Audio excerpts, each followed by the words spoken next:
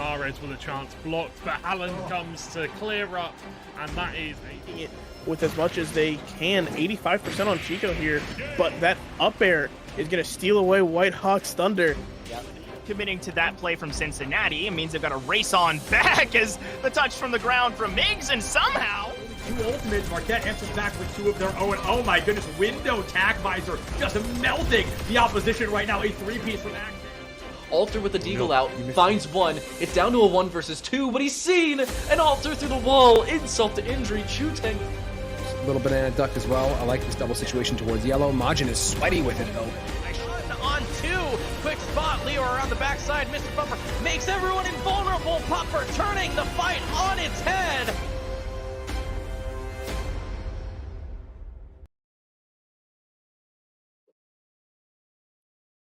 Ladies and gentlemen, it has been a while. My name is Slater, and with me in the casting booth, it is Mr. Juggle God.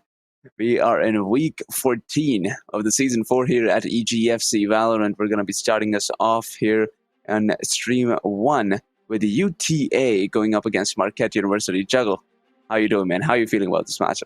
I'm doing good. I am excited about today. It's gonna be an exciting match. Marquette is one team that I've seen several times, gotten to cast them, and always a fantastic showing from them. We're gonna get back against UT Arlington as well. I think this is gonna be a good match. I think there's a strong chance we could be going to a map 3 here. Most definitely, you know, looking at the past records here, UTA has received 2 buys in the last week, going up against Weber and DePaul, both of the teams who were not able to show up during their respective times.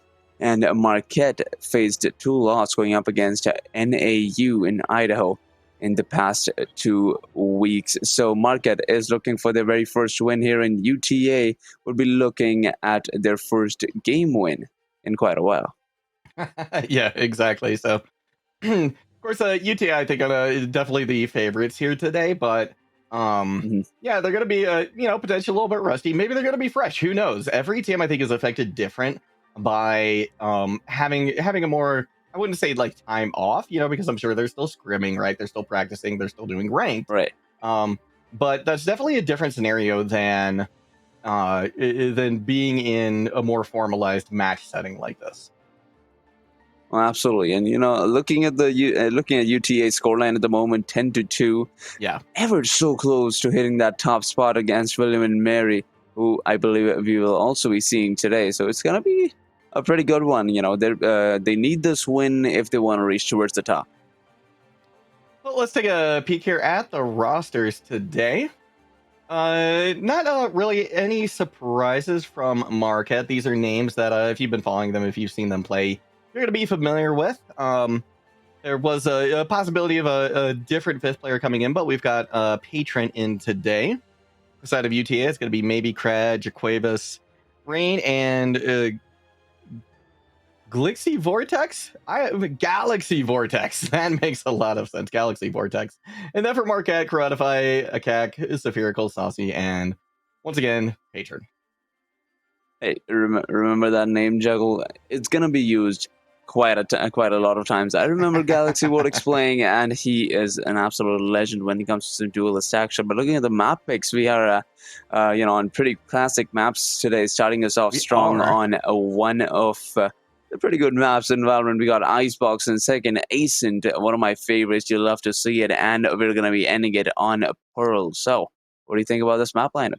Honestly, I'm a little bit surprised just because the last few times I've been on the broadcast, I've seen Lotus in every game, and so I know, right? I'd kind of become used to it. I was kind of expecting it, and so I mean, yeah, like before we were on broadcast, they came in and we were looking over the map picks, and I was like, oh, this is interesting, right? Not seeing Lotus in the mix was actually a bit of a surprise.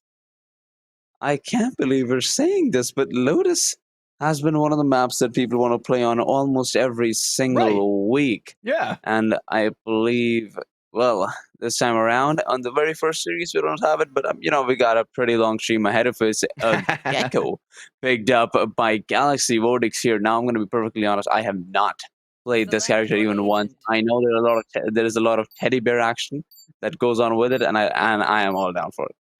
As am I. Can't wait to see it. I actually didn't realize that they were going to be available starting this week either for the team. So that's very exciting, honestly. Actually, Galaxy playing them, I think is a big question mark, right? In terms of how this map is going to go, right? Because to me, I think when you're playing an agent this new, right? It could be feast or famine, right? I feel like there's not a whole lot of in between, right? Because with a game like Valorant where it's so specialized and there's so little room for error that if you are not playing the agent like they need to be played, then it's going to be rough for you. So yeah, this will be really exciting to see. Yeah, absolutely. And, once again, like you said, coming in from an agent, coming in from a player like Galaxy Vortex, we would have to see how this one plays out, right? There are a lot of predictions that we can make early on about how this defense is going to turn out, but with Gecko in the picture, it is completely unpredictable. It really is. So yeah, definitely going to be curious to see how this goes. Of course, I don't think we're necessarily going to see that big of a difference here on the pistol round, but moving forward in the rest of them, it's going to be something else. And I'm pretty excited about watching Galaxy Vortex play this agent. Of course, the Gecko is not an agent that I've casted before. I've not even played it. Even a single time in one of my games, I haven't had the chance to. Sometimes people are just too quick with picking up the agents, but let's see what we have to offer here. There's a bit of a flash coming in from Galaxy Vortex as he decided to push towards mid. Ooh, he almost found Saucy there, but look at that. Already a lot of aggression coming in from UTA here on the defensive side. Yeah, very, very aggressive positioning for them. We're going to be rewarded with it as a cat goes down. Very cool tries for a flank. Wall comes up. In time for Ray not to take much more damage. Going to try and send a shock bolt over. It's just going to be Croatify, last player standing. Looking to see maybe they can do a little damage to UT Arlington's economy, but that's not going to be the case. That's actually a huge showing on the first round from UTA, coming in just about flawless. Just about flawless. 30 seconds into this one, they were pretty quick about closing in on them from every single direction, and it all started with that one flash coming in from the mid side. And with these new agents, this is the kind of unpredictability that you should be looking at. Galaxy Vortex knew that they're not going to be expecting this. They don't have a Euro on the team, right? Because it's usually Euro with flashes like those, but no. This time, Gecko came in running, took mid by surprise, closed in on them towards the A side, and that is rest is history. First round going to UTA here. Galaxy Vortex and the Viper already pushing in through towards mid again. This is interesting as well because UTA being on the defense here and having the guns, I kind of expected Marquette University to maybe group up a little bit more and make a big push as one unit, just trying to overwhelm with numbers rather than gun advantage, right? But it looks like that's not necessarily the case. They sent a couple of flankers up mid, and now we've got some fighting going on at A, we've got it going on at B. But again, it's UT Arlington who's getting all of the kills at this point. Marquette University yet to put one on the board. Crad finds another. Zakek falls. Oh, it's a lot of damage as well to Patron. Do fall eventually, and once again, it is going to be down to Croatify with a pistol and a dream here later. Croatify, if I were in Croatify position, I'd just press the inspect button and listen to that beautiful, beautiful Spectrum music, but he's going to be looking to make this happen. I am not sure if he was spotted or not. No, he isn't. Galaxy Vortex still, however, sees it coming with that shoulder peek, gets the kill with the FAMAS, and we got a 2-round lead for UTA. Again, so far, no kills being put up on the board yet from Marquette University, so a little bit of a slow start for them. But at least at this point, they're going to have a armful, rather, of rifles. Vandals all the way through here for the offensive side. Marquette University, a very crucial round here.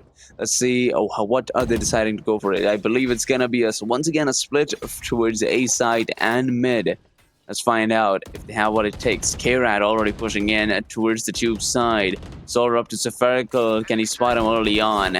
Ooh, he is not going to be as vigilant as you'd want him to be. Galaxy Vortex, however, he's already found one. Let's see if he can find again. K-Rat Plays the flash game here, gets the second one as well. He's gonna find one and gets out immediately. Rain on the other side, he's also found one of his own, leaving Marquette University down to just 2 players. Patron, 26 health. What do you do? Goes for that peak, denied by K-Rad as Galaxy Vortex puts down the last man, and UTA just taken their 3rd round win. Yeah, that was phenomenal coming out from them. We do have a kill on the board now for Marquette, so that's good to see. And UTA, after coming away with a win there, they're just going to upgrade to just about full rifles. Looks like maybe Jakrave is going to save potentially. We'll see if that sticks. But that last round, I mean, there were a lot of bulldogs as well that UTA had, and so it's not a foregone conclusion, right? When you have that gun advantage, that you're going to take the round, and that was certainly a case where that happened. Ooh, Spherical, you know, even with the Sheriff in hand, he's playing very aggressively. K-Rad as well, Wow. He's already taken down 2. Oh my god, look at that. This man with the dismiss, finding 3 players of Marquette University, and this is just the beginning. Croatify should be able to find one here, and that he does. Running away towards B side, taken down by Rain, leaving Patron to be the last man alive, has a Sheriff in his hand. And this one's not going to be easy whatsoever, facing K-Rad. He has already spotted him, and he's going to take him down. K-Rad, I believe that's a 4K and a 4-round lead for UTA. Yeah, this is absolutely tremendous. And K-Rad just is sprinting to the top of the kill feed. I mean, they were there before this round, but now they put a lot of distance between themselves and the rest of the team. But, you know, getting your ultimate that quickly, especially when near the Reyna, you're going to make waves. Which she really has, you know, so far 10-1 scoreline, and it hasn't mattered whether the offense is going to come in with the assault rifles or the stingers or the SMGs. K-Rad has always been up and close, and trying to find as many unpredictable close angle plays as possible. As of right now, Marquette University have decided to switch it up a bit as we see the entirety of the offense moving in towards B site. Very standard B site push as well. First with the Sage and the Viper, expecting to see that wall come up. K-Rad gonna take down Killjoy, which is a lot of post-playing utility that you're not gonna be able to rely on. Maybe coming up with a pair of big kills as well. And at this point, we haven't actually even seen Marquette get the spike down yet. UT Arlington is doing such a good job of denying even that opportunity from Marquette. Oh boy, Patron, I am so sorry. This is not going to be easy whatsoever. Facing 3 players, K-Rad spots his head, takes him down. Saucy's the last man, down to 30 health here. We're going to be facing Virus at the moment. Okay. I believe it's Jacavius. I don't know, not sure why I call it Virus there. Saucy. Quite saucy play so far. Right? Already gotten 2. K-Rad, however, he believes, well, how is he always so good with it? You know, all he had to do was shoot him once, and that too he decided to shoot in the head. K-Rad, what an absolute monster. Mechanical aim at the top level, setting at 13-1 here in this first game. That was a wallbang too, wasn't it? At the end there, like a wallbang and a headshot. So, yeah, K-Rad is just, they're finding anything, right? Apparently when they pull the trigger, it doesn't matter where they're going to find. They're going to find a head or a body, at least, if nothing else. So, precise gunplay, to say the least. It's precise gunplay. You're exactly right. That's exactly what it is. The precision gunplay. Oh my god! Speaking of which, I mean, Marquette University, they can't even look anywhere at this point. UT Arlington they're just on fire. They are firing on all cylinders right now. This is peak gameplay coming out from UT Arlington, but again, it's what you would be expecting from the number 2 team right now. Beautiful shot from Galaxy. Patron gets identified, caught out. Flank from K-Rad. K-Rad's out for blood. Yeah. Oh, he's tapping. He's tapping all the way through, and he's tapped his way to victory here in the 6th round. I mean, look at that, dude. That first kill over the Spherical. You know, you just would not expect K-Rad to make that flick. I mean, it's not an angle that you usually peek in Spherical. I'm pretty sure it would be just a surprise. Still, yet to receive their first kill here. Saucy sitting at 3. We got Creatify over at 1, while the rest of the players still looking to find their first. Ori on the side, UTA 15, 6, 4, 3, and a 2. 15 going to the legendary K-Rad, who's about to bring it to 20 if he continues to play the way he is already playing. Yeah, this is absolutely tremendous. We're gonna need to see, I think, some ult usage here coming out from Marquette University, and with some value too. I'd like to see the Viper Spit get used when they get close to point. Oh my god. That's gonna be a nice trade though to start things out. K-Rad going down. You've taken out the biggest threat that they have, and that is a flurry of kills now coming in for Marquette University. The res as well, going to give them a bit of an advantage. Now at this point, I do not want to see the Viper Spit come out. It appears that if Marquette University can maybe just take out K-Rad, they can find some success here. But of course, it's not over yet later. Oh my gosh, this patience level is overwhelming, and it hits, it connects. Look at this man. That was beautiful. All that time for waiting, and he's got another one as well. He's just a little too good with those angles. Does he check for the corner? Oh, he checks the wrong one. Coedify and AKEG both take down the respective last 2 players from UTA, and they take their very first round win. Here we go. That is some much needed momentum for Marquette University. Right now, though, UT Arlington, I mean, we are on round 8. And UT Arlington, the worst that they can do before the side switch is breaking even, right? 6 apiece. So UT Arlington has to be feeling great about this right now. I'm really going to be curious to, to watch this op duel, right, between Jaquavius and Spherical. See how this goes. We will find out, and it seems like the "don't get in my way" has just been pulled off towards B side here at Marquette University. When they were earlier considering, there's still 2 players lurking around over in mid. Jaquivius has found one. Spherical has found one of his own. Coming out on top here against the operator. Croatify going to be facing Galaxy Vortex right about now.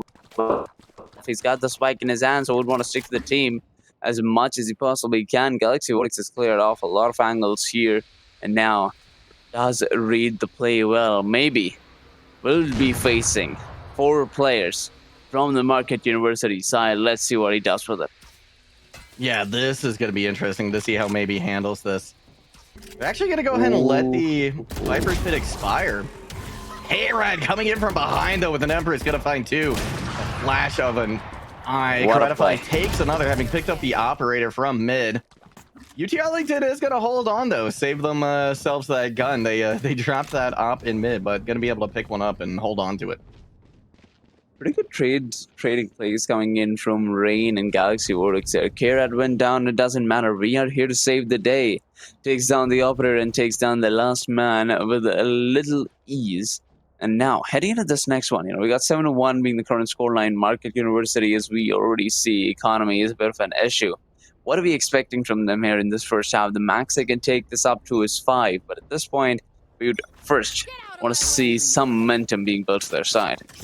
We certainly do, and they've definitely got the ability to. I like seeing the Bladestorm come out here early, but they're going to be eliminated immediately by K-Rad. Forced to drop back just a little bit. Ratify takes a lot of damage as well to try and push through. Aldrone gets spotted out. Galaxy firing on all cylinders. Once again, going to be a 3K. Ratify looking to see if they can get something on the flank, but not going to do the job at that distance. I am sorry. Is there an option for an instant replay for that one? Galaxy Vortex pushes in, moves his mouse around against 3 players, and he finds 3 ahead.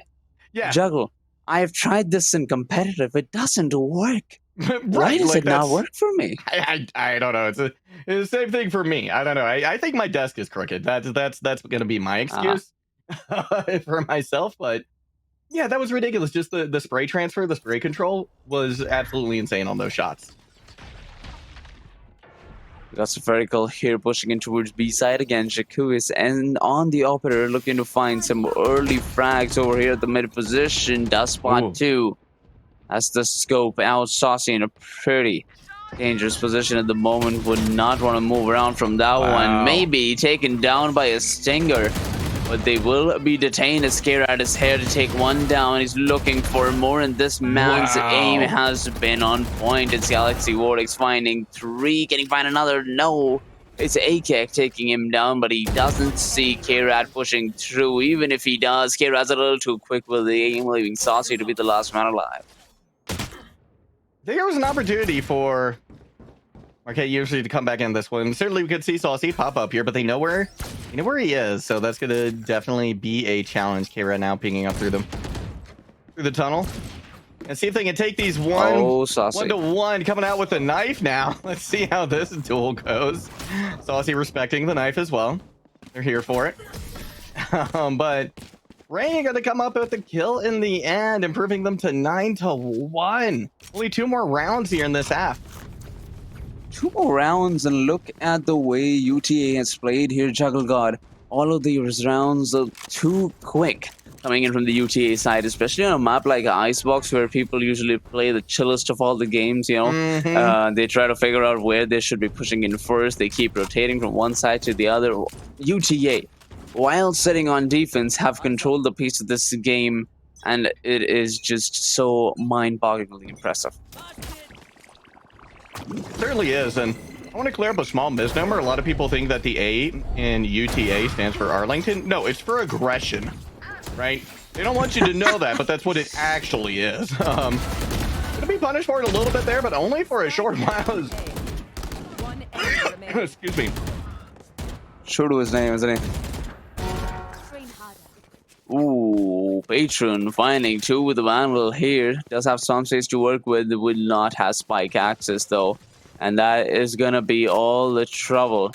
As this decides to head back a little, let's see what he's able to pull off here. Walled off already, so this is not going to be an easy feat whatsoever. Would need some lot of parkour action to get on top of the platforms without breaking the wall. But you look at that, maybe in Jacavius, both on the operator. Yeah, that's a terrifying thing to be staring down, right? Like there's no safe angle at this point. Patron has about 40 seconds though, so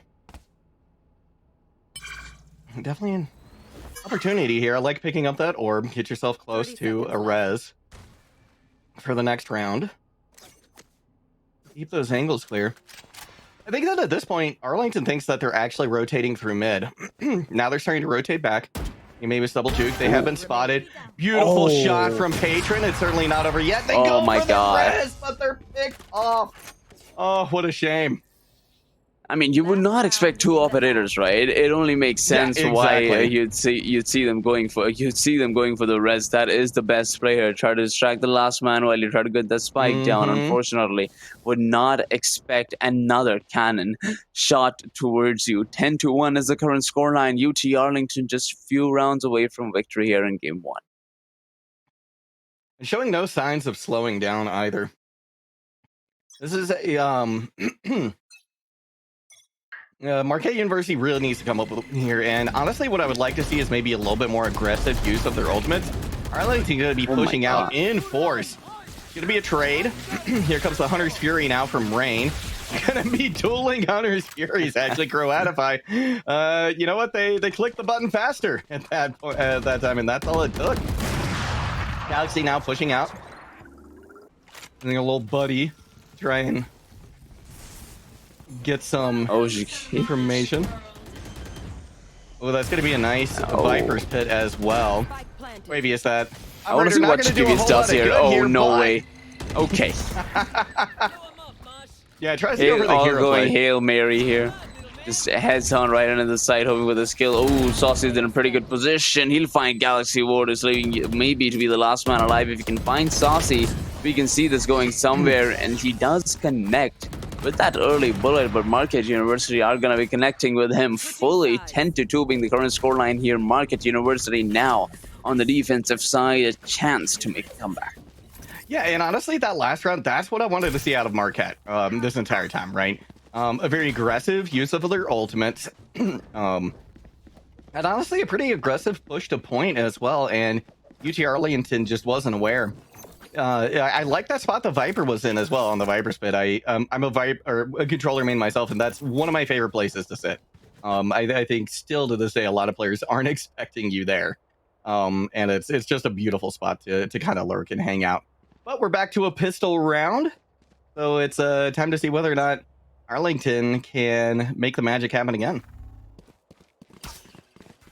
Let us find out. UTA currently at 10-2, and it seems like K-Rad already has the answer to that one. With the Sheriff in his hand, he's taking down one straight headshot. Jacavius finds another couple of bullets towards the counterpart. Spherical gets the trade here, but Jacavius is there to put him down, leaving us in a 4v2. Spherical, Arcane, Sheriff, and a thirst for blood, a thirst for taking one pistol round win here against the Arlington side. But it seems like, Jacavius has something else in mind. He might just have in mind what we usually call a knife here, which he will get, leaving Saucy to be the last man alive with the classic in his hand. Gets spotted out by Rain, and would you look at that, surprisingly comes out on top. Yeah, that was a nice little bit of shooting there. Jacavius playing with their food at the moment, slowly circling in with the knife. Gonna be punished for it, but rest of the team there gonna be able to pick up the kill. Now just 2 rounds away from taking this first game. Insane movement coming in from Jacavius there, and you love to see it. Right? What do they call that one? Yeah. Is that the bunny hopping? Yeah, maybe it's just bunny hopping. Maybe they're just bunny hopping, right? They're trying to speed run to their opponent there. Not necessarily the most efficient bunny hopping I've seen before. Oh, no, absolutely. Got the job done. A lot of strafing there. Yeah, exactly. Oh, Spherical. Finding K-Rad, which he will. Beautiful indeed. Look at that. Finding one with the Marshall, and Spherical isn't the only one sitting in here with the Marshall. We got the Viper on the Marshall as well, so pretty good opportunity to take this site, but they've got to take care of their flanks. Yeah, they really do. Because honestly, you never know which direction they're coming from. This is big. Quick picks here for Marquette University. Gonna be traded out. Galaxy's still alive, though. When Galaxy is alive, you are not safe. Now narrowed their lead to just 1 in the kill feed. Gonna be a pretty quick push to site. It hasn't gone down yet. Marquette University still holding on. We are going to get the rotation. Oh my god. UT Arlington thought they were going to get the rotation. That will not be the case. Ooh. Oh my god. Saucy's just a little too good with the scout, with the Marshall. Right? He's taken down multiple players. I believe that is 3. And it all started off with finding K-Rad at the start of the round here. Marquette University trying to make a bit of a comeback here. And, no matter how big the lead, it all starts somewhere. Exactly, and honestly, Marquette University, it looks like maybe they've warmed up, maybe they've gotten some of the jitters out, because they're playing much better than we saw through the first couple of rounds. So this is a great improvement from them. Question is, can they maintain it through the rest of this game, or are they just going to need to kind of try and ride that momentum looking into the next one? Well, let us find out if they can make it happen. Spherical would want to connect to that one, but it seems like UTA have a free ticket towards B side, facing the Odin for just facing the Ares here. Here does put the defense back. Would you look at that? Wow. It's a trade between the Ares with K-Rad coming out on top. UTA Rain trying to get the spike down. Spherical on the other side, he has taken down one, leaving UT Arlington down into a 4v4. Saucy getting up and close. He finds one. K-Rad is down, and it's all about the utility plays here. Oh my god, Saucy, I can't believe he survived that, but Jacavius is the last man alive. He tries to jump into that one, but easier said than done. It is UTA losing yet another round to Marquette's insane retaking strategies. Spherical is the one who's been just popping off with the Marshall, right? Oh yes, Spherical, and of course you cannot forget Saucy.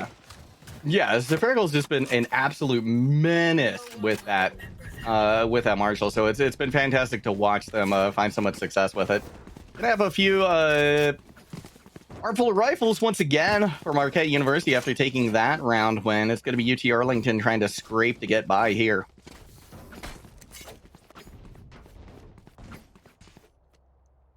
Well, no money to work with, That's this is what's gonna be interesting to see.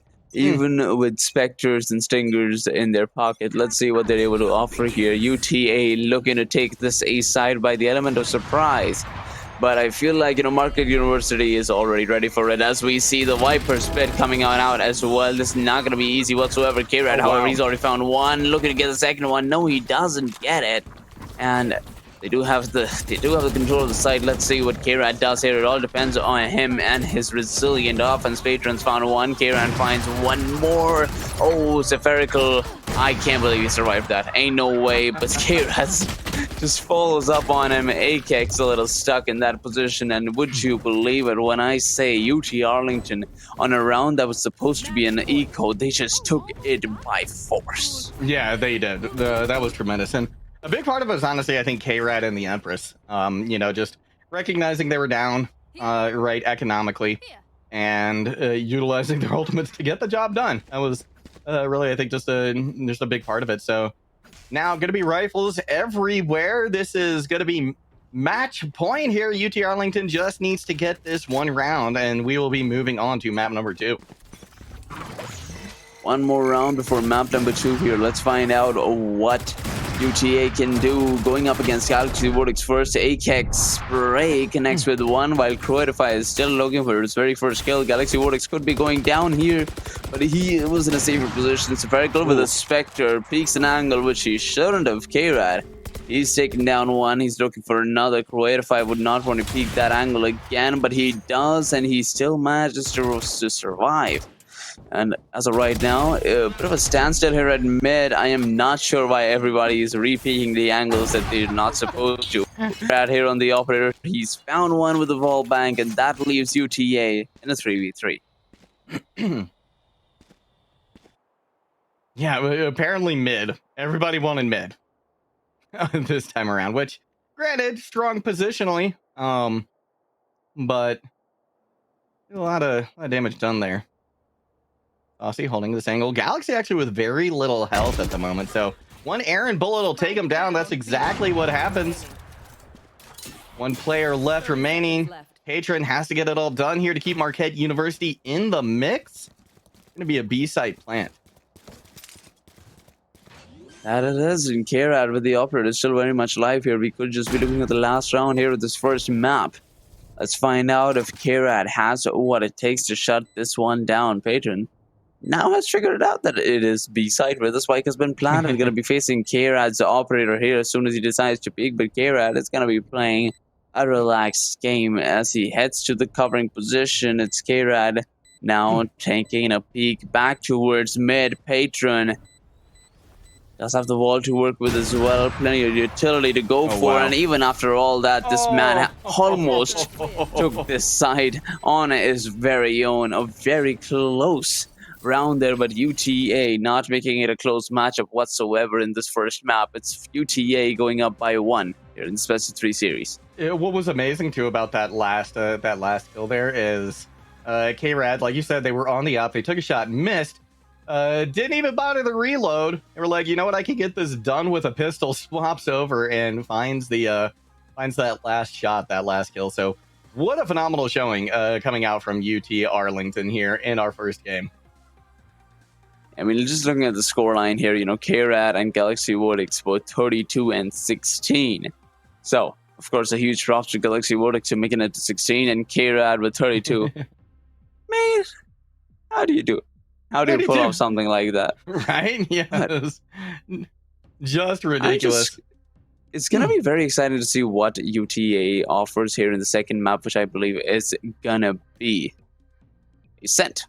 Yes, so it will. We'll be right back with the second map very soon, so stay tuned. Don't go anywhere.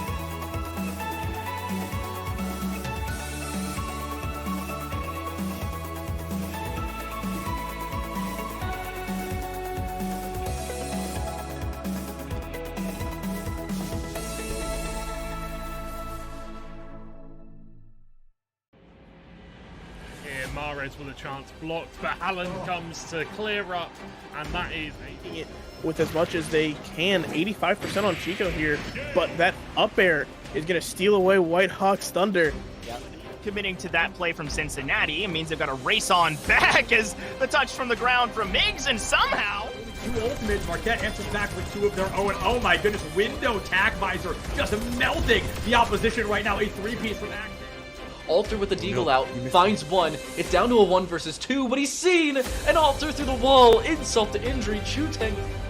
Little banana duck as well. I like this double situation towards yellow. Majin is sweaty with it though. On two, quick spot, Leo around the backside, Mr. Bumper makes everyone invulnerable, Pupper turning the fight on its head.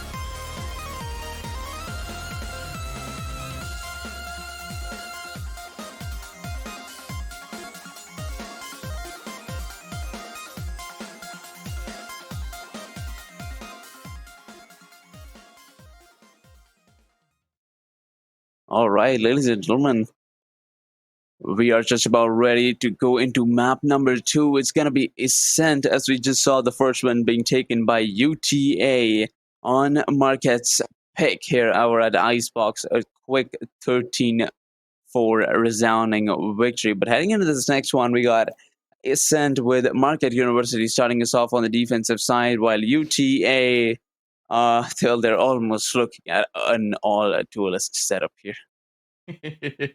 Yeah, well, we'll see if this sticks. That is certainly it's certainly a choice that you can make. But honestly, given again just how aggressive that UTA likes to go, I wouldn't be surprised if we saw it. Not close enough. Yeah, exactly. Something much more traditional, though, Marquette University is hovering over at the moment. In particular, KJ, fantastic on Ascent. Love to see it. So the one thing that I think is curious or interesting on UT Arlington side is there's not a player, or at least there's not an agent that screams to me, I'm going to have the operator. The Neon for UTA. I know, right? The Neon, maybe, right? We're gonna get like a speedy op. Is that what we're gonna have?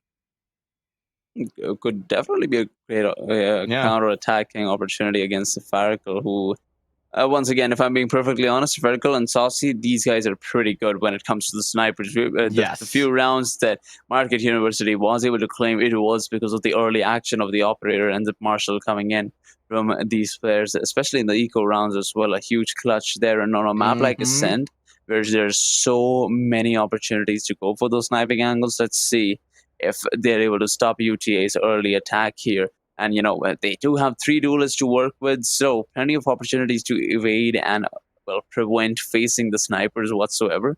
Is still going to be a bit of a challenge.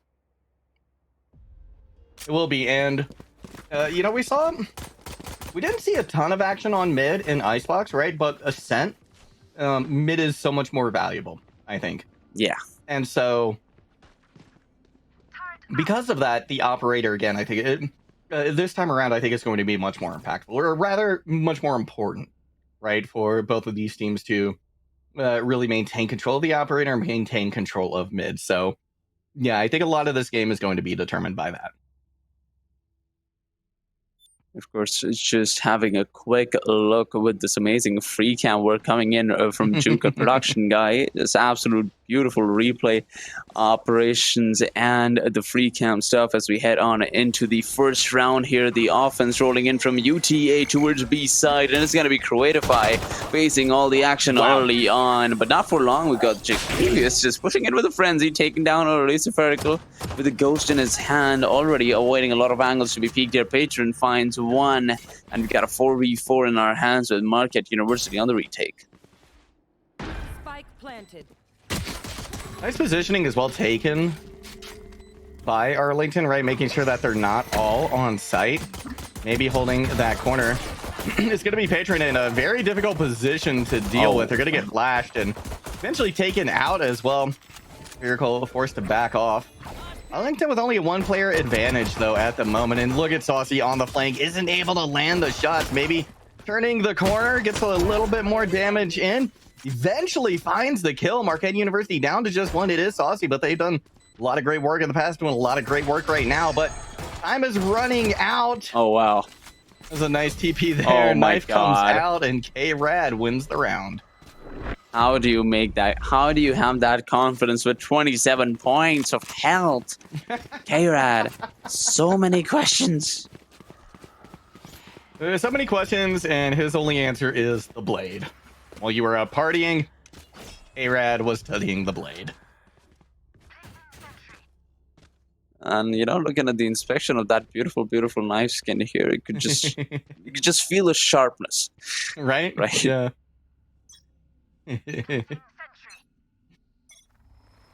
Well, UT Arlington coming in with a gun advantage here, expecting them to just kind of blitz onto site. And Patron forced to back up already. Nice amount of site cleared. I do like the smoke coming out from Last player standing. UTA, or rather Marquette University, but not nearly enough to get it done. UTA just very, what's the word I want to use here? Very stepwise took that point, right? They did everything they needed to, right? It was like, check this corner, move, check this corner, move, check this corner, shoot someone, move, right? It was just executed beautifully. Absolutely, and you know, no mistakes, especially on rounds that you should definitely win, which they did, only taking one loss here over towards Maybe, who's currently going to be running a Sheriff, which is still all right on a map like Ascent. Let's find out if he's able to pull something off here. It's going to be UT Arlington heading in towards B side. Now, this is a very crucial round here for Marquette University. They need this one. As difficult as this is gonna be, it is not gonna. Oh my God, K-Rad, he just done it again. Over to the boathouse, just bullying Creatify out of existence. And over on the other side, look at that. Shakiris is planning the spike, and he has the side under control. Gonna be with the Spectre in his hand, trying to find some early frags here, but manages to survive, gets one, and is still very much alive here. As K-Rad comes in to play, he takes down yet another Marquette University Vandal round, not turning out to be as they planned. He's gonna be facing one, gets traded out by Shacavius. Patron, last man alive. There's a lot of health to work with. K-Rad up in his business, trying to get a frag early on, but look at that, Patron just trying to survive as fast as possible. Again, he's taking down three, he's looking for the fourth one, but maybe he's like, you know, I'm good. But I like my Sheriff. Yeah, I mean, just some absolute heroics coming out from Patron right there. Doesn't get the round, of course, but gets the kill in the end. Saves the gun, does a little bit of damage to the econ, and also pulls out their ultimate too. So that's something you can really rely on in this round to maybe try and come back. And they're only down 3 rounds at this point, so it's certainly doable. Well, definitely doable, and you need to have that kind of mindset, right? Taken down in your assault rifle round, sure, it hurts, but You've got to make the comeback. You've got to understand that you've been able to do it before in the last rounds of the first game. You can do it again. It's just starting off a little early at this point. Let's find out if they can. Jacavius over towards A main, trying to find some early frags here. Does not connect the first time, but will get it in the second one. Jacavius, decides to back out when necessary. Spherical is going to take him down. Over on the other side, Galaxy Vortex and Rain have taken down 2 to take control of B side. And just like that, Marquette University are down to their last 2 players, the Jet and the Reyna, in the attempt back. Patron going to be taken out eventually. Superior with just a sliver of health. It's going to be a tough retake. Peeks a corner, but K-Rad is there. As sharp as they come, K-Rad is continuing to dominate. We got already at 10-1 scoreline, pretty close to what he was at Icebox. But in this game, he's looking to beat that record. Jacavius is well stepping up with the neon plays and, going for the flanks as and when he deems it necessary already. As we see him, the entire team looking to go towards A side. This man is already hovering around B shirt.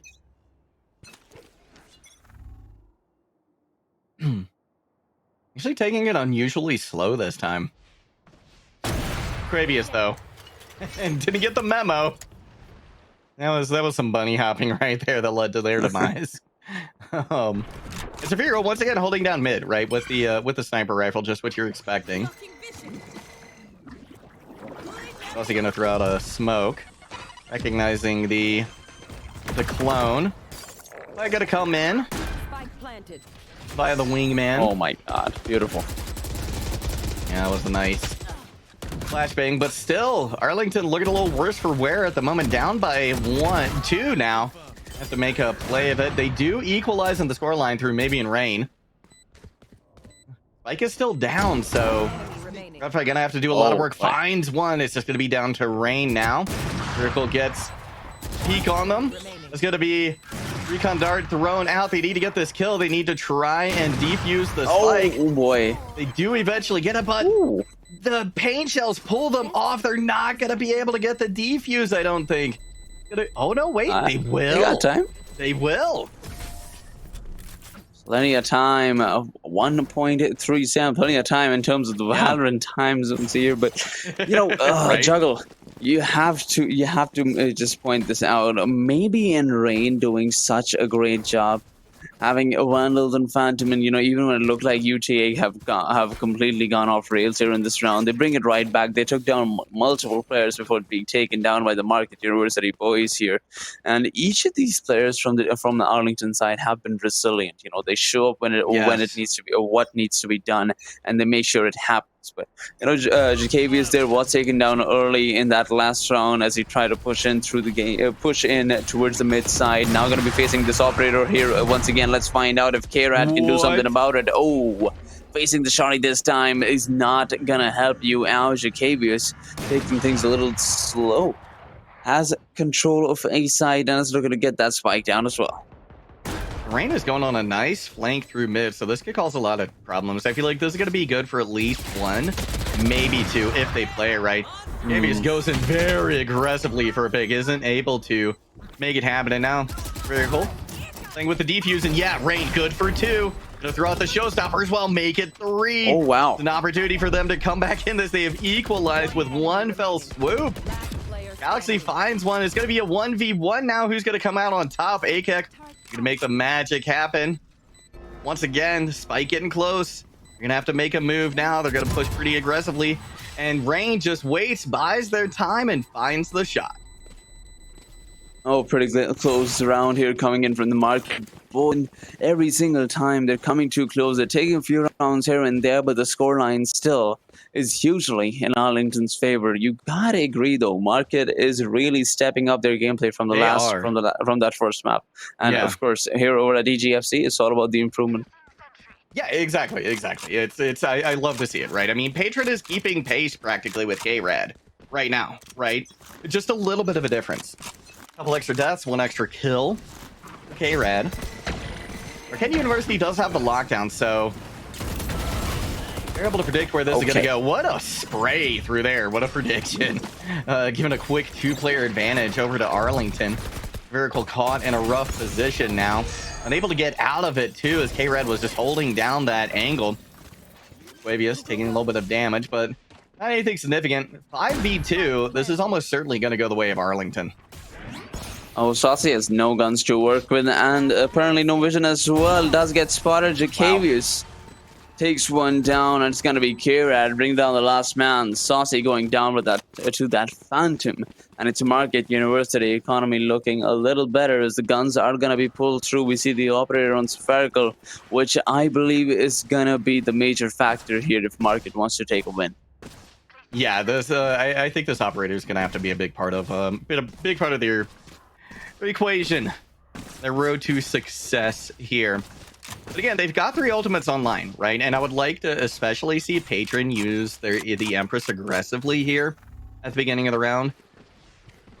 I'd be curious to see whether or not, you know, and I think a lot's going to be determined by how quickly, how easily Marquette is going to be able to take site as to whether or not they use the lockdown to get the plant, or if they use it reactively. With Patron going down, Arlington in a much better position all of a sudden. Arlington, a team where if you give them an inch, they'll take a mile, but going to be equalized in the kill feed, but only for a moment. Fortunately, KJ gives away their position without landing the shot, so Gecko turns around and gets the job done. Oh, Jacavius is doing something similar. What? Well, I believe maybe might just be able to take the knife kill here. Struggling at the start, but he eventually gets it. 7-1 is the current scoreline. UTA continuing to dominate on the offensive side here. And very similar scoreline overall to what we saw on Icebox. But again, like you said, Marquette University doing a much better job here, right? Even despite being down 7-1 at this point, all of the individual player stats are looking better right now. So do love seeing this improvement. Hopefully for them, we can see a couple more rounds come their way. But again, I feel like a lot of the problem is they're not using these ults aggressively, right? You could be using this Empress right off the bat here, but it's just not happening. They are going to use it this time around, though. The site is going to be approached on A, where they are. Oh, there's so many players over at A site here. Oh, Patron has found one, but Rain is there to take the trade out. Marquette University still somehow ending up only on 2 players as AK and Spherical try to bring this back close at 2v2. Spherical has the operator to work with, but the site is in control of the UTA side. Yeah, and they've already got the spike down, right? This is a great situation for Arlington right here. Rain just holding down that angle, the high ground. Taking a burst forward aggressively. Spherical hears them and knock him down to the ground.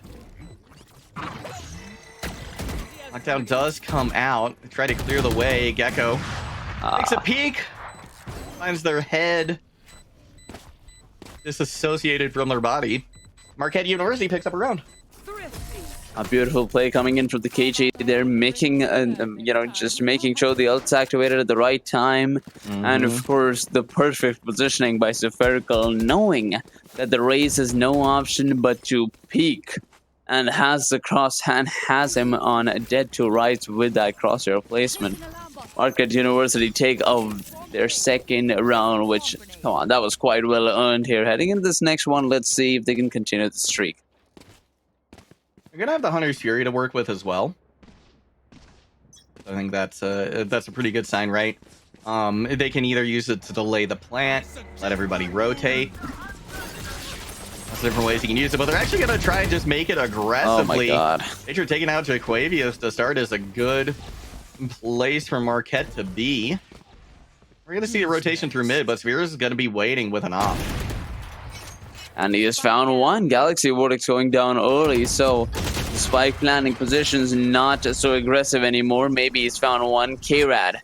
Let's see what he's able to do with it. Oh, wants to escape with the operator. All right. Oh, good job by Rain, trying to spot the man in the corner, which he does. The judge, which could have been huge in the play, just absolutely shut down. And K-Rad making sure that the op that he bought was useful. But oh well, we don't talk about the Euro decoy there. But UTA in a pretty good position to take yet another round win.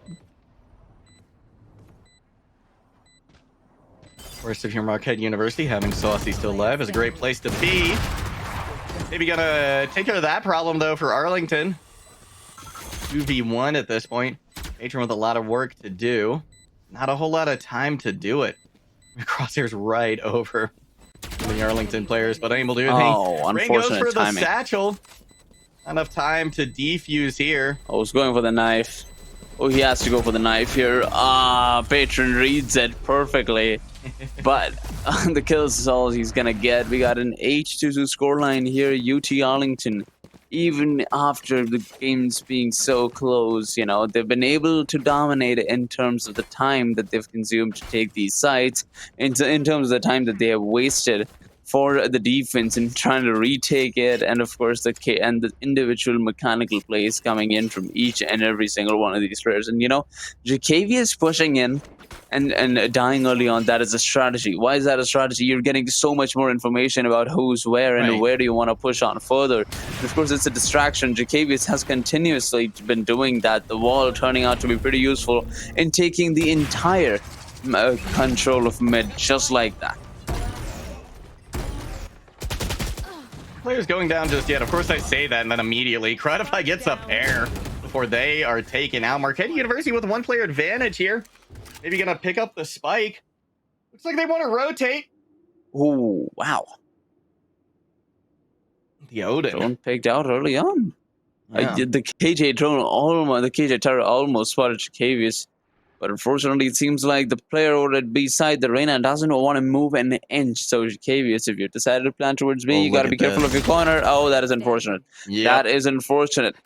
Patron just moves around the back and gets the kill as well, leaving maybe to be the last man alive. Can he get the spray? No, it doesn't connect. And Marquette University are very well on their merry way to try and make this a 4-8 game. I mean, honestly, either way is kind of a win-win for Marquette because they take this round. Like you said, they're going to have a fourth, narrowing the gap. But if they don't, hey, it's going to be a 9-3 curse, right? So, either way, looking pretty good. But more to the point, a couple of really impactful ultimates on the board here for Marquette, right? And seeing as this is the last round, having both of these really aggressive ultimates could yield them a lot of big results.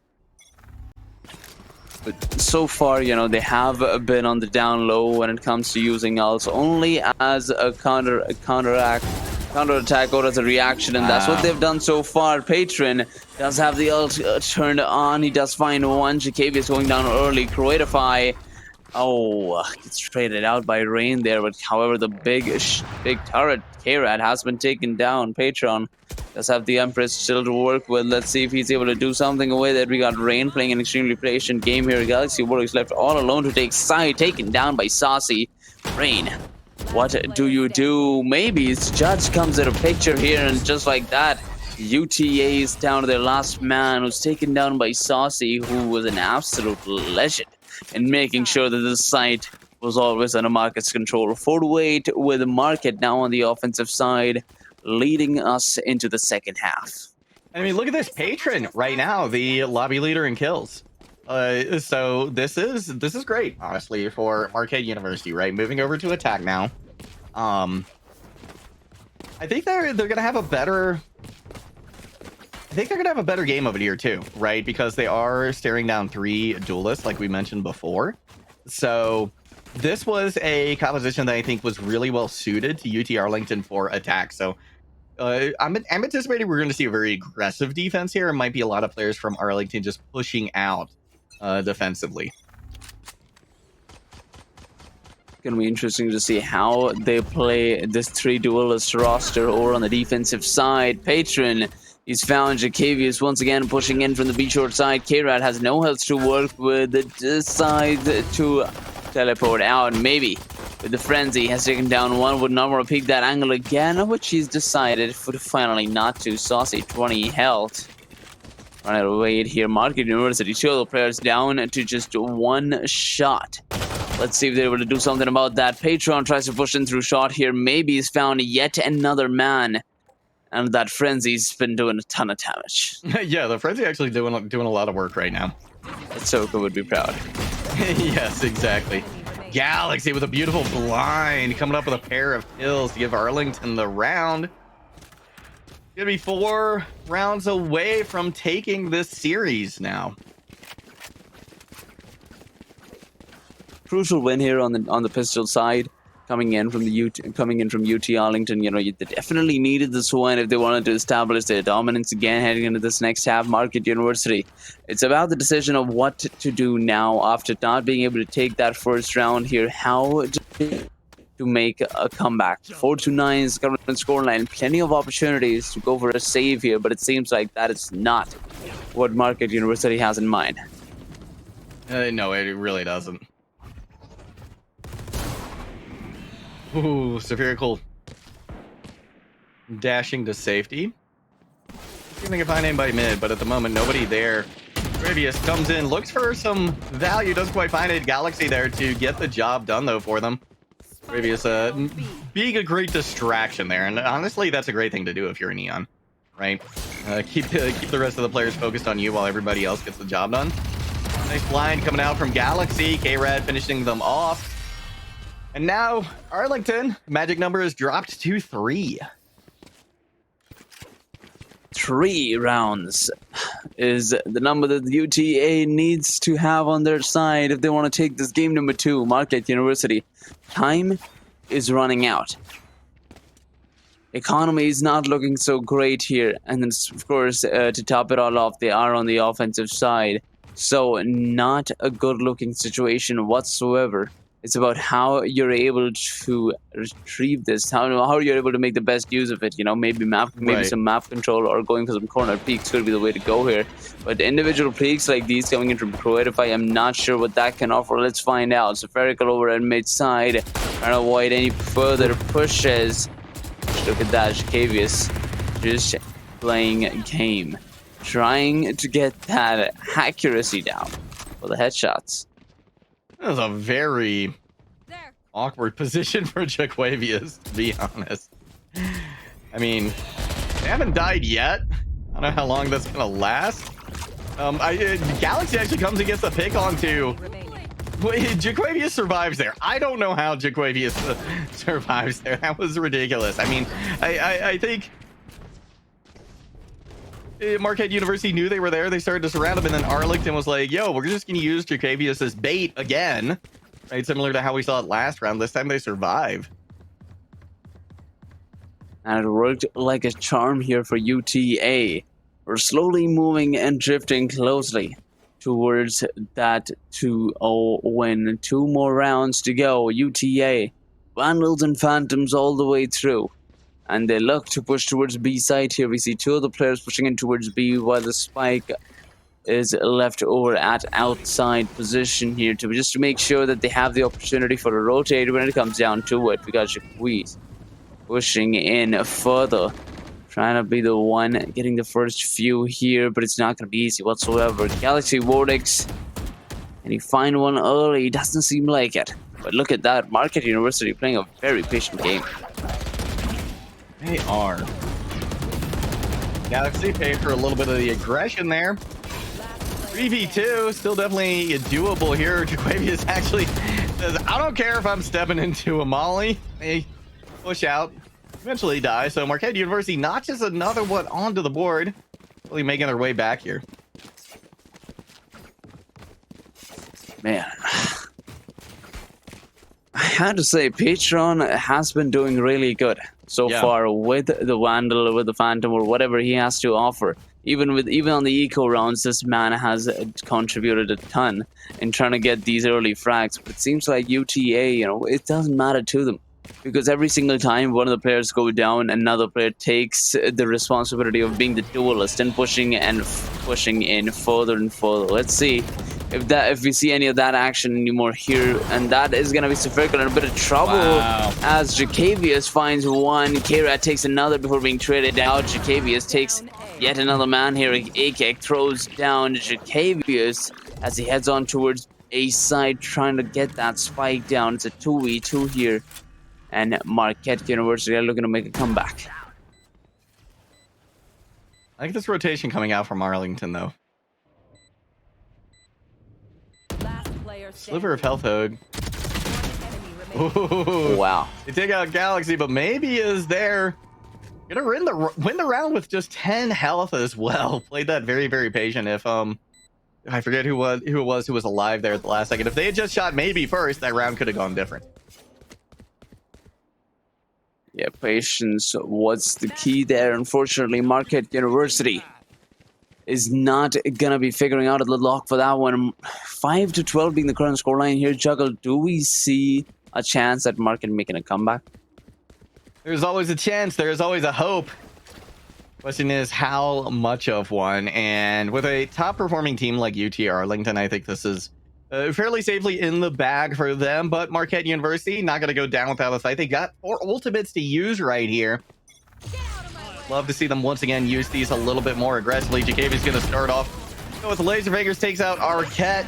Going to make things easier for them. It's going to give them possession of the spike as well. K-Red finds another one. Marquette University, just 1 player remaining. Gratify to be that player. Gets 1 kill. Not going to find the next. So UTA, quick 2-0 to potentially give them the top spot in the standings. I mean, they're sitting at number 2. This is one more round. Help them. They need one more. They need one more to round? take on. Yeah, they need one more to take on William and Mary. But hey, they're coming in pretty close after 2 weeks of continuous buys. Now finally getting to play here and playing by style. Might I add, absolute phenomenal performance. Once again, a huge props to Patron, Spherical, and Saucy in that last map, and now here in this map as well with some amazing mechanical plays. Unfortunately, could not carry it towards victory, but Juggle, you love to see it. You love to see the players improving again and again. Going into this next game here, we saw so many opportunities in Marquette making a comeback, but it's unfortunately UT Arlington just a little too good with their coordinated attacks. That they were. We're going to throw to a short break, but don't go anywhere. We will be back soon.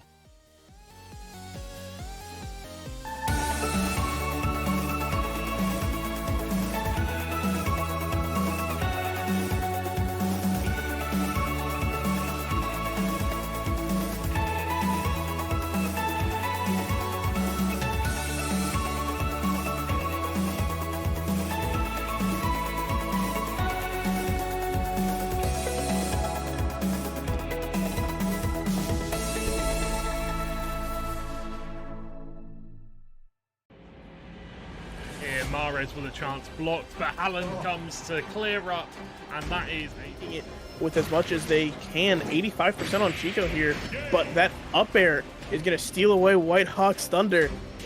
Committing to that play from Cincinnati, it means they've got to race on back as the touch from the ground from Miggs, and somehow 2 ultimates. Marquette answers back with 2 of their own. Oh my goodness, window tack visor just melting the opposition right now. A 3-piece from Action. Alter with the deagle out, finds 1. It's down to a 1 versus 2, but he's seen an Alter through the wall. Insult to injury. Chuteng. Little banana duck as well. I like this double situation towards yellow. Majin is sweaty with it though. On 2, quick spot, Leo around the backside, Mr. Bumper makes everyone invulnerable, Pupper turning the fight on its head.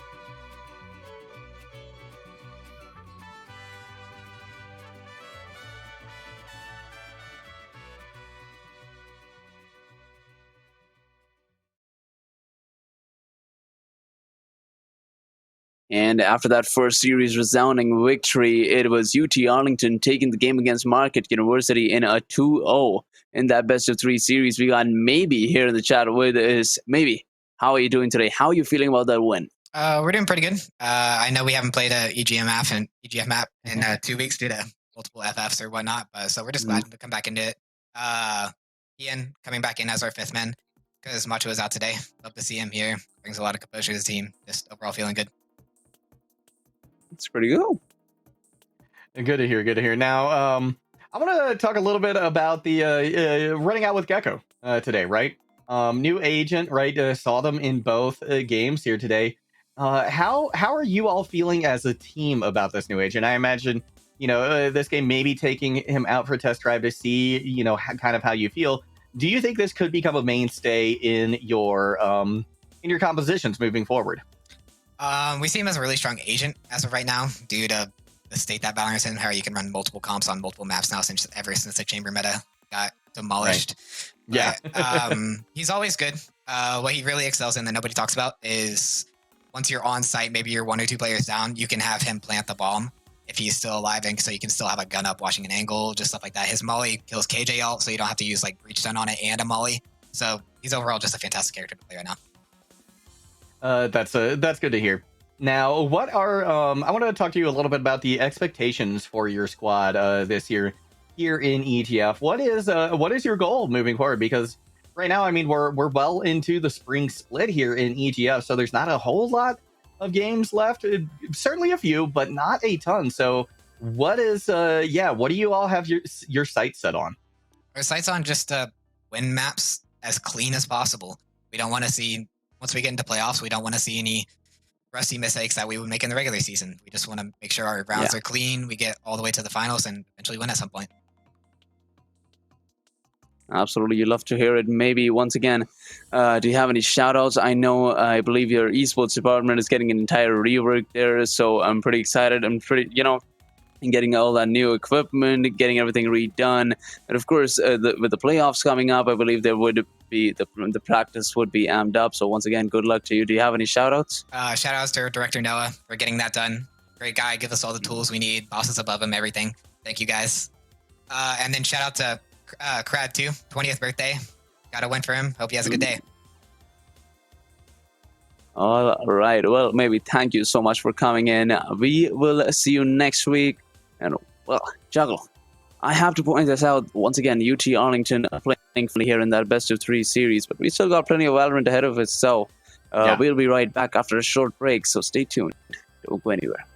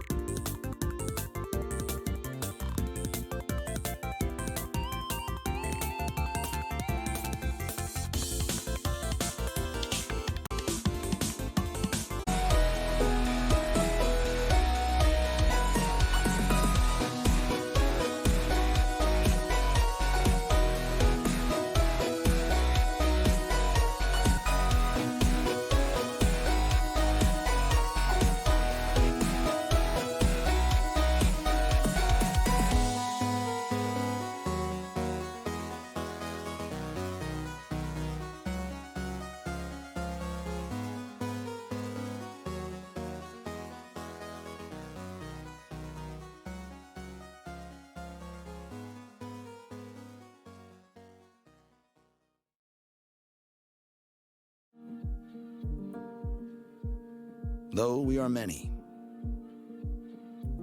we are part of something. A force. Bigger than all of us. Our distinct fingerprints collectively shaping and forever changing what makes UConn, UConn. Forever making our mark. forever making UConn a part of us.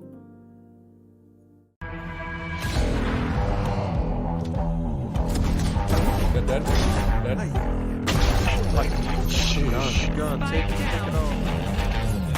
my god, flashbang! Oh my god, everyone's blind! Get another flash! Yeah.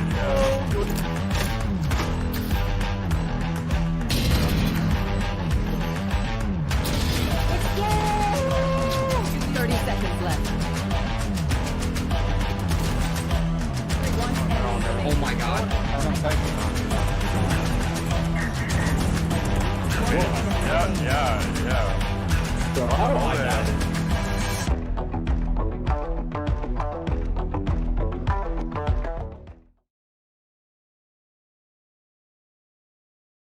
All right, everybody, welcome to this evening's festivities. We are here live, taking you through a series of events or matches coming up here tonight. Starting it off, of course, we're going to be seeing William & Mary going up against U Connecticut. But before we get into the nitty-gritty of the details, introductions are a must. I am Strive here, joined by the fantastic Juggle God on desk. And we got some Valorant for y'all tonight, of course, starting off with the best-of-3 series of William & Mary, the #1 position team right now, going up against the #5 of U Connecticut. I'm ready to go.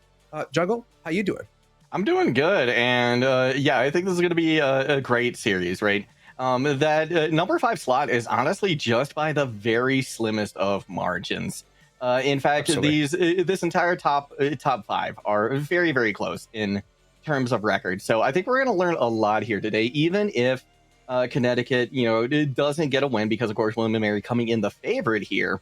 How close they take it, how many maps they take off, this could actually have a pretty significant impact on the standing. Yeah, absolutely. And I mean, in terms of the series and what's to come, we're going to go to the maps portion of it later. But I'm most excited for the series tonight. I mean, seeing William & Mary, it's not my first time watching them play. Neither is U Connecticut. So there's some history and goodness within for me that makes me keen on seeing this best-of-3 go down. And I'm sure you're equally as excited.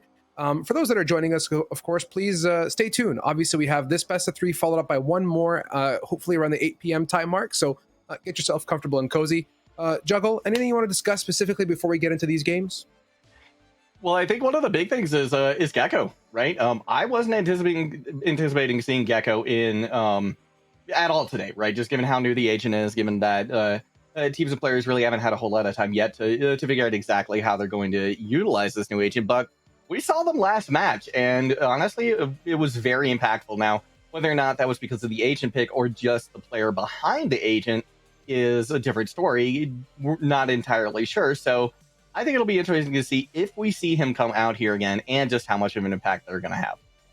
Yeah, absolutely. I've had the pleasure of playing as Gecko and against Gecko, and it's a very diverse, fun, energetic agent to not only play, but to be to go up against. And it's, again, learning curve, right? Like we see the introduction of new maps, we see the introduction of new agents, and there's this constant evolution and growth, and it takes time for it to kind of sink in and really start to gel. But, as we get into the maps here, I'm curious to see if anyone does pop that out and brings us some Gecko goodness. So talking about the maps really quickly here, Juggle, if you don't mind.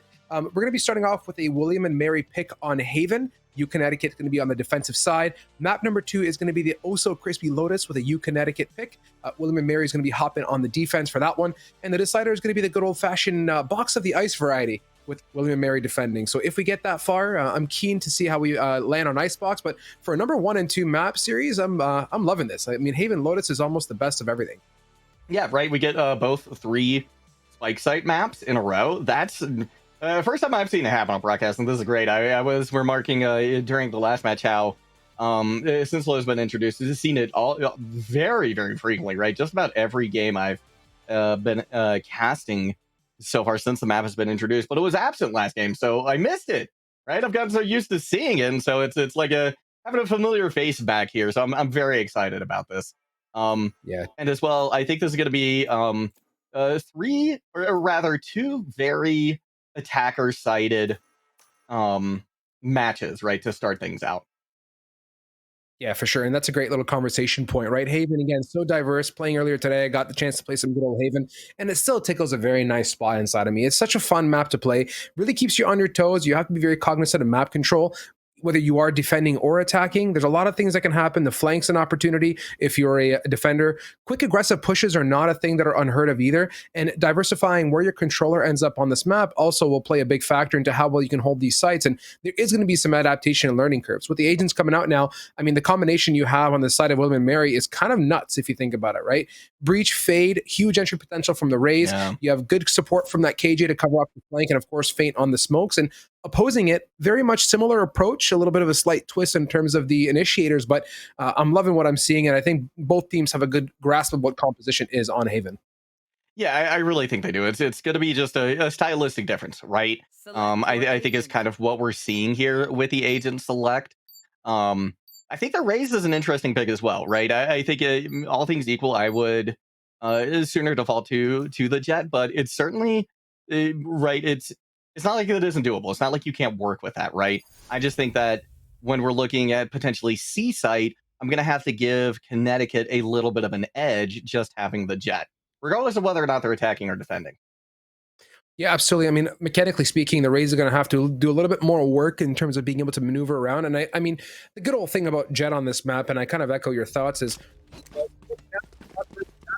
right. Works so well on so many of these tighter, I guess, entry positions, right? A is kind of workable, but A has got short to worry about. But when it comes to getting in on B, especially on these early pistol rounds or dashing in on C, to your point, Jet does a great job of that. So keen to see very much duelist-centric conversation here. I'm excited to look at the Jet Rays and see how they can maneuver and be that guiding light for their team and rely on some of that utility and pick up from their initiators to get them on that site. And that's, again, the synergy and comms is where that's really going to come into play. And Haven's a map where you really cannot be timid. If you're going to go, you got to really lace up those boots and get down these choke points because it can get pretty ugly pretty quick.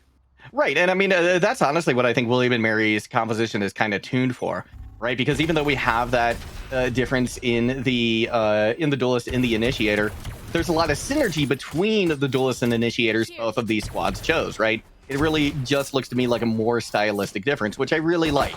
I think this is going to be just an interesting match in general, as we see a lot of push coming out onto A. Get a little bit of a poking down on C as well between the two KJs, but I'm not anticipating much happening there. Of course, I say that, Banana Duck goes go down, so a little bit of advantage here to UConn, but again, most of the action happening here on A site. Actually going to have a rotation coming out, though, from Connecticut. They're just so patient, just making the moves now, moving off, and they had good control of lobby and kind of flexing their muscles now off towards what may be that C site, but on the opposition, Connecticut did a great job of anchoring that C and didn't over-rotate or commit just as of yet. KJ is there to receive the brunt of this push, but is it going to be enough as the take is coming through?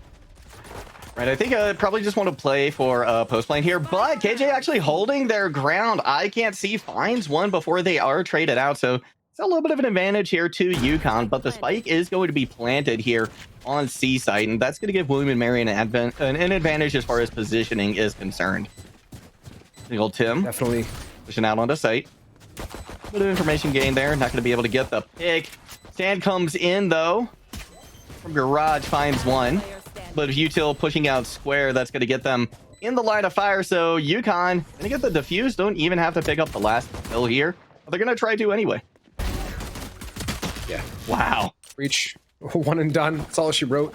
I mean, William and Mary, I think, took the right approach there, Juggle. I think they really went through with the fallback to long C approach, knowing that Connecticut did not have any kind of smokes to work with. Right. It kind of just fell on its face, though, unfortunately. The numbers came in, and I think what was kind of nice to watch, if you watch on the minimap, Connecticut's rotate was just a group of three caboose together. Like, you know, you're in preschool and they got you tethered together as a kid so you don't get lost. Like, that's what it felt like. They really did a good job of coming in as a squad and swarming William and Mary and dealing with that long C funnel effect today. Yeah, they recognized too that it was just the KJ on site as well, right? Yep. William and Mary did. So I think it was a good rotation on their part as well, right? Just the execution was a little bit lacking there for William and Mary. UConn just got it done a little bit better. And they continue to as Feint goes down. William and Mary off to a little bit of a rough start, which is unusual. Unique falls as well. So player advantage here. Plus the guns. I mean, you're anticipating a UConn win here, right, on this round. So it's good to see them at least winning what they're supposed to. That's such a big part of Valorant as well, right? And that's where you see the great teams shine, is that they win the rounds they're supposed to win. Thoroughly agree with you, sir. And patience now as Breach Looking to clear out some space. Does clear out the duck variety, but one trade comes out quick back and forth. Nonetheless, to echo your point, we are expecting this to be a UConn dub, and so far that 4v2 is very reminiscent of those thoughts, as the United squad is feeling kind of eccentric, but patience here. There's so much opposition to worry about, and they themselves are quite low HP, William and Mary, so they're just posting up, maybe looking for a bit of an aggressive push or a pick off, but equally so, UConn, so patient and just holding post for the most part. Exactly. You know, at this point, if you're William and Mary, I think, you know, yes, if you can get a round win, great. But at this point, you're more so looking to just do damage economically, I think, to UConn. And now with 10 seconds left to go, yeah, this is not much you can do. So Square, I'm anticipating just going to push out, see if they can pick a couple of heads here. But I want to take a moment to talk about K-Pin on UConn, right? The Breach player. And honestly, some really high IQ plays coming out from them, right, in terms of their ability usage. And I really like to see that from a Breach, especially on defense, because I feel like that's an agent that, you know, you're kind of expecting to shine on the attack side. But just the use of the utility coming out from K-Pin right now has been fantastic.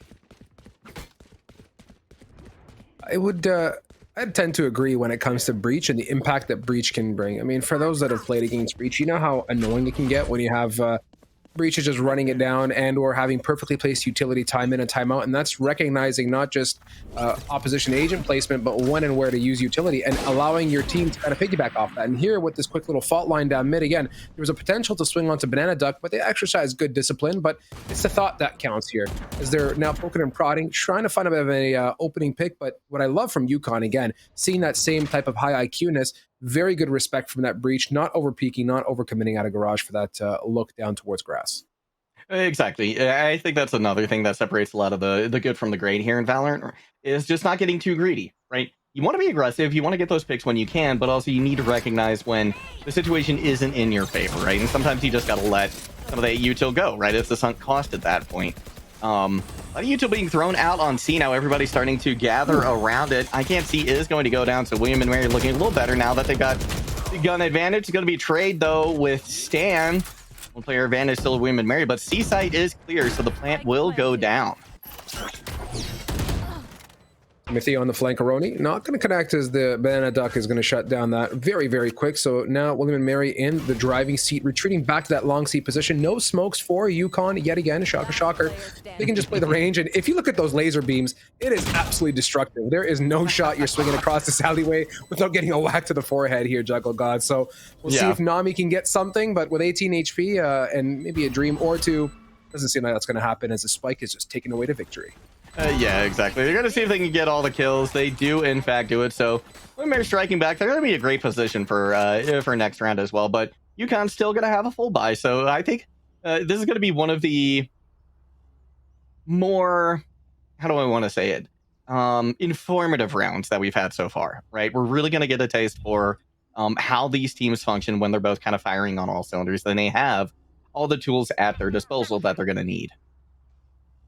So far, having seen University of Connecticut's defense, they've had some moments on C, very close ones, and a lot of it relies on that KJ doing what KJ does best. You saw the nanostorms pop off immediately as soon as the push came through, but that doesn't last forever. And rightfully so, William and Mary was great on taking up that aggression. And as we're speaking, nice big opening pick from U Connecticut. That's the kind of stuff that you want to see. Getting in, quick little op pick and getting out. And if that Jet can be mobile and execute similar types of picks around the map, I mean, William and Mary are going to be basically playing a guessing game as to where they're going to get picked off first. Right, and I think that, again, kind of speaks to the difference in their compositions, right? When, you know, William and Mary needs to close the gap. They need to close the distance. Otherwise, just going to keep them at bay and just pick them off from a distance. So getting Square in on the raise, I think, is of paramount importance to them. And with Breach not in the mix, so much more is falling on Fade's shoulders now as we get a rotation. They're actually going to drop the spike off and poke and prod here on B side to see if maybe this is an option this time around. But when you're down one player, B side to me honestly looks a lot less amenable. But score has been even up, so there's an opportunity here. And look at this, actually, we're getting a big rotation coming out from UConn. Thinking it's going to be a B hit. Where it does go down, though, so UConn's still with an advantage.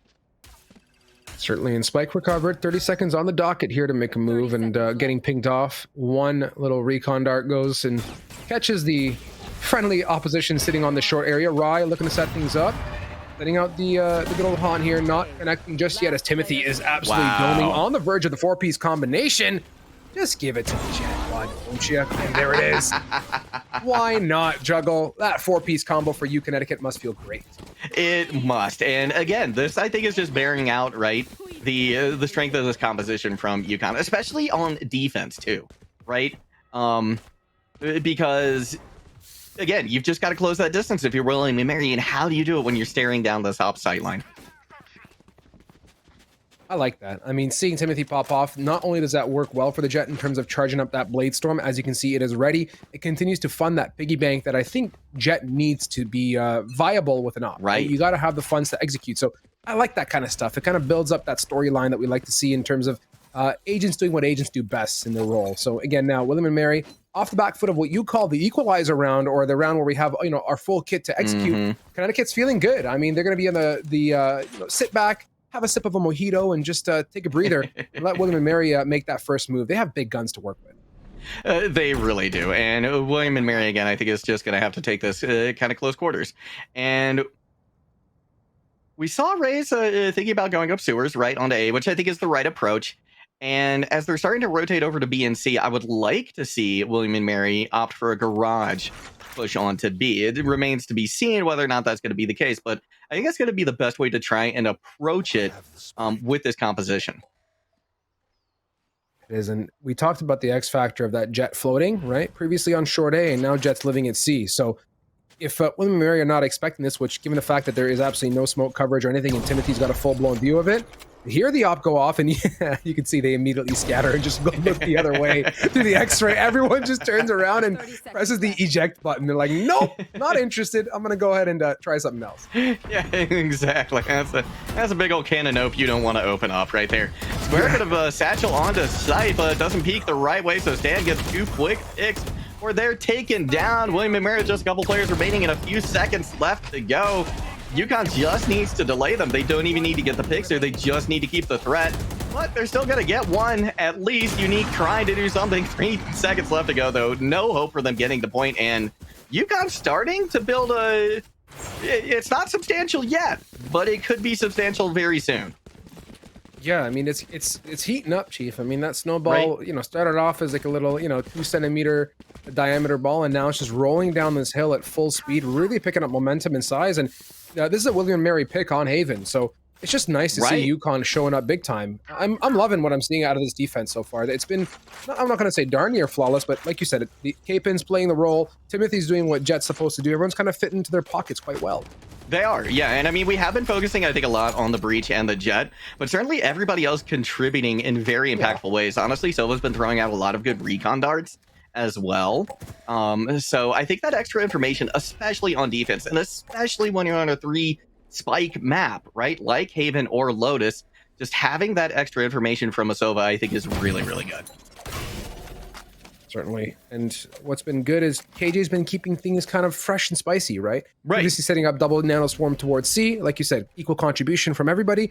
Now covering some garage with an alarm bot nanoswarm combo as well. So all this is kind of doing a really good job of gently poking William and Mary, saying, listen, not so fast. Like, we just can't cross these boundary lines without getting a bit of a punishing. And it's doing a good job of also buying a lot of time and pushing the attackers to really execute with very minimal time left. And the other thing is, too, University of Connecticut's keeping them guessing, right? Because look where Jet is now. Jet's on A long, right? Yep. So, every time you approach one of these sites as William and Mary, there's not really a whole lot you can depend on. This utility. Right? You have to get that information before you move in, and that's just harder to do with this composition. Rye goes for an angle, but I can't see going to be able to gun them down pretty efficiently. Flash comes out as well. Unique. Nothing they can do about that. One player remaining from William and Mary, and now this lead is starting to get substantial for UConn.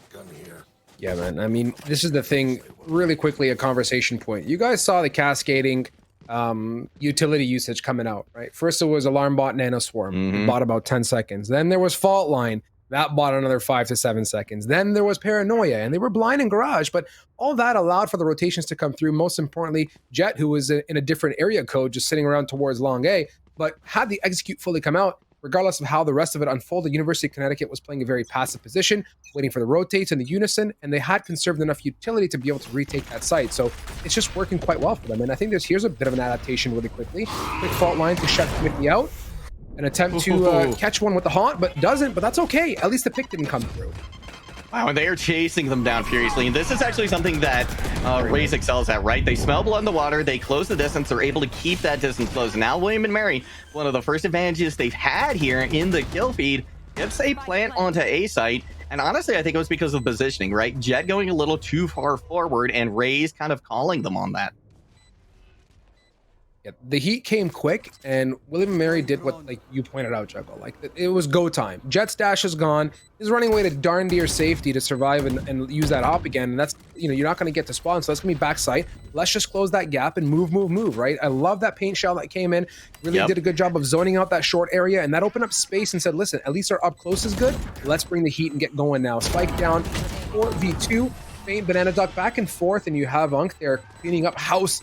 And William and Mary, in what I think is the most strong round out of them in the past couple, really brought it forward, and I think that's what they should work with moving forward. Bringing that really quick site takes and punishing for the mistakes of UConn. Right, and but that's the thing, though, as well, right, that I think we have to talk about is that was them capitalizing on a mistake from UConn, and you can't depend on that coming out all the time, right? Any of these top 5 teams, I think, right? The mistakes are going to be few and far between. So William and Mary, while that was good, I think they're going to have to generate more opportunities moving forward. I agree with you. And again, mistakes are far and between. And you're right, generating opportunity for yourself is the motive and driver here. But again, ultimate's getting invested left, right, and center. Huge ultimate coming out as well. The Rolling Thunder here. Stan is just having a great old dandy time. Block stamping. Comes around the back end of Long, getting the wand, looking for more, and connecting onto K-Pin. Wow. That's great value from that breach as we get that 2v2 all done and dusted. Yeah, everything was coming up UConn there to start out with. I mean, like you said, having Unique on the high ground. William and Mary sneaks around the back, though, with paint. Beautiful play coming out there from the controller. Nice. That's a fresh one that we haven't seen in this matchup so far, and it's more goodness for William and Mary. They've stepped up their game, certainly. They've put a great halt, I think, to that rolling snowball of doom. But on the opposing end of things here, UConn has an absolute Christmas tree of ultimates here ready to go. So as much as that we got ultimated on the last round on the prior, UConn's ready to go on this one. I'm keen to see how they play it out. They've pretty much invested all their ducks into this in terms of a buy. Timothy's back on that op as well, so a lot rides on this round, I think, for UConn financially. It certainly does. I mean, they built up such a war chest over those first 6 rounds, right? Having taken 5 of them. But now that war chest has been depleted, right? They have to come away with a 5 win here. Otherwise, they're going to be on a save, and that's not anywhere they want to be. If they do end up there, they want to make sure that they at least save some of their ultimates. Like you said, you can't overspend here if you're UConn. Really now. Dropping back once again. Being a little far forward. I think they've got a pretty good idea that if William and Mary can, they want to push up A short here. Grand reset now. Utilities kind of bringing itself back to life. UConn conserving their ultimates as well by the looks of it. Ready for that retake as they are rightfully so defending. And senses some spices coming up in garage. Quick little paranoia. Again, buying some more time, and that's going to allow the mobility of A to be ready and on their toes to move. But still patient is UConn. No rotates yet, despite all that action towards garage. They know better. They're in the driving seat, and they can just be super, super patient and wait for the real take here. 30 seconds. William and Mary are definitely no fear of the ticking clock now hitting that 30-second timer. The patience from UConn is amazing, honestly. Like, that's, I think, one of the big things that we're seeing here. Showstopper does come out where it takes a little bit of damage. They're going to be able to clear sight with it. The question is whether or not they're going to be able to get the kill. It's going to be a nice teleport up to the high ground to take out big old Timothy and get rid of that operator. Nami going to go ahead and throw out the Hunter's Fury as well. Try and clear sight a little bit, allow the rest of the team from UConn to maybe take some more advantageous positions. Here comes the lockdown as well, so that's going to clear sight pretty significantly. Omen's going to try and stay. 3 seconds left before everybody has to clear out. Now, 2 players kind of caught in this corner. This could be a really good situation here for UConn if they recognize that. 1 player does get detained, but they're going to have to move in quickly, and the picks are still coming in for William and Mary. Defuse coming in. They're going to try and spray through it. They do get everybody. What a huge round for William and Mary. That was a huge round for William and Mary and devastating for UConn. Yeah, thoroughly. Like, they just wiped up every bit of dollars and cents off the board, and the off angles and everyone kind of swarming like hawks around that site, knowing the time of that defuse and where it started and how much they have to work with, was very respectful. I mean, they too did a great little dance and kind of a gentle waltz around that site to execute things without overcommitting and running in full send and getting picked off or something. I mean, it's kind of difficult when you're sitting in the smoke to know where things are coming from, but regardless, they did a great job of dealing with what, 4 ultimates, a full buy, and everything else in between. So huge effort and phenomenal at best. Timothy, oh boy, when you're on an adventure, maybe it's time for Dora to hang up the backpack, because that was an absolute flop of a push, and that's a Blade Storm gone as well. Exactly. I think that Jet has played that angle too many times at this point, and William & Mary is now expecting it, right? So even though they had the Blade Storm, there wasn't a whole lot they could do, especially considering William & Mary had the high ground as well. Going to be one pick in favor here of UConn, but William & Mary is still coming up in a big way. To me, it looks like at this point, William & Mary has adapted to what UConn is doing, right? They just needed to kind of figure out how UConn was playing this, and now that they have, they've adapted their own play style, and that's what's, you're going to expect out of a top team. Yep, certainly. As the spike is down now, we have K-Pin on the back end of a flank, having a bit of a peep with Banana Duck. I can't see you on that KJ. Less than 50 hit points. Would be looking for maybe some exit picks. I think best case for UConn is, like I said, some exit picks here and there. And just let William & Mary take this one. Hopefully delivering a little bit of damage on the way out. Yeah, they're going to be holding this angle. And with both of them here, you'd like to think that they can at least get one trade. That is going to be the case. They've now looking for a second one. Going to throw out the util. They find Feint as well. Peeking around this corner, they do eventually go down, but honestly, K-Pin got a lot of damage done there. They needed that, since they weren't going to get the round win. Coming into the tail end of this half here, Juggle, I'm just, I'm taken back, right? You look at that bottom, I guess the tickers for round wins, per se, and you can see just how much effort was brought forward by William & Mary about 4 rounds ago. They've just stepped up their heat when it came to being not only equally as patient, but punishing some of those repeat, tricks out of the same old hat. The Jet push on short, the utility funneling and stacking of util in these early rounds. They're allowing that to happen. They're kind of baiting out that util and leaving UConn kind of high and dry when it comes to having something to deal with the push. And that's a great way to do it. When you have such a utility-heavy team that is equally as patient and witty, there's no harm, no foul, and really using that clock and taking it down to what we talked about, that 30-second, 25-second timer before you go ahead and execute. Yeah, and they've got plenty of time at the moment, too, right? There's a lot of time to kind of poke and prod here. If you're William & Mary, try and bleed out some of these resources, some of this utility from UConn as well. And I think that might be part of the plan from William & Mary as well, right? Bleed out some of this util, get some of the abilities out of the way, and then just win these fights simply with the guns. And now, this is going to be tough for UConn as well, because the push is going to come out on C-site. We've only got 2 players over there, but fortunately for them, at least, it's going to be 2 players with a lot of mobility and a lot of ability to hold down the site. Could be a trade, though. 1 for 1. Spike does get planted. Now we're seeing the rotation coming from UConn, but it's actually a fairly slow one as well. They're going to be getting to this fight late, so when they do, they're going to have to push pretty quickly. Stands in a very sticky predicament here, posted up in window. Ping out onto Rye. Paranoia comes in through Rye. Just so patient in sight now, allowing things to happen as they should organically. 3v3. Then from the push attempt, Square getting absolutely swarmed on as Timothy and co. Big swing onto Garage, completely exposed with no smokes available. And they do a great job of retaking. And I was going to comment on the 1-1-3 setup that they had going on, 3 at A, 1B, 1C. And I was like, this is very interesting. Like, why cheat so many people over to one side of the map like that? But it seems like intentional. A seems to be a little bit more of a difficult site to hold, and maybe that's part of their strategy. But when the time does come for the rotate, as we saw in the early first 2 rounds, they came as an absolute caboose and did a great job of retaking that C site. They did, and honestly, it looked like a little bit of overconfidence to me as well from William & Mary. Like, that, I think, was maybe another instance of, the team that came away with the round win kind of capitalizing on mistakes. Because William & Mary, I think they pushed out a little too aggressively once they had the spike down, and they were holding, especially Fate, right? Holding that position on site, not necessarily the best thing. I mean, they just get hit with a tidal wave of abilities that made it so they couldn't do anything. And now, big old Timothy finding that peak back on A short. That's what they've been looking for. Yeah, certainly the kind of stuff you like to see here on the docket. very reminiscent of the early rounds there, Juggle. So they're now in that 5v4 scenario. William and Mary, though, may take perspective. Stan just goes full Hail Mary Mouse 1 as so many of William and Mary come around that grass area to peek. Now Cape-In sitting back. That's the Rolling Thunder I was waiting to see for that site taken. They're going for the wrap potentially here, flashing on through. Oh boy, never mind.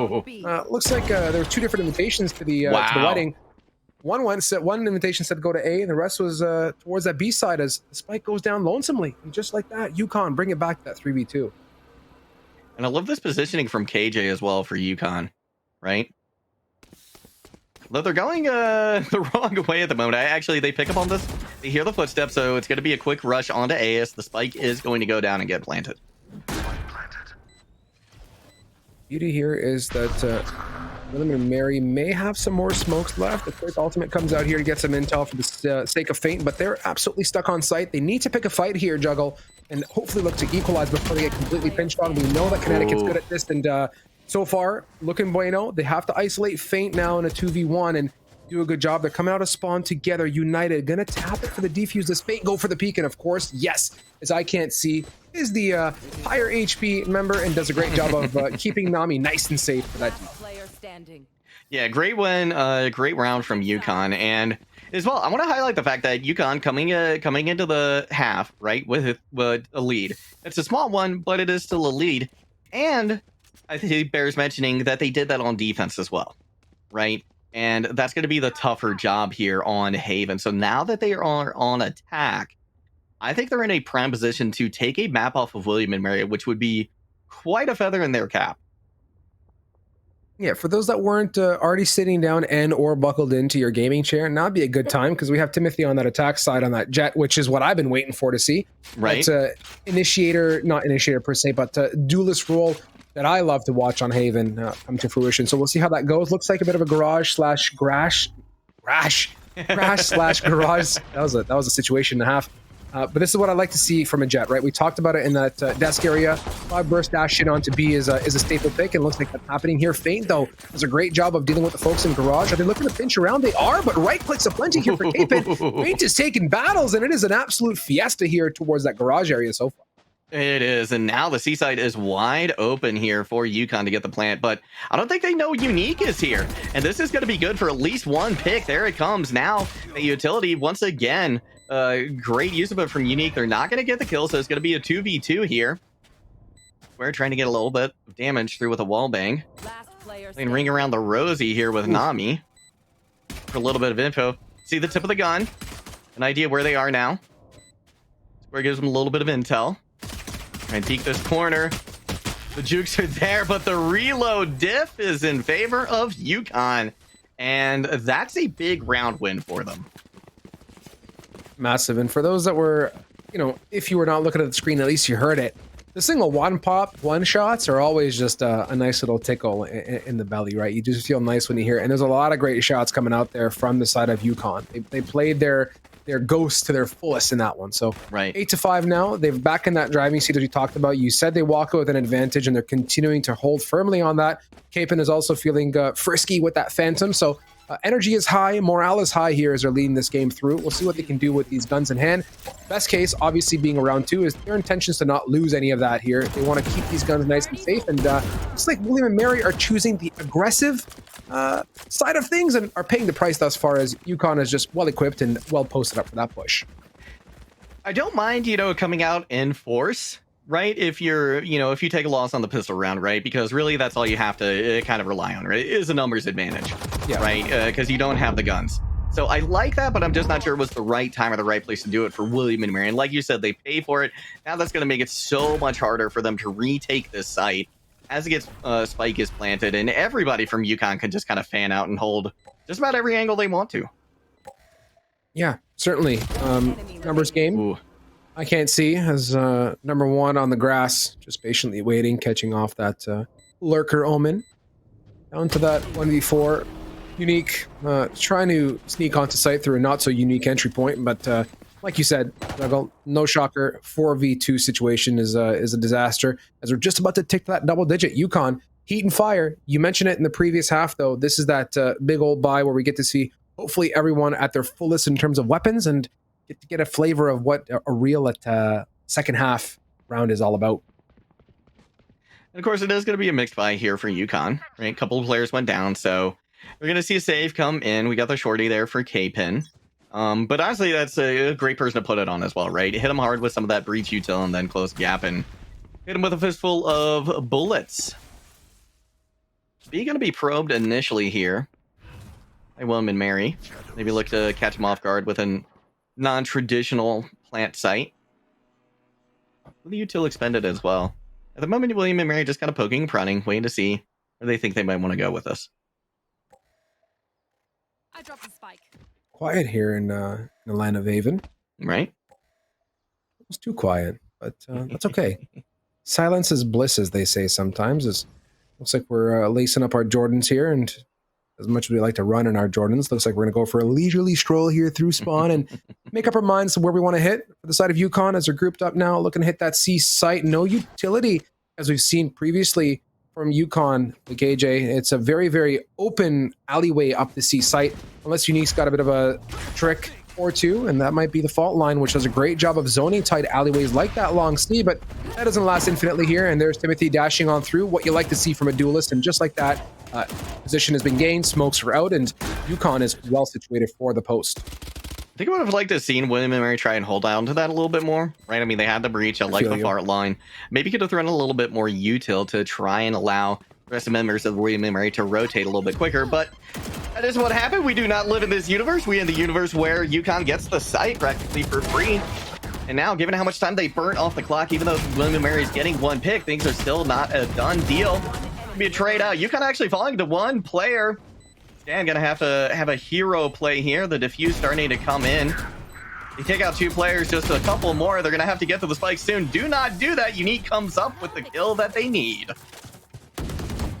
Mega stuff. I mean, walking into that round and the way University of Connecticut exploded on that C site, I had a whole different feeling deep down as to how it was going to unfold. But right, William and Mary isolated great fights, and they won their gun battles, most importantly. Feint, nominal on that scoreboard, 15 and 12, feeling mighty on good. And that's what you like to see. I mean, Feint is, as you said, Juggle, creating opportunity for thyself, right? Relying on paranoia, relying on closing gaps, and that's what's really paying off for William and Mary so far. They're going to be dealing with the Blade Storm here, though, from big old Timothy. Doesn't have the operator at this point, so this is a great chance for them to use the Blade Storm. Of course, it's going to remain to be seen whether or not they do, in fact, do it. He's going to be probed here a little bit once again. It seems to be what William and Mary likes to do, right? Throw a little bit of util on B, poke and prod a little bit, see if there's any opportunity there. But look at this very aggressive push up A from the defense. Yeah, this is going to be good. It's going to be great. Spectacular. Yeah. You like to see it. That was huge, right? And that's the way that I like to see a push on the defense come out, right? You don't just come out guns a-blazing at the word go. You have a little bit of time. And then when everybody's feeling nice and comfortable, that's when you strike. And strike's coming in now on C side. They've got a huge advantage. They don't even need to get the spike down. That was just a deletion of UConn. Yeah, if we could summarize that into one word, I kind of like the word frisky, right? William and Mary are really, they showed a lobby who's boss. And you pointed out something really nice and different is that on these early rounds and these opportunities of, let's say, learning and adaptation, pulling out all those cool little X factors, those little trick cards out of your back pocket, is the time to make them work, right? Because as rounds tick on, like you said yourself, adaptation comes through, teams start to learn the tricks of the trade, as they did shutting down Timothy, for example, pushing down short multiple times, and so on and so forth. So it's interesting to see how Haven kind of plays itself out. It's such an energetic map, and with so many opportunities in so many places, there's a lot of ducks you got to keep account of. And now in this situation where Connecticut is so desperately trying to hit that double-digit ticker, that 10th round that they want, they're not finding much traction. But William and Mary now, again, flipping the coin onto the opposing end of tails and really saying, listen, we got our aggressive stuff out of us now. Let's play passive and play a bit of a site retake / full hold situation. And I think that's the right way to do, right? Because that denies a lot of the value that the Blade Storm's going to have. Because you're definitely looking at that as a way to get out onto site and everything. And here, this turret, right, that KJ put up, if big old Timothy decides to jump out, they're not going to have anybody to really use this Blade Storm on, but they're going to be taking some damage from that turret, so they're going to want to try and take it down.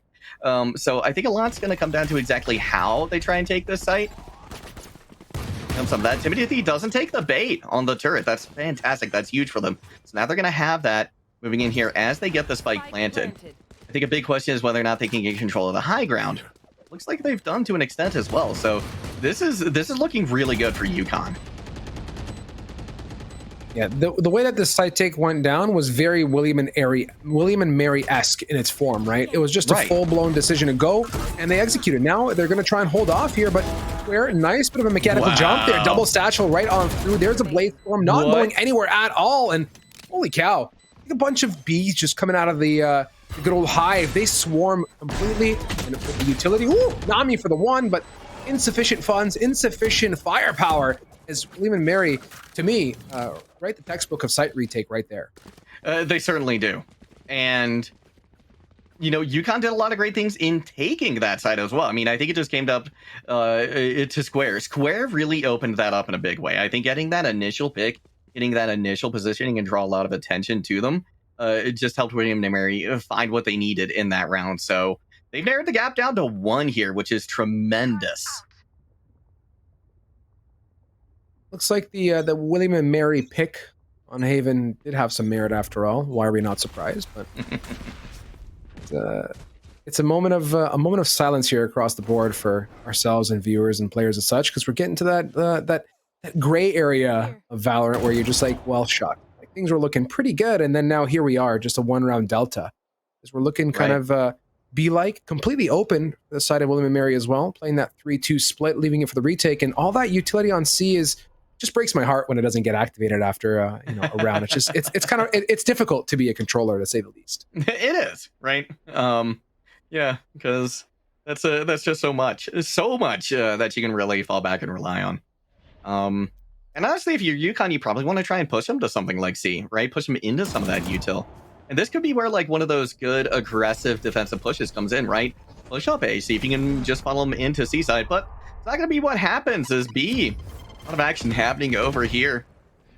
Chills go out. That's just going to expire as well here for Timothy, so not having that tool to use, kind of a big deal. They don't get spotted by the Prowler as well, which is kind of huge. 30 seconds left. A lot of loitering happening here from Connecticut. Almost, I don't want to call it indecisiveness, but you said something about pushing them off of B to get them into going to that C utility, and it's like Connecticut just fed into what you said and what William and Mary probably wanted to have happen, right?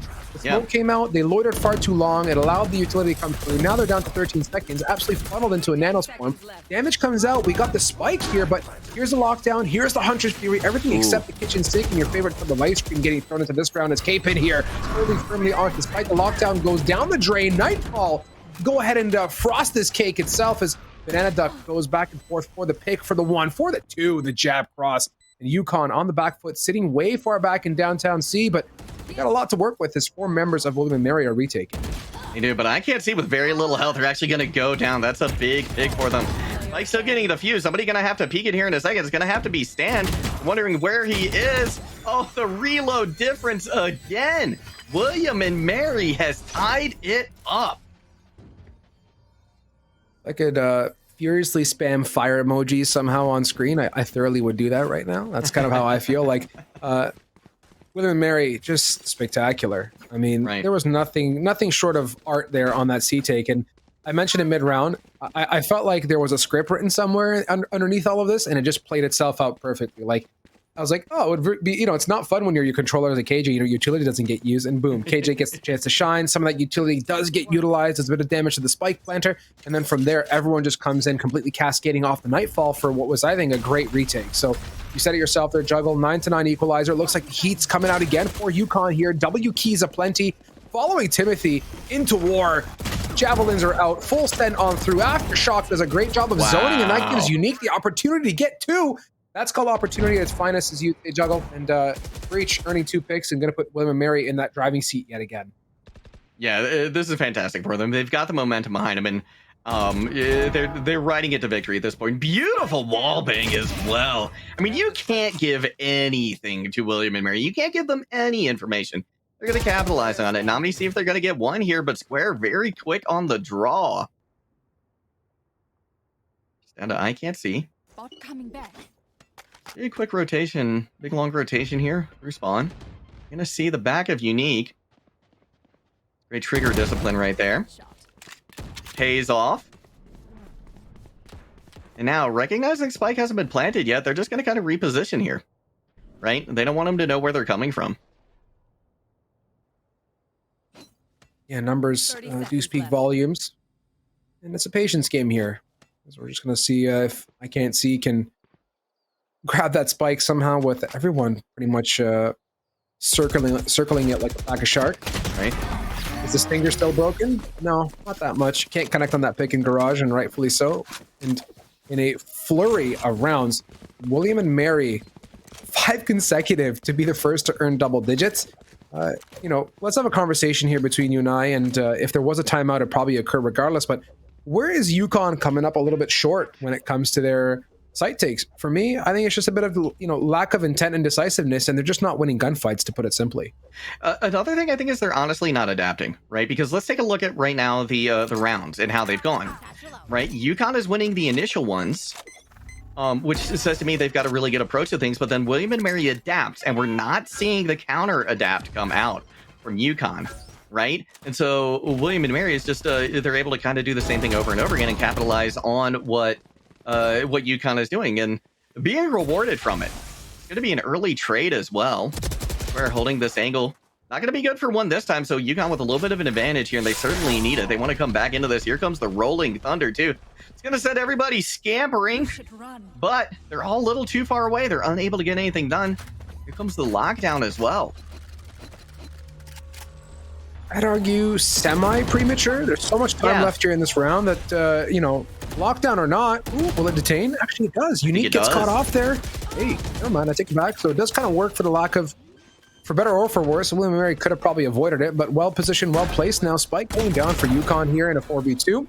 Rye getting a taste of goodness, picking up one, continuing to try, but Paranoia again. The well-placed UConn utility, time in and time out.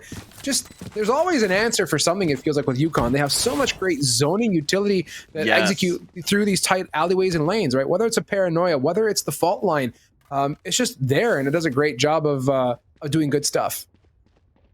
And I think that lockdown from I Can't See, it was unusual, right? Because typically when it's placed there, you expect to be able to kind of hang out in that corner if you're on attack, right? But they just placed it ever so slightly differently that wasn't really an option. And that's why I forget who it was on William and Mary, but that's why they got caught out there. And I mean, looking at UConn's attacker side here for a second, I feel like they're always together. Like, there's no real split or default happening. And you know, what do you result? What's the result of that? Is Square getting a double? Yeah. At least maybe getting one? I mean, statistically speaking, the more in one place, the higher chance of a pick coming through, whether it's a utility-based one like a paint shell or a pick with any other gun of that nature. And kind of a jiggle here coming out. Square not picking the most optimal angle as Nami gets the quicker draw, as you'd say, juggle. Now 4v3. Still, it's a good place to be if you're William and Mary, as Connecticut has to make that spike plant happen. They do. Aftershock comes on, and repositioning for the plant, all is okay, but a little bit of a hasty moment there. I smelled disaster. Yeah, it definitely gives UConn a lot of opportunity to kind of reposition and get where they want to be in, and especially considering the Omens coming up here on the flank. That could be big. I don't think they're going to be looking for this. I don't think they're going to be expecting it. And look at Nami as well, playing the patient game. Be the last one there. The trigger discipline. They get one, but they're going to need a little bit more than that. The fuse is coming in. Nami has an opportunity. They get them off the spike. They pick out where they're going to be. That's huge. Oh, this is frisky. They can just potentially even zone them away from the spike, right? They are going to go for the kill. Paranoia comes out. That's huge. Feint coming in at the last moment gives William and Mary the round. Tight one, and I mean, as a whole, that Paranoia was pretty much the saving grace of that entire round. There was a nice little back and forth, though. I'm not going to go ahead and dismiss Nami's, as I like to say, waltz around sight there. Well executed, good patience. My heart dropped after that second pick, after the gun trigger discipline didn't come through, but there was redemption. There was energy behind it, and yet still 11-10 now. We're going the distance, and for the conversation of adaptation, I sensed a little bit more of it in that round. A little bit more of a united attacker squad that really understood the motive behind getting onto a site and executing as a team. Well, and now they're actually taking a little bit more of a split approach, right? So we are seeing something a little bit different here coming out of UConn, and I like it because that's another thing, right? You gotta keep people guessing when you're playing Valorant. There's so many rounds, so many different ways to get a win, but we're starting out just winning the gunfight here. Throughout the hunt. Prowler out as well, so that's actually a lot of utility that's been expended by Fade. And they don't have another initiator on board because the breach is already down. So William & Mary is going to have to go into the site blind in a lot of cases. And even though UConn is down a player, they still have the Sova. Yeah, great point too. And for the post-plant conversation from that Sova, there's a Hunter's Fury. But I mean, gap closing wise, you can see William & Mary do have a response when it comes to the showstopper and even a lockdown if they want to retake. So again, a lot of tit for tat ultimates are available on the board, and we're going to see just what they can manage to accomplish. Bit of a William & Mary tactic, really running that timer down to its wits now, hitting that 40 seconds. They're grouped up, leaving that one lonesome omen to maybe catch off some rotators. We know William & Mary are very much patient like UConn was on defense and do rotate only when it's required, to put it simply. So as they've managed to weasel their way onto C, does Stan connect to the one alert? Wow. Yes, that is value, and now we need Stan to survive for the post here going down. That was a big pick, and we can already see Sova starting to position for the post plant. But there's going to be Omen there, but they use their ultimate to get out of dodge. Now they don't have that angle on the Sova, who, like we said before, can just fire off that Hunter's Fury for a post plant. And that's going to be a whiff too, right? They don't get the value out of the showstopper. That's gone. So this is potentially a very big round here for University of Connecticut. This is going to burn off a lot of time. There's going to be barely any time left to try and get this. They get the spike diffuser, even though it's just Stan. Oh, they're going to have to get this wall bank. Can they find it? Oh my gosh, they don't. William & Mary defies the odds there, and at the last moment gets the defuse to put them on match point.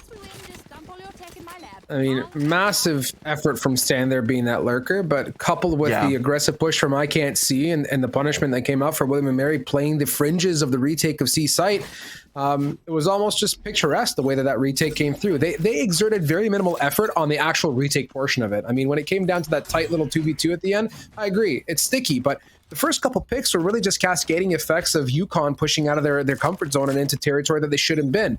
I appreciate Stan's effort, but a little bit short nonetheless. And again, I pointed out, William & Mary, rightfully so, are just spectacular on winning their gunfight. They're just super sharp on the mouse one. And you do see, like, I counted probably 3 massive popping swings or Ferrari peaks coming out that are just so difficult to test. And oh my goodness, Timothy waking up, smelling the roses, getting full-blown aggro on that C site, does get value with Stan, but quickly back and forth, William & Mary make their presence known. They certainly do. And again, they've got this lockdown now, so if they want to, they can try and clear sight with it. They only need this one round win. Question is whether or not they think they can do it without it, whether or not they think they need to save some of this util for the next round. But with Nami going down, things are looking much more likely. Now they've got another ultimate available to them. We do have lockdown coming out, but that's going to be a pick from Banana Duck. Give them an opportunity here. Another one coming out for them. William & Mary just down to 1 player. It's going to be Stan looking to see if they can get around, but they get detained. What a lockdown. And William & Mary comes out with the win in the end, clawing back from a deficit to win it 13-10. I mean, I wanted a map 1 that was going to be fire. I'm expecting map number 2 to be equally as spicy, and for it to be on Haven and go the way that it did. At the end of the day, I did say William & Mary pick on Haven. The first couple rounds were interesting, but it looked like once the mouse 1s warmed up a little bit, William & Mary got a feel for the opposition.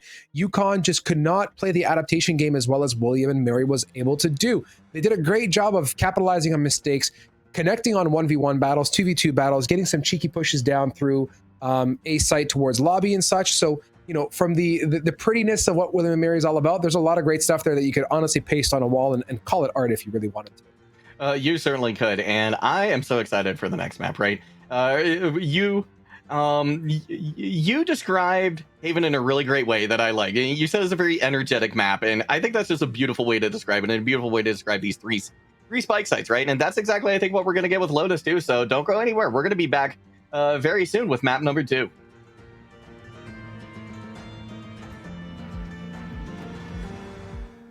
Though we are many, we are part of something. A force. Bigger than all of us.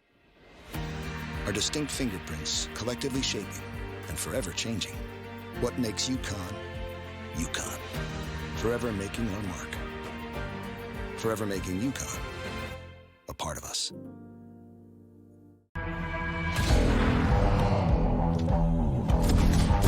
Dead. Gun, take it off. Oh my god, flashbang! Oh my god, everyone's blind! Get another flash! Yeah.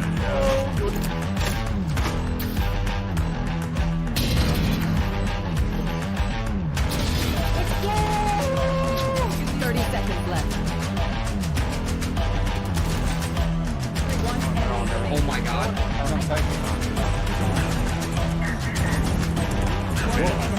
Yeah. Oh my god.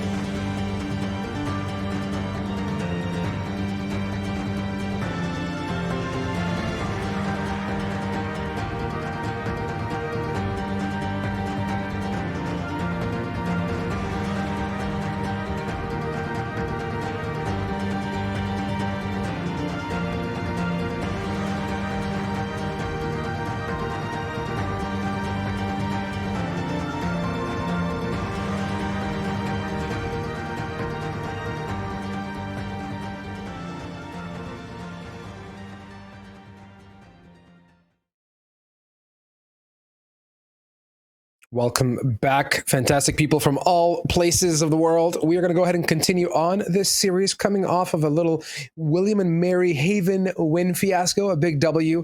Love that matchup. Coming off of the energy, we're hoping to carry much that same into the next three-sided map of Lotus.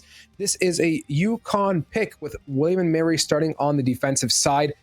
I'm keen here, Juggle. I hope you're as excited as I am. For a first series of the night, this is a great foot to get started on. Oh yeah, this has been a lot of fun. And I think expectations have been met. Expectations have been exceeded in terms of the show that we have gotten so far from both of these teams. So UConn is a great showing on Haven as well, right? William and Mary was not handed that win. And so because of that, I think this is going to be just another very dynamic, very exciting map here as we move into Lotus. So my question is, right, what does UConn feel like their advantage is going to be here when we get to Lotus, right? How are they going to manifest a win here, right? And I for one, am very excited to see what the agent picks are going to be, because in addition, UConn went with something I think very traditional on Haven, and honestly, I expected them to give them an edge. And for the first half of the map, it looked like that was going to be borne out, right? But then the adaptations came in from William and Mary, and they just ran it back in the second half and barely even stopped to catch a breath. So this is going to be very exciting. And I'm curious to see what the agent selection is going to look like. Is William and Mary kind of play this explosive close range composition that gave them success on Haven? And as much as we love Haven, I mean, Lotus to me is like the level up of what Haven truly is. There's just so many. It's like they've taken Haven, expanded it, and then added revolving doors everywhere and said, "Here's a new map for you. Go ahead and have fun." Right? It's equally as fun to watch, equally as fun to appreciate. There's a lot of good opportunity for some of the more, I guess, technically savvy agents, or we'll call it the tech savvy agents. And I mean, the Astras of the world, the Vipers when it comes to lineups, right? And there's also room for the staple picks to kind of spread their wings, right? The race for the entry, the breach that we saw previously, and seeing Banana Duck hop on Cypher, that's a nice approach. I don't think I've seen too many Cyphers on Lotus in my time, and I'm keen to see how that works out and just how much control Banana Duck can earn with that agent. Yeah, if it were many other teams, I think I would question the Cypher pick, right? But given that this is William and Mary, and given it's Banana Duck as well, Banana Duck is somebody who I'm always excited to watch play, and I feel like always it delivers, right? It gives you what they want and what the team needs as well. So I like it too, because again, when you're looking at these 3 spike site maps, just having as much information as you possibly can get is very, very important. And I think information was maybe one of the things William and Mary was lacking in that last map. Yes, they did have Fade, which gives you some, but it's certainly no substitute for a Sova, which we don't see here at all, actually. Yeah, I was going to bring up that point during the agent pick. I was like, oh, this is a great opportunity for, a Sova pick. And then it never came out. I'm like, well, all right. I guess that's going to be the way that it is for me today. But I think Sova does have a very good place in this map. But from an initiator side, looks like we're going to be seeing, I think, a lot more close proximity, tighter battles that are going to rely a lot on entry potential, right? From the sky with the flash, from the paranoia of the omen, and vice versa on the opposing end, right? A lot, I think, hinges on Capin being that entry potential on the attacker side as UConn is starting there to segue the team onto his side. And I think from a bigger picture too, like as much as we talk about the nitty gritty of it, I think everyone should just take a seat and have a moment and just appreciate where we've landed, right? This is going to be a great little map, and I think we have 2 completely different approaches, which, I mean, at the end of the day, it's Valorant, but just seeing the agents on their own, it just has me kind of guessing and kind of biting my teeth or biting my nails a little bit, saying, how is this going to pan out? Yeah, it's so interesting, right? Because again, let's take a look at William and Mary for a moment. They're running double controller this time, right? Which we haven't seen yet today. So I think that's very interesting as well. Double controller and Cypher. I mean, this is such a defensive look, honestly, from William and Mary. Yeah, just very excited to see how it goes. In addition, the initiator difference, right? How the Sky versus the Fade is going to match up. We're going to see a couple fireworks being launched here. We're going to throw out the paranoia. You can blind a couple of people. But Seaside going to be overtaken very quickly. UConn is able to get a pick. They push onto site. They do get the plant. Of course, we're seeing everybody back up to mound as well, which is just the most infamous spot, I think, on just about any map at this point. Yeah, something's got to be done about this mound S tier play, as we call it, right? Like, it's just such a strong position at the end of these early rounds. You can play such a great distance game, and it's such a minimal angle for you to worry about. It's great. And you can see here, UConn have pretty much kicked up their lawn chairs and are cracking out their favorite barrage of choices. Unique gets the one, Stan fighting back and forth, and I think William and Mary may have borderline, I mean, as that final pick from Stan comes in, William and Mary kind of over-respected, I think, their positions. Like, they completely backed away, played a very passive position, and allowed the rotates to come in through, but they were almost kind of in the wrong place at the wrong time. You saw Banana Duck, I believe, fell back towards spawn area, but got picked off, I think it was by K-Pan, if I'm not mistaken, or it might have been Nami coming around and clearing sight. So yes, they kind of respect the position, but they also gave up free picks and weren't able to fully retake as a group of 5, which, that kind of stuff just doesn't make me too happy. You got to see that learning pattern come in and that kind of stuff be cut out. It's playing out as well, similar to the last, to Haven as well. UConn coming away with a pistol round. They did it on both halves. They've done it here again. So, given how strong UConn is, right, I'm expecting them to be able to take this round. Unique falling as well. That's a good start. Plan looks to be to just hammer away again at the C site, but the smoke's going to give them pause for a second. And backing up, respecting it. Now with the rotation coming in, I mean, they've got 2 players over on C-side, which I think is enough to hold at the moment. We're holding this very aggressive angle, but the Prowler is going to land, so they're forced to back away, and that gives UConn free reign on C. Going to be able to get a pick to trade. William and Mary with just 2 players left. It's going to be very difficult. And they're both approaching from the same angle, so I don't know if this is necessarily ideal. They're trying to get to mound, though, before UConn can. Not going to be able to do it. The spray is there. I can't see. Might have taken a moment to land the shots, but they do land in the end. So I'm glad we've landed ourselves in Mound Simulator, is what it feels like. 2 consecutive rounds of. Well, I think this is just the beginning, honestly. I know. I'm just having a giggle. I mean, the beginning of the end or the beginning of the real beginning. I don't know how to put it. It's just funny to see that round. The beginning of just like mound all day. Mound.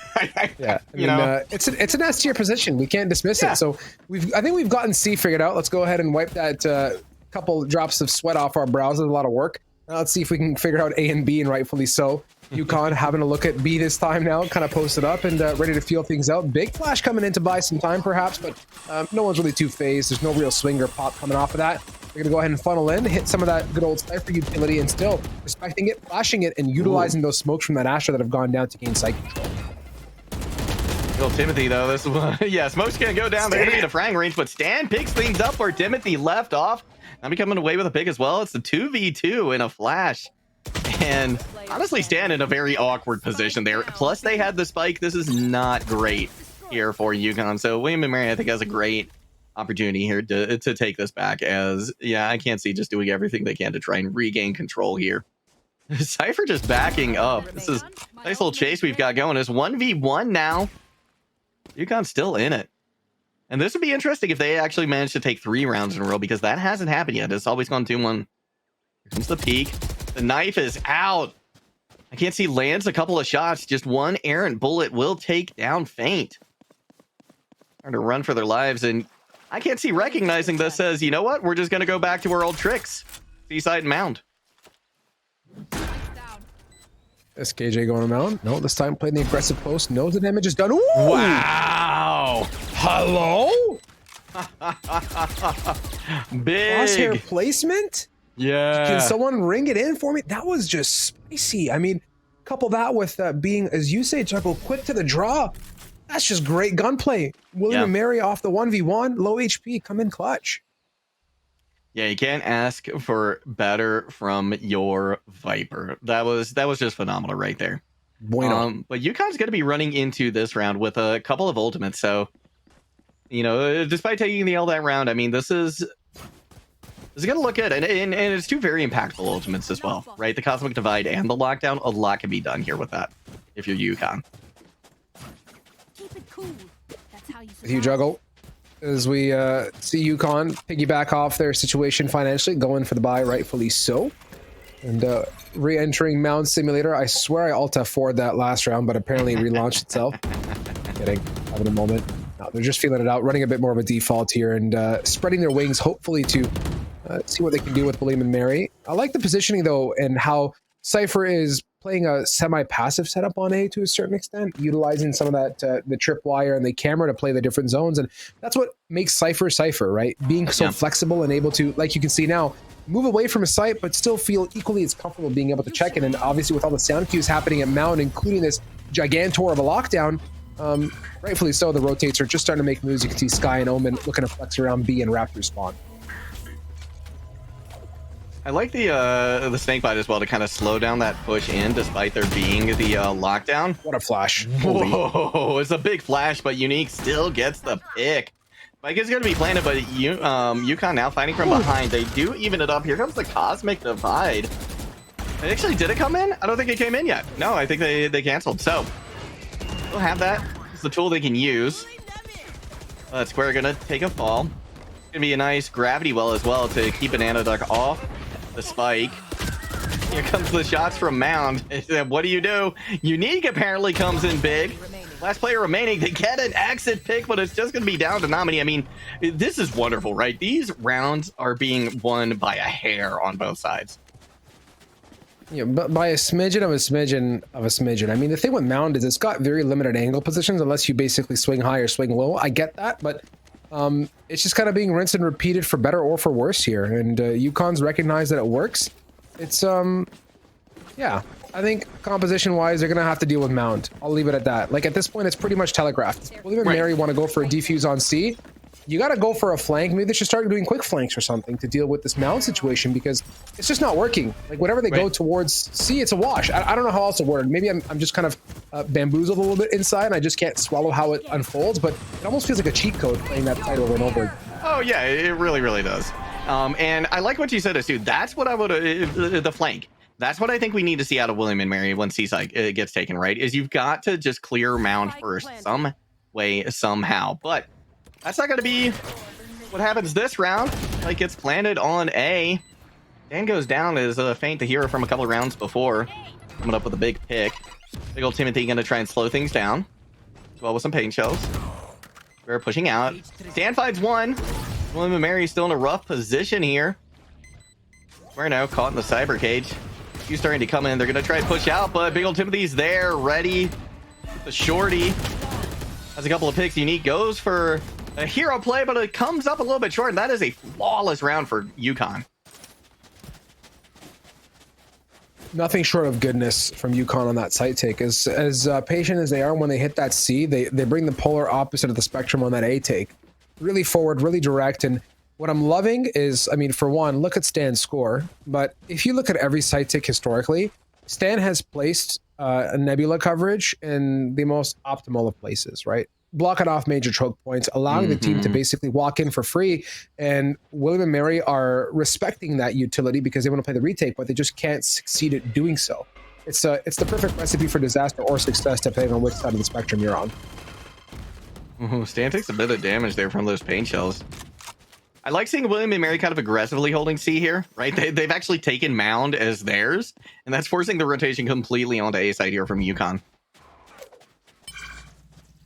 I wasn't aware that we're playing Dave Defeat Source, but this is the Mound War Simulator apparently. Yep. Seeker's coming out as well.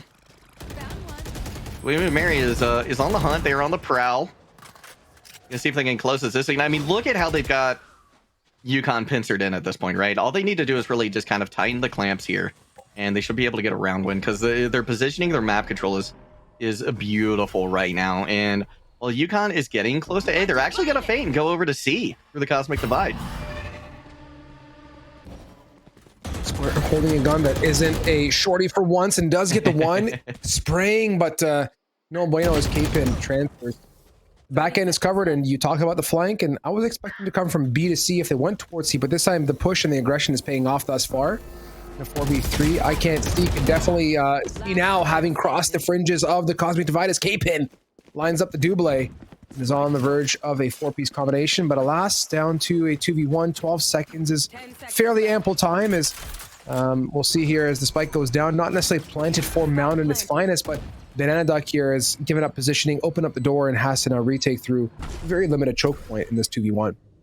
The big thing is UConn does not get Mound here.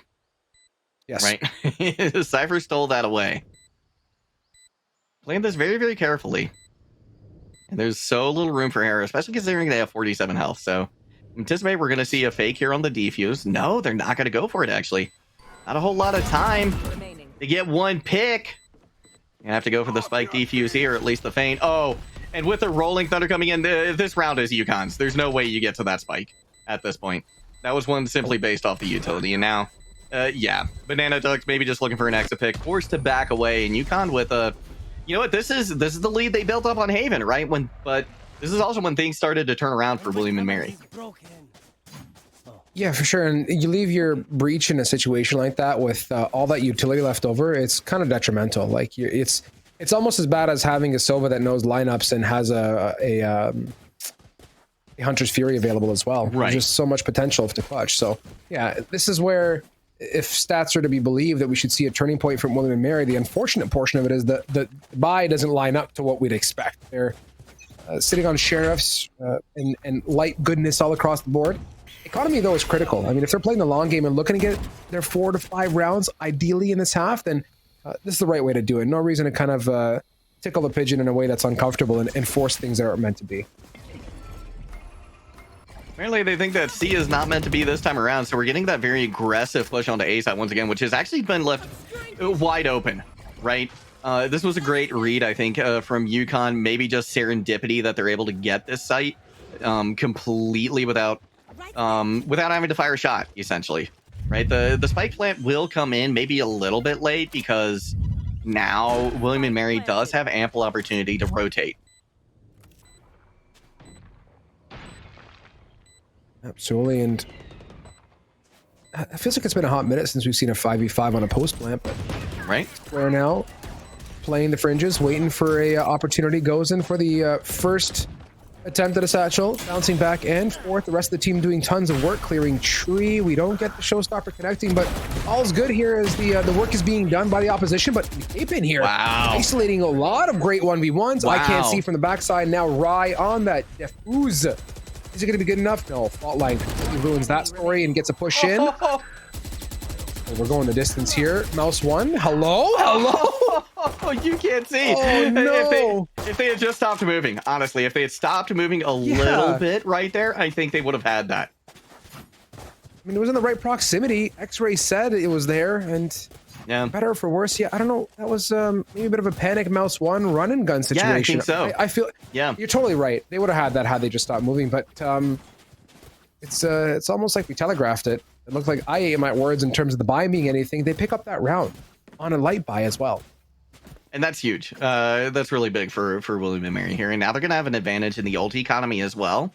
Not necessarily the most impactful ults, I would say, but certainly more of them. But UConn says, you know what, we're going to try our hand at C again, but William and Mary is ready for them. They're going to make them work for Mound if they want it.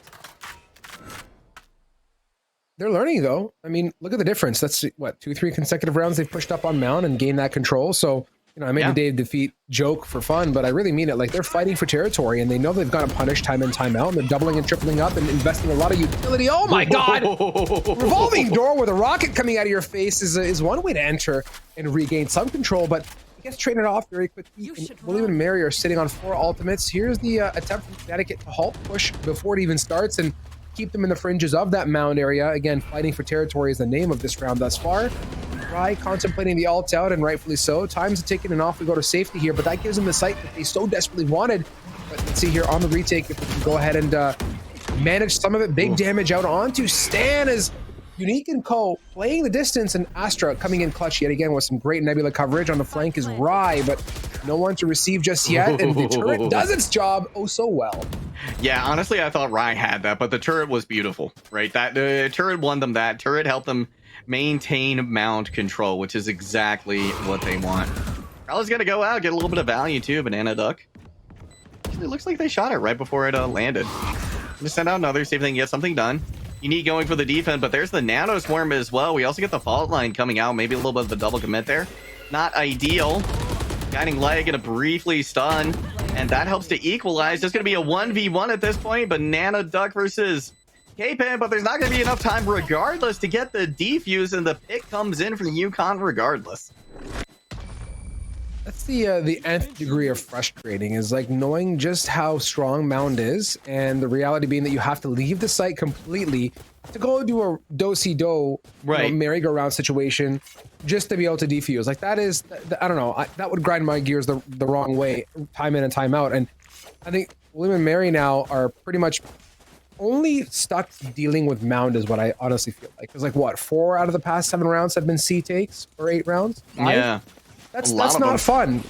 When 50% of your rounds are 33% of the problem, like, how do you divide and conquer that type of situation? You push it, you eat dust. You play passive, you eat dust. It's a difficult day for William and Mary. Right, you try to go on the flank and take him out, and then all of a sudden there's a turret there, and you eat dust again. Right? It doesn't seem to be many good options here. Gonna be another very fast approach here onto A site though, and this time they're actually able to get the plant relatively quickly, so they're gonna have more time before the rotate comes in. But early pick onto K-Pin is very detrimental here for UConn. Also, they expended all of their ults last time, but gonna get a couple of quick picks, make it 3 to give them a 2-player advantage. Now it's just gonna be Unique trying to come back into this, and UConn is honestly playing this map beautifully, right? On Haven, they got a lead, but they weren't able to maintain it. And here, they're doing that instead. From an impact perspective, too, I mean, as the scoreboard pops up here, I just want to go ahead and get my stats in a row. Yeah, I mean, the unfortunate portion here, and I can see the result of it, is you look at Square, time in and time out. I think the couple of rounds that we've seen Square in the POV through Observer feed has been really holding an odd angle with a shorty, right? And or a Marshall. It just hasn't been anything super impactful. And I mean, to be fair, it is defensive side, so I get it, but I'm not seeing William and Mary winning the fights that they should. And you can see just how much they're throwing at C site here in expectation of what University of Connecticut's going to do. But equally so, UConn is patient, and they're feeling that out right now, and they've learned that, all right, I mean, these guys want to fight for Mound, so let them. We'll play the fringes and let them waste all the utility, and they're doing such a good job of that now. They really are. They're even going to commit the Viper's Pit as well, right? Just to deny Mound. And UConn is like, all right, cool. Do you want to spend that much? You can telling us no. We'll just head to A again and make y'all rush and run to try and get over here to get the defuse. It's quiet times on the camera, but Banana Duck is about to see a few people. Which is the one, and that's enough of a signal for me to at least start to worry a little bit about what's to come on this A site. Falling down into what I like to call the pit of doom. Stuck in pigeonhole, calling for help, but Viper here is still off in the fringes, fighting for Mount. And oh, if this KJ gets this rotator pick, I'm going to be thoroughly chuffed and feel for William and Mary. Right? Oh, yeah, there we go. Just it comes in. Degree of chuffed. Yep. Ryan trying to poke and prod here. Players from William and Mary stuck in a very bad position. But they're going to narrow the gap here a little bit. And regain it, though. Ryan going for the defuse here. Coming off of it. Yeah, and I don't think they got it halfway either. If they did, it was just barely. No, they did get it halfway, so there's an opportunity. But they're going to get, yeah, detained. So UConn, now they have eclipsed their score for the first half on Haven, ending that first half 7-5. So right now, UConn firing on all cylinders at this point. But the big question to me is, how hard is William and Mary going to strike back once we swap sides? It's going to be hard. I can tell you that right now. I'm buckling in for the long game. I truly believe that was the intention of William and Mary. If they could pick up another 1 or 2 rounds, obviously that's 2 left in the half. So it's just about buying some and being the having enough rounds to throw at an attacker side. And it's not going to start off on the right foot, unfortunately, as we do lose 1 beyond on a bit of an aggressive B push. Stan and Cope fighting for Mount, and they do a good job of shutting down Unique, who's that time alone at C Mount. And with that, the control comes on through. The flank is getting covered off via Alarm Bot, and double satchel in for Timothy. Looking to fight for so much space. He's so confident on the push here. Wow. No fear whatsoever out of University of Connecticut, feeling mighty on fresh. This is huge. UConn, in terms of map picks, you can't hope for better. Right? This was UConn's map pick, and they are showing us why right now. They're just playing this map to a T. This is textbook Lotus at this point. If it's still relatively new in the map pool. If you want to know how to play it, just watch UConn right now. Yeah, you could borderline write a strat book off of it, and it speaks for itself. I mean, I'm not saying that's the only thing that's been the sugar and spice of this round, but their gunplay has been spectacular too, and there's no shortage of that here. Square, wow, gets 2 off the rip.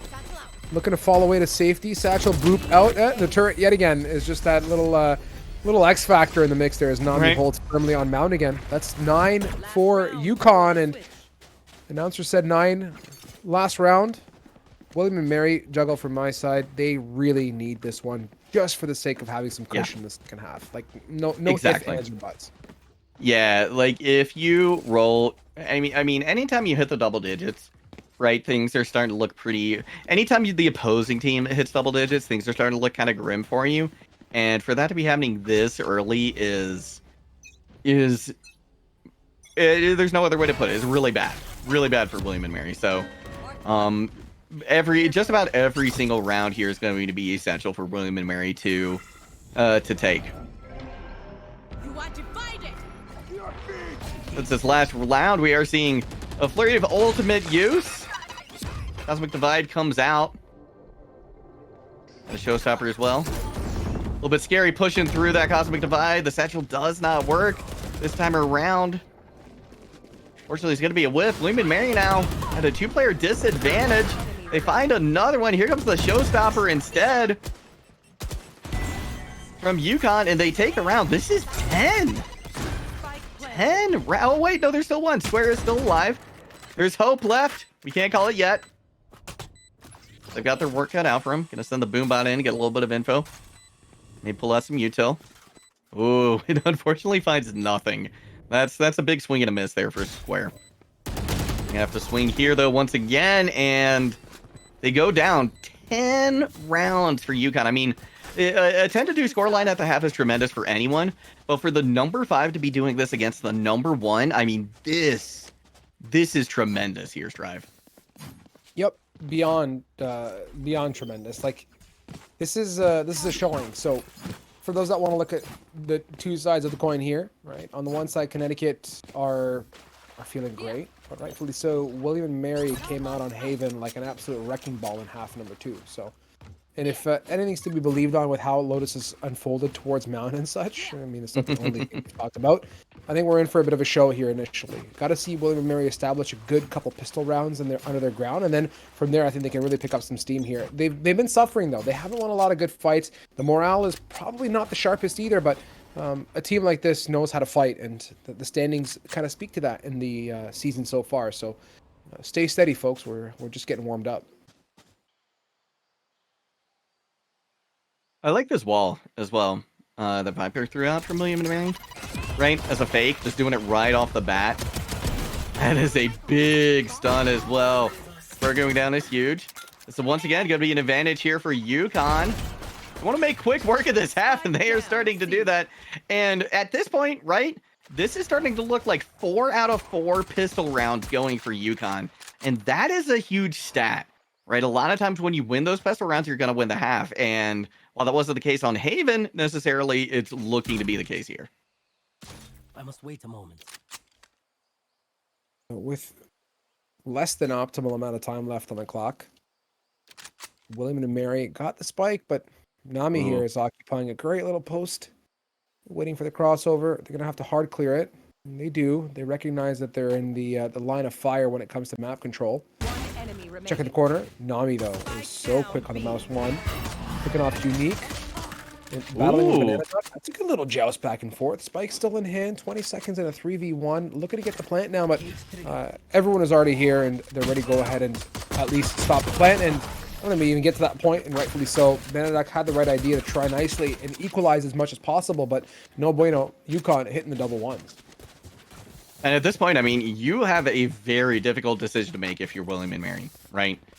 Do you potentially throw away this round and, you know, just chalk it up to them going to be having better guns, or do you force, which is what it looks like they're going to do? And honestly, I think this is a situation where you kind of have to force.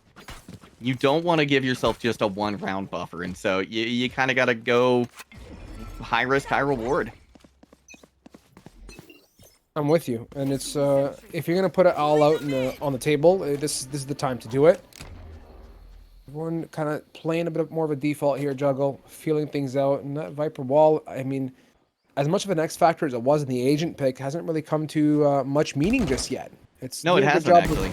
It's kind of heartbreaking. Like, typically you see Viper being such an impactful pick when it comes to site takes, but I think part and parcel, this is such a big map that you can almost ignore it if you really wanted to and just play the fringes and let time kind of take its way, because there's so many other ways to get back on that site and wrap around. Like, it's almost impossible to block every possible choke point on a map, at least on a spawn thrown Viper wall.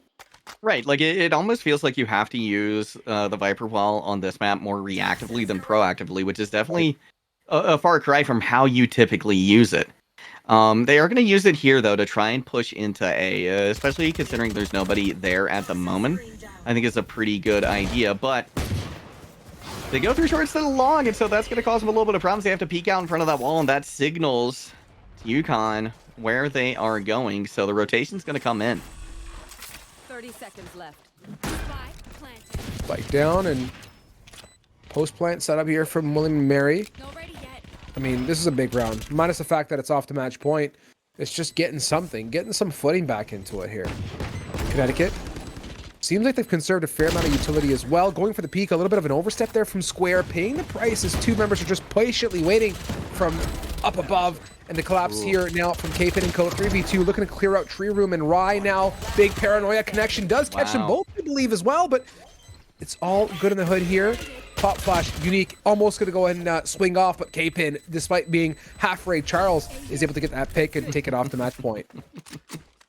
This is running out of adjectives, right? Running out of ways to describe just how incredible this is right here. I mean, we are on match point for UConn.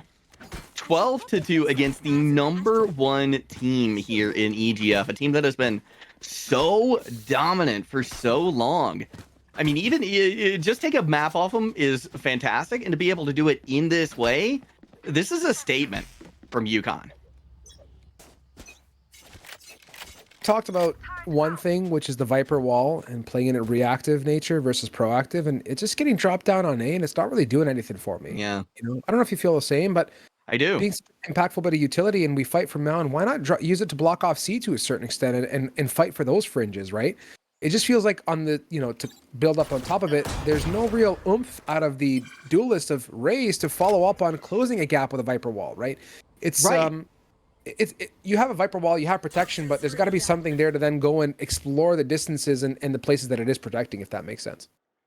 Yeah, it does. No, I'm in full agreement with you. I'm a controller main in Valorant, and this is odd. This is definitely odd. But I mean, you know, there's a Viper that is head and shoulders above me skill-wise, right? Like, gotta say that. So, yeah, while it's a big question mark in my book, I do have a hard time.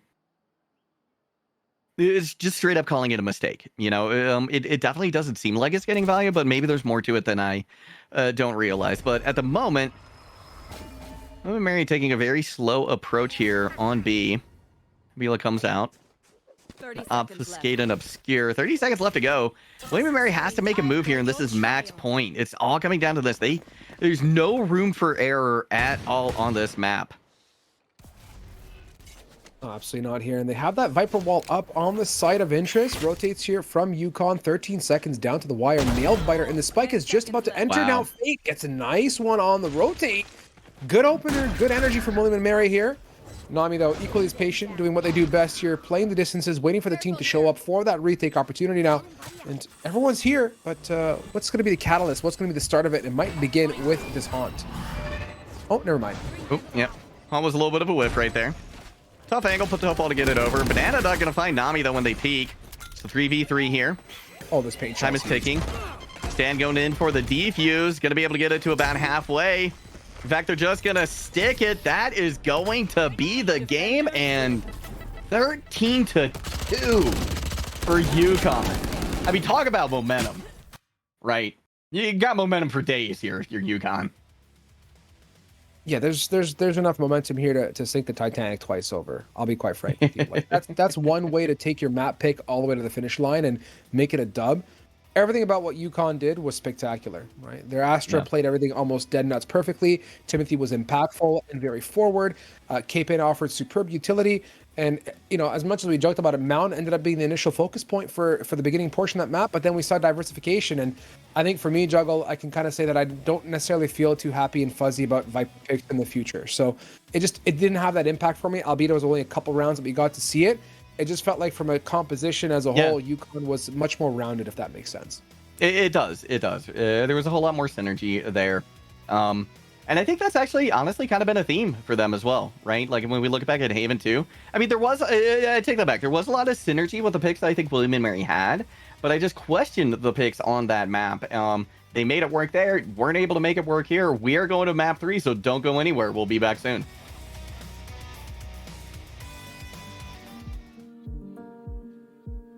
Though we are many, we are part of something. A force. Bigger than all of us. Our distinct fingerprints collectively shaping and forever changing what makes UConn, UConn. Forever making our mark. Forever making UConn a part of us.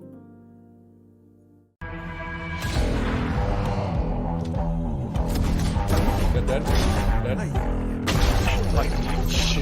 Gun, take it off. Oh my god, flashbang! Oh my god, everyone's blind! Get another flash! Yeah.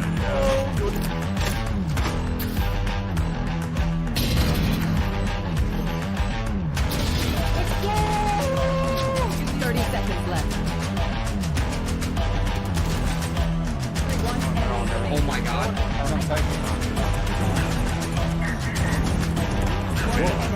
Yeah. I don't like that.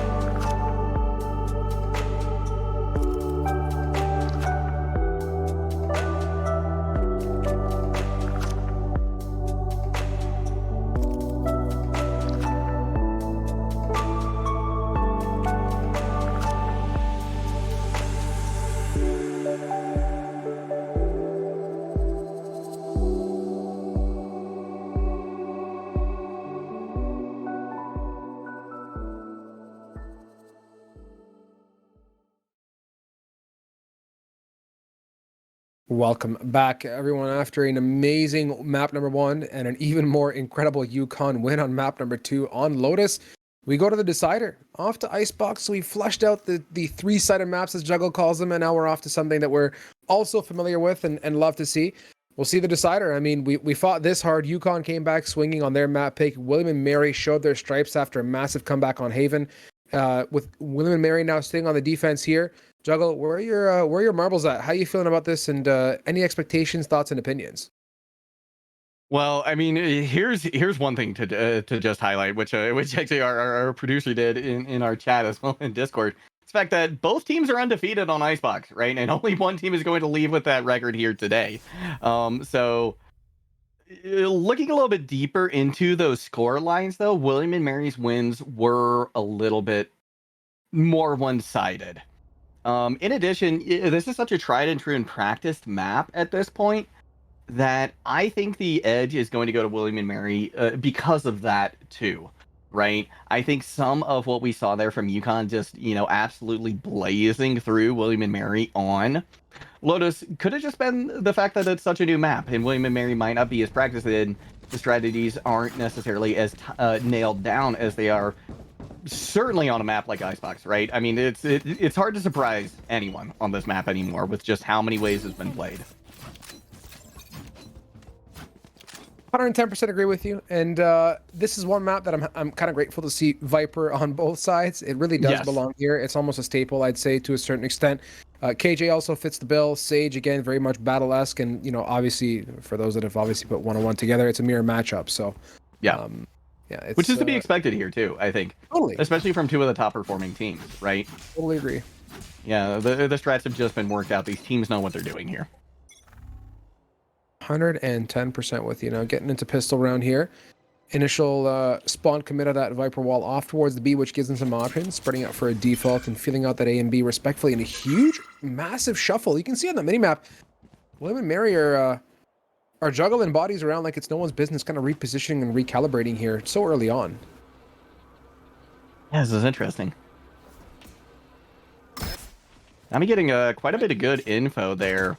Honestly, for Yukon, right? They know that, look, they're not even going behind Orange there, right? They're just recognizing nobody's holding it. They don't need to do it. They don't need to waste their time. So they're going to quickly take site. The plant, though, is happening on A. That's a juke and a half. A little bit here, long range battle, classics, and yeah, we got the full shake and bake effect now. What's interesting is Yukon is very much playing the distance game on the post plant, and the fortunate part for William and Mary is they have a Viper wall which can easily block this off. So I think they're going to pay the price on the defuse in a second here. Yeah, I think there is. That Viper wall has already gone up. They fake the defuse. Yep, that's going to draw out the util. There's the nano swarms. They won't have to worry about that in another second. Right does go down. Yukon able to trade out just a little bit, but now Big Ol' Timothy with just a sliver of health, able to get the headshot. They are traded out once again. Stan gets the defuse as well. There's barely any time. Is it gonna happen? No, it won't. And Yukon barely squeaks out a win there. Shocking series of events, but you hit the nail on the head with your call, right? They really did a good job of buying time for that Viper wall to become ineffective. And I mean, coupled with Stan's pop shots through the orb, just couldn't get any better. I mean, a series of very great events led up to the continuation for Yukon. It's kind of interesting to see also how confident they are. They did the same thing in the previous round on Lotus. In their second round is they went with the full buy nearly, and you can see 3 Vandals or 3 basically full rifles on their side. It's a great approach, and they're feeling I think pretty energetic getting into this round. Big Ol' Timothy, though, taking a lot of damage early on. One stray bullet going to be able to take them out, but the heal is there. It's going to be the same for Square as well, though. Feeling a lot better. It's going to be tough to push here on A site. Now, we have Viper from Yukon exploring B, and I mean, look at it. It's wide open for them. Actually, no, that's William and Mary's Viper. They've just cleared B completely. They don't want to be caught out like they were before. With that beautiful flank, or the beautiful misdirection rather, that came out from Yukon. They are thinking about the rotation though. Ooh, this is gonna be interesting. Going for the double juke. Right here. Yeah, it's been a great little mind game situation early on too, right? Back and forth we go, and I like how William and Mary has early rotated off here. We'll see. Things are quiet though. UConn playing the site take the way that I would love is just radio silence until it's too little too late, and then they're going to go for the explosion coupled with the Viper Wall. They both go up in crisscross fashion, call it tic-tac-toe, but what we're about to do is line up a whole bunch of picks across the board. Escape in here, going for the wrap around the backside of things now. Unique shutting it down, Timothy spamming, and these Viper Walls are proving to be an absolute mess for both these teams now, having to fend off the fringes and look to gain some sort of site control through the green mess, and I Can't See can definitely see the opportunity and seizes it like it's no one's business. That was just beautifully done by them. And now, Fane is off in Kansas, right? So it's a big rotation that they have to do. And they've got no room for error, and they meet a wall, too. I mean, this is just kind of worst-case scenario, honestly, if you're Fane, if you're William and Mary here. And I feel like Fane is just kind of asking themselves, right, like, what do I do? What do I do here? You know, at this point, you hope to maybe just get a pick. And they're going to throw up the wall. For the defuse, but, I mean, Big Ol' Timothy knew where you were. The bullets rang true. Certainly do, and love the usage of that recon dart towards the tail end. It's a great way to play a post plant through that very, very strong Viper Wall. Yeah.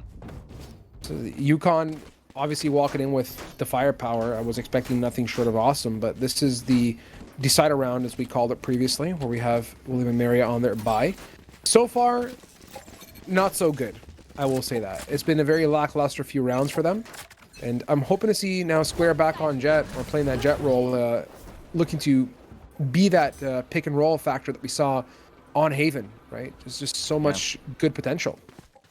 And I got to call that out again, and I'm going to continue to, because it's such an incredible stat. UConn is 5 for 5 on pistol rounds. On the first 2 rounds, as a matter of fact, on each half. So that's... When you have that much success on your pistol rounds, that's just indicative of a phenomenally strong team. And I honestly think that this 5th place is not going to last long for UConn, regardless of the outcome of this game. I think that they're showing top 3 potential here, for sure. Gonna be big, heavy defense here, a lot of gunfire around C. Spike is planted, early trade. Everybody else, though, remaining relatively healthy. Well, that's a nice snake bite as well. They actually get the kill off of it, too. They try to go for the defuse.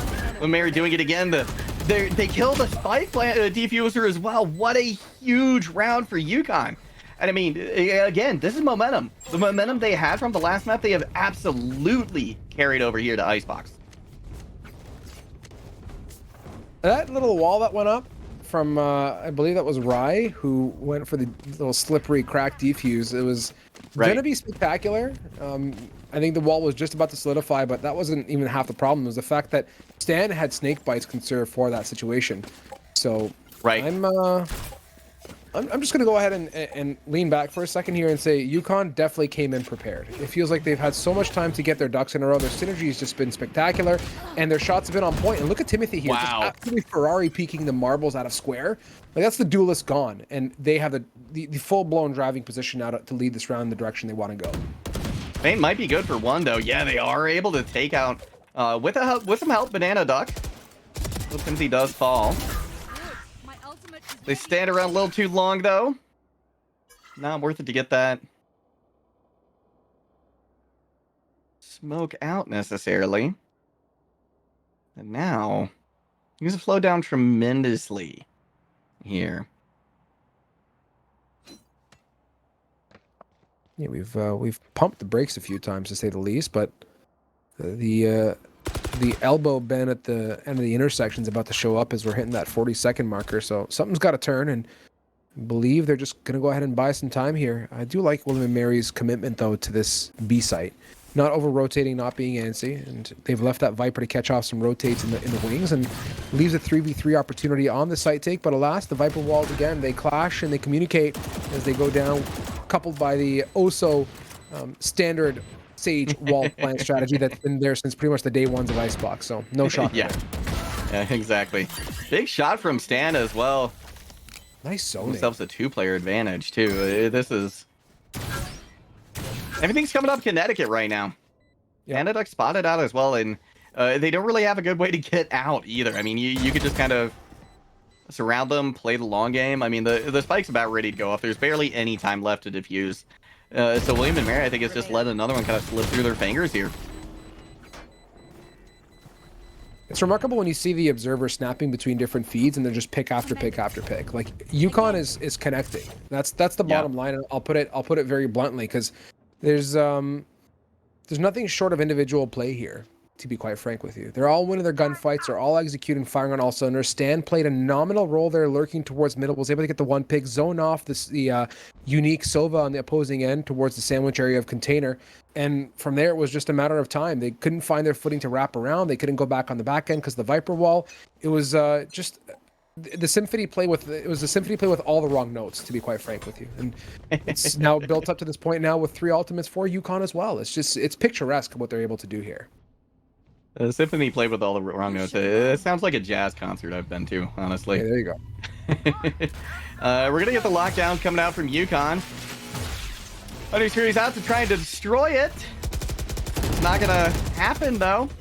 Might have slowed down the defuse. And in fact, one player going to get caught out. That's Banana Duck. Huge pick for UConn. And William and Mary, it honestly feels like they're falling apart at the seams. I wonder if it's, this is an unusual position for them to be in, right?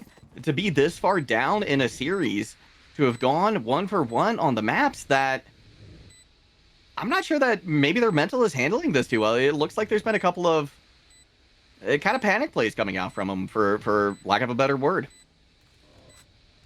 When I watch the POV feed of what UConn does, they don't miss. It's just it's detrimental if you're William and Mary, right? Because you're playing the distance game or you play the aggressive game, and no matter what you do, you just come up short.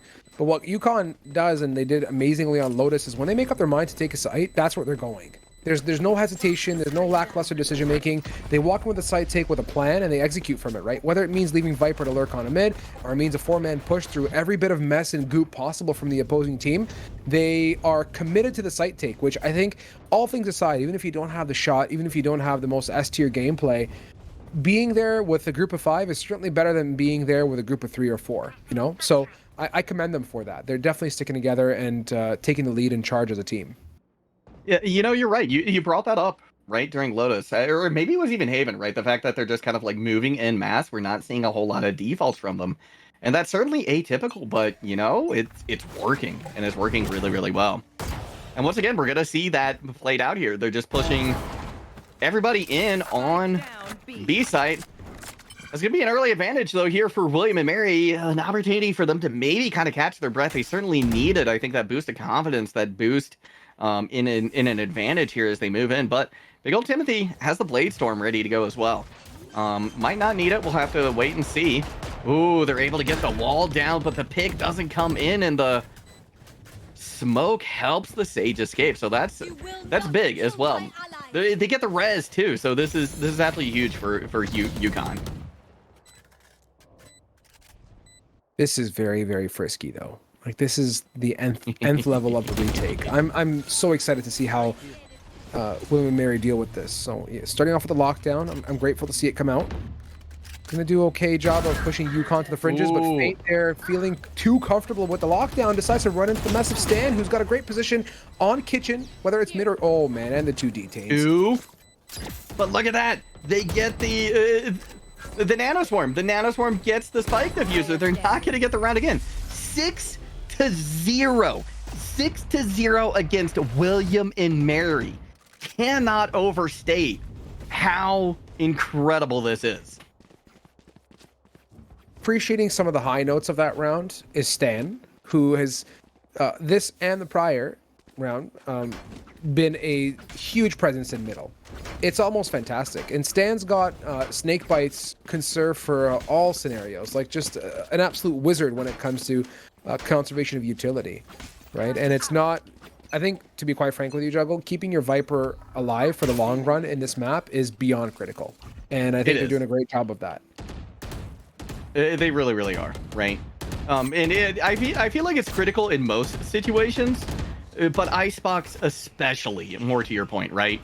I mean, there's so many lineups, so many different ways that you can cover the site. And just in general, you always want your controller to live, to survive. But you're absolutely right. On Icebox, it feels just absolutely critical. And honestly, this is William & Mary falling apart at the seams. UConn is not giving them any quarter. And I want to put the emphasis more on UConn, right? Because it's William & Mary falling apart at the seams, but it's because University of Connecticut is just ripping them apart at this point.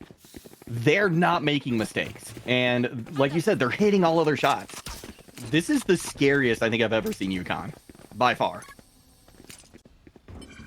Heard that. I mean, I haven't seen them more than a handful of times, but I don't think you need to if you just watch how this has been going. You get a very good image of what this team has done, and having gotten themselves in this position and delivering this type of a blow to William & Mary is monumental at its best. So Timothy holding firmly on site.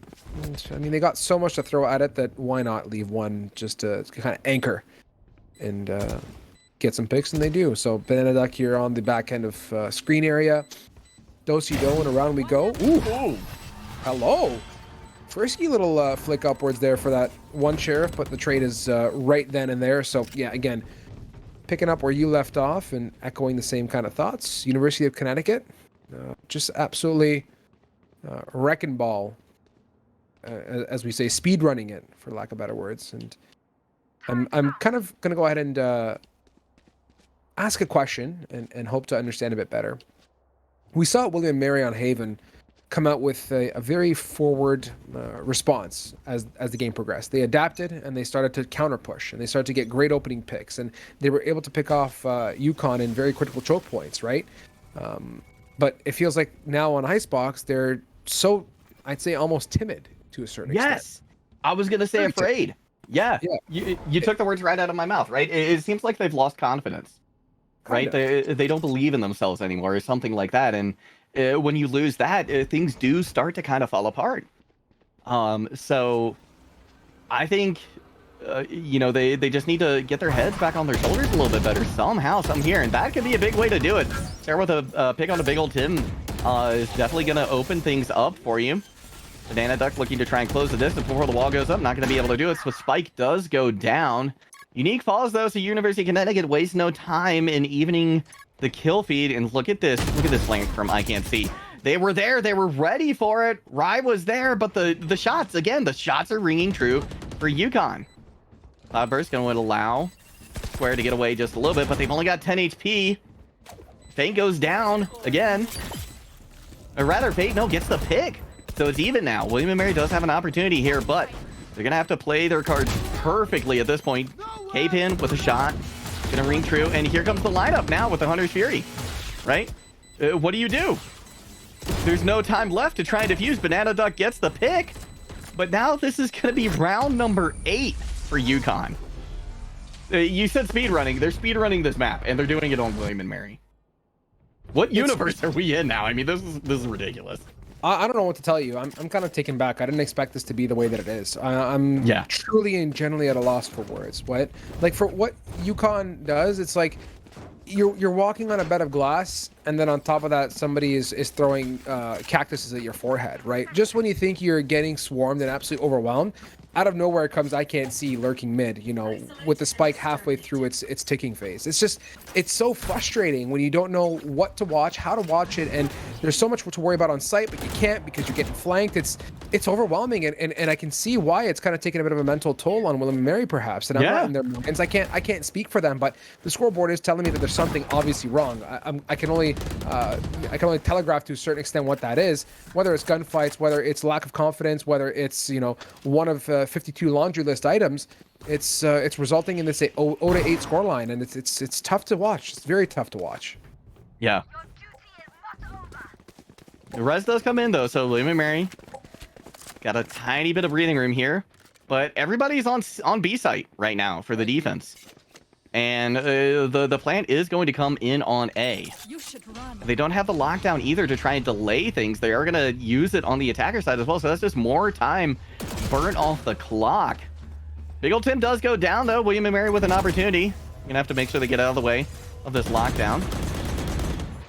Spike actually still hasn't been planted, so this is, again, a pretty big boon here for William & Mary because it's given him the opportunity to kind of close the distance, close the gap, and also get this very big flank. But now you throw in the Viper's Pit too, right?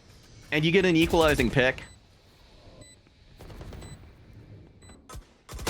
Question is that Viper's Pit worth something? Oh, Banana Duck almost lines up the 1-2 combo here. I can't see. Watching the flank, Stan is obviously telegraphed and given away. Cape-In, ooh, just dancing around and despite the turbulence, despite the initial battle from William & Mary, the score continues to cascade 9-0, and it feels like they've got not only bodies in the right place, they've got utility to kind of come out and I guess really push the agenda forward, right? That round with the lockdown, previous round with the Hunter's Fury and the post plant, now the Viper's Pit as well on top of that. It's there's an answer for every round, and whether it comes down to the shot or the usage of some bit of kit in their arsenal, they've got something in the books. And when you start to put those together, it's kind of unstoppable, and the score line speaks to that.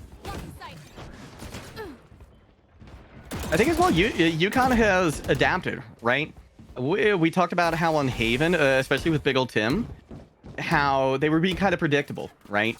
And a lot of their success, I think, early on Haven was because they were being so unpredictable, right? You couldn't tell where they were going to come from or when. And that's not the case here. UConn is actually, I think you put it great, right? When you were talking about William & Mary doesn't know where to look and when, and that's because UConn is just being, I mean, they're pulling out every trick in the book here on Icebox, honestly. Right, they are keeping William & Mary guessing. They're keeping them on their toes, and because of that, they don't have firm ground to stand on, and they're just losing these fights over and over again. That's going to be a big pick, though. Huge, and the gun recovery off of it as well is a big plus now. They managed to regroup and recalibrate and hit this B site now. Viper Wall supporting and allowing them to push through square. Gonna go ahead and jiggle right on by opposite Jet here. Oh my gosh. The opportunity was so prime, but actually, wait a minute. Spike is safe and in a good spot for Square to hold it off, and they know they're going to have to wrap around, and Stan and Co might just do a great job of that. Where is the help from Nami? It's here. Oh, it's not there. There it is. Beautiful. Woo. William & Mary gets around. I mean, that they needed that. No other option. They really, really needed that. Totally. It's going to take more, though, to bring him back in this game. That is for sure. But got a couple tools ready here. I like the fact that they got the Viper's Pit and they got the lockdown. I think one of the keys here, though, for William & Mary is to get a round win, but make sure they only use one. Yeah, I was going to say, I don't know about you, but I took a big deep breath here in hopes of William & Mary to secure the next two. They desperately need it for half number two, and it's a vibe right now, to say the least. And with, again, aggressive pushes coming out, Cape-In actually gets a nice little dink off, but it's not enough to get Feint out of the equation. Going to run away and grab a heal from friendly Sage is a great start to it. 1-for-1, tit for tat. Luckily, they still have Spike in hand, and they haven't even committed a Viper Wall just yet. So keep that in the back of your minds. They're fully playing it as a reactive situation versus dumping it pre-round. So expect something great here on the post. William & Mary, though, very aware now that the push is coming in on A. They ain't going to be able to take down I Can't See. University of Connecticut is going to be fighting from behind once again. William & Mary now starting to really bare their fangs. They've cut down UConn to just 2 players here. Looking to get round number 2 on board for them. As Nami's opting for a flank here. Square, though, going to be hearing them do that. They're going to just quietly track them around back to B site.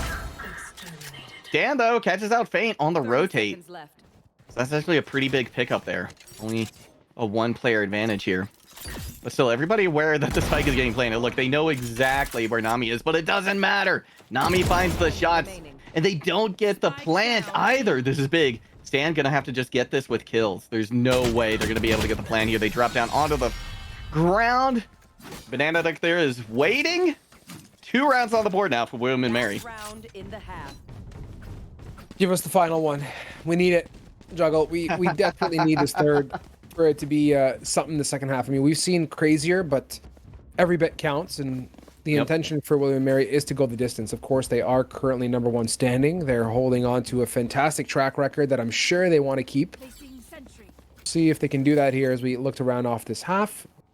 Luckily for both teams here, finances are pretty prime. Full buys aplenty. Square on the operator here. Need to see the pick. Need to see it come through.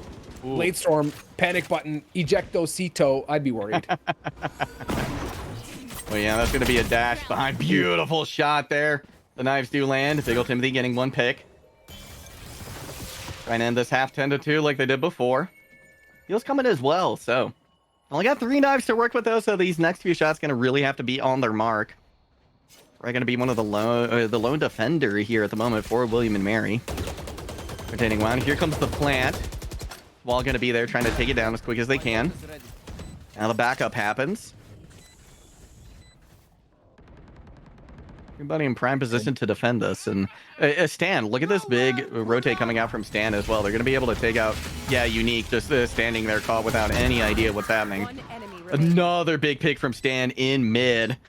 It's going to be Sage. Try to hold things down for William and Mary. Rye. The hope and a dream, but that's a flawless round to end the half here.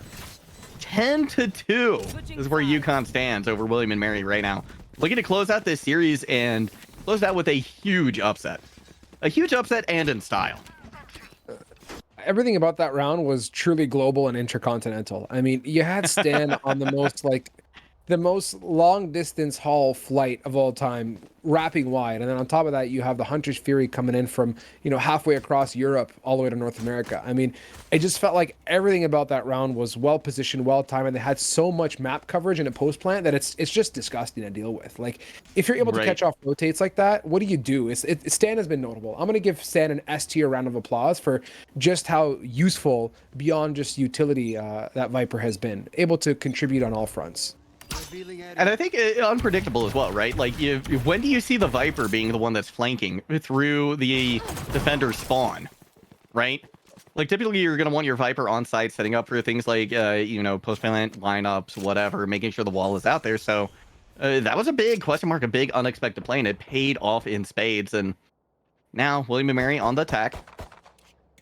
Going to B site, I not surprised by this at all, right? A very strong site to take. You play it by the book, which it looks like they're trying to do here, and hopefully you find success. But Stan, at least going to be looking to trade here.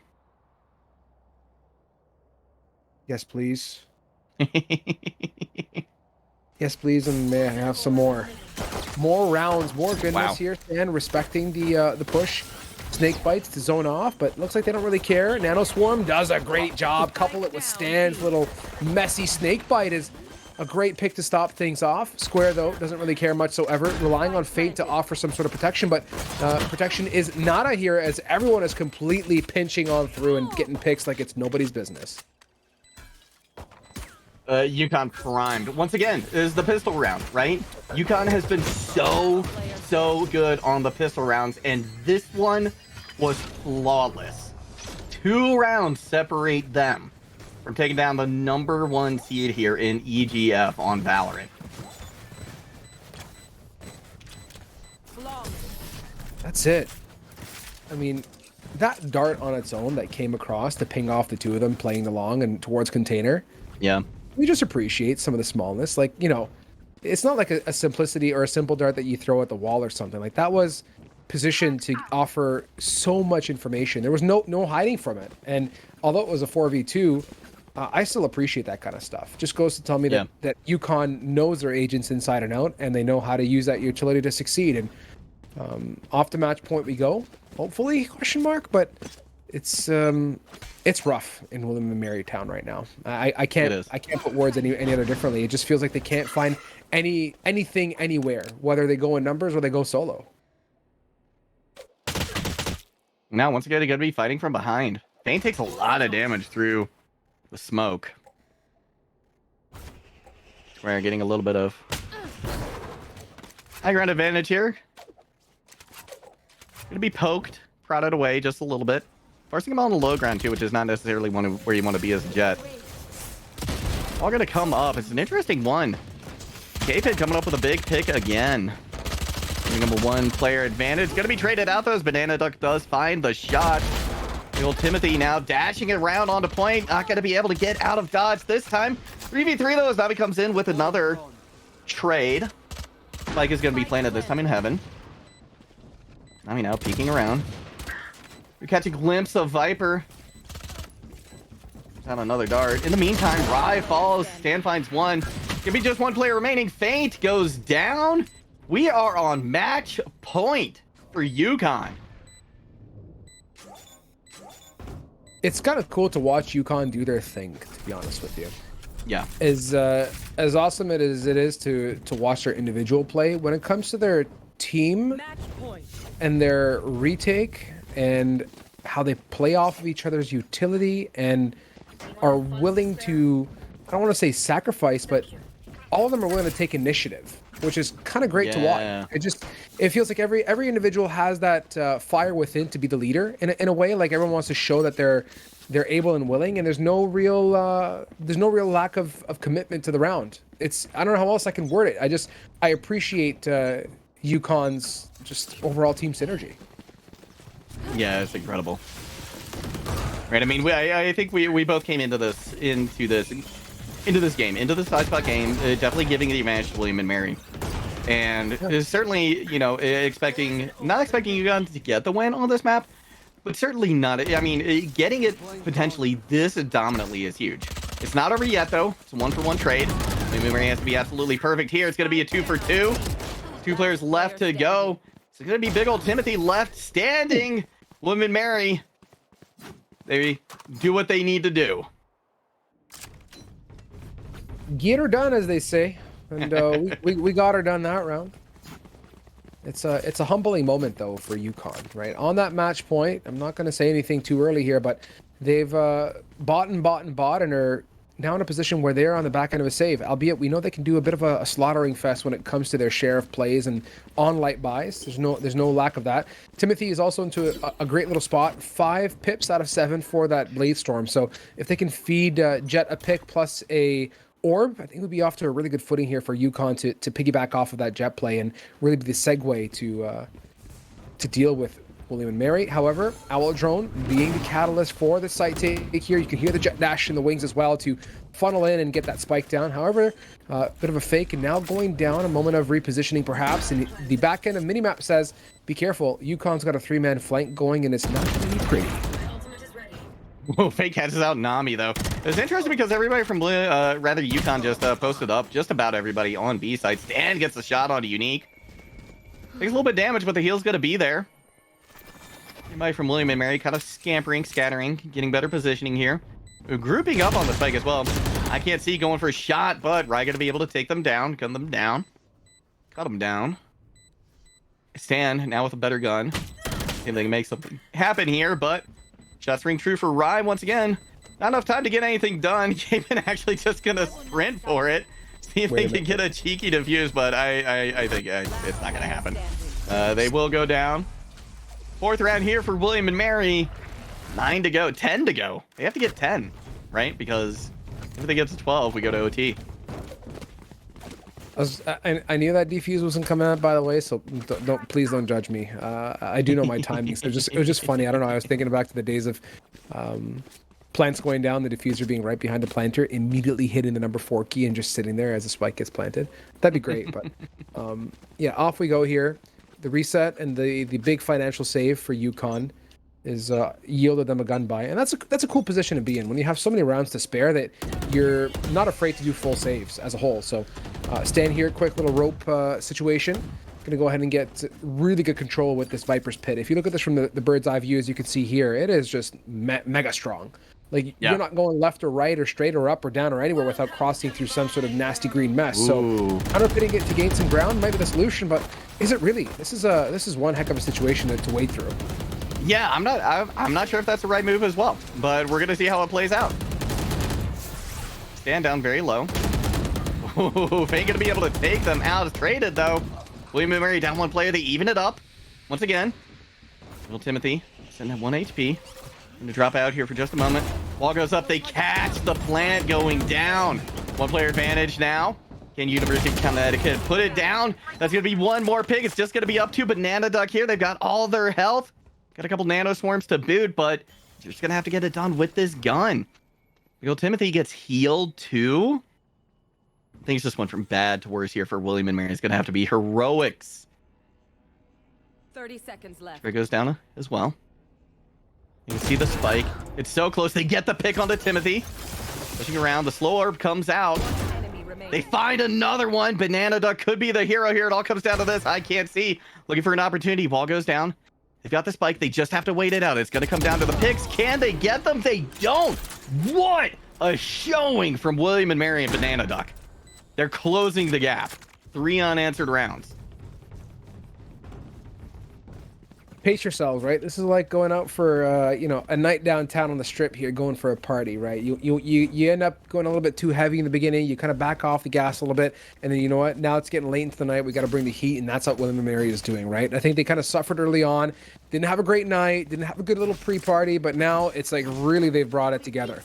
It's monumental to be in with your back up against the wall in a 12-5 and to clutch it out like that. Like that's energy. Yeah. That's team morale at its finest. So Timothy, now we talked about the pips on that blade storm is now looking forward. Oh my God, the crosshair placement. Hello, massive 1 and 2, and that's Juggle put that one in the books as a doozy.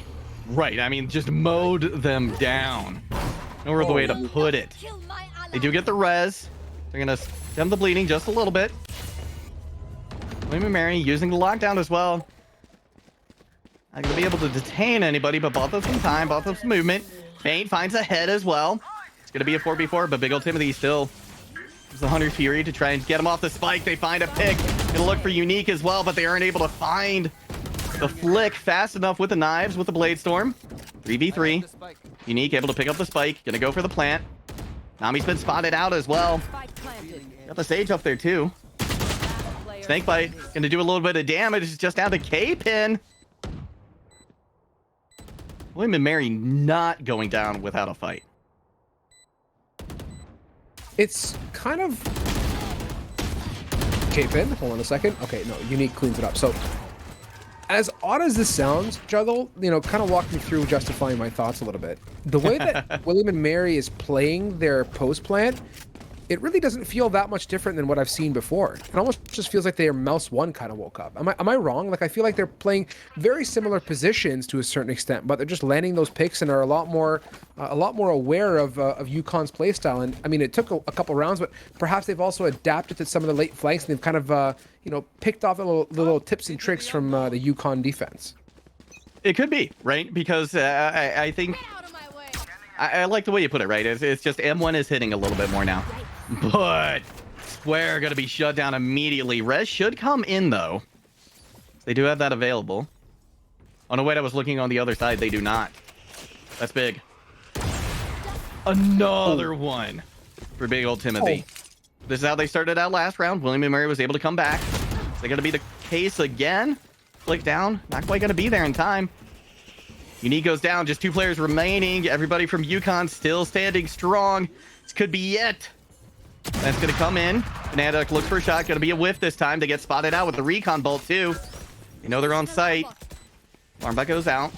I get him a little early warning. A little shot taken from that shock bolt. Banana Duck does find one. Big old Timothy starting to peek around this corner. Shot comes in, though. Big old Timothy not to be messed with. Ray is there. University of Connecticut coming away with the upset. Taking down the juggernaut in William and Mary and throwing this top 5 into disarray here in EGF. For Valorant, it is anybody's game now at the top of this seeding here. What a showing from UConn. Beyond massive. I mean, those 2 picks that Timothy pulled off on that last round was the summarization and the epitome of what I think this entire map was. And the series itself was a banger. We started off with a great 1 and 2, and to see UConn be this strong on a decider map, it's spectacular. And they've taken a win off of #1 standing team, which must feel really, really good, Juggle. It has to, right? And we talk about momentum, right? They carried the momentum from Lotus into Icebox. Now for UConn, the big question is, can they carry that momentum into next week and beyond? Because they've put themselves in a phenomenal position here in Valorant for EGF. So love what I saw today. It was a pleasure getting to cast with you as well, Strive. Before we close things down and I say goodbye, you're going to be on for a while longer here, but I'm going to be taking off. Any final words from you? Nothing from my side. To those that have watched and enjoyed that matchup, don't go too far. The next one's right around the corner. We're going to be going off to, I believe it is Delaware going up against William. RIT. Oh, sorry, Delaware against RIT. My Sorry, alma mater. Yeah, so I'll be watching. I'll be watching. So excited to see how this goes. Cool. But as well, big thanks to Juke in production. Always a pleasure working with you as well. We'll see you all back here soon.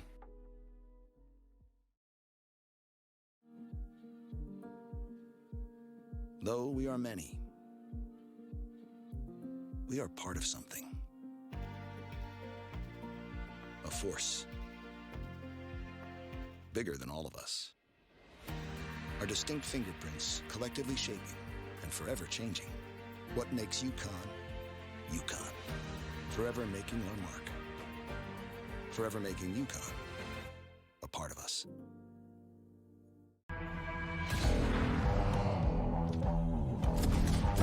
Dead. Oh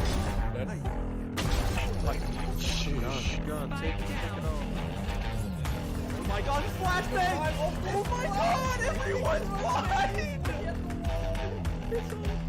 Get another flash! Yeah.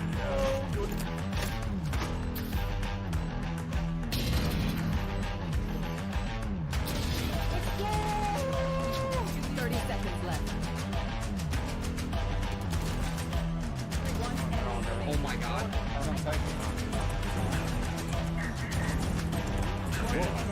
Yeah.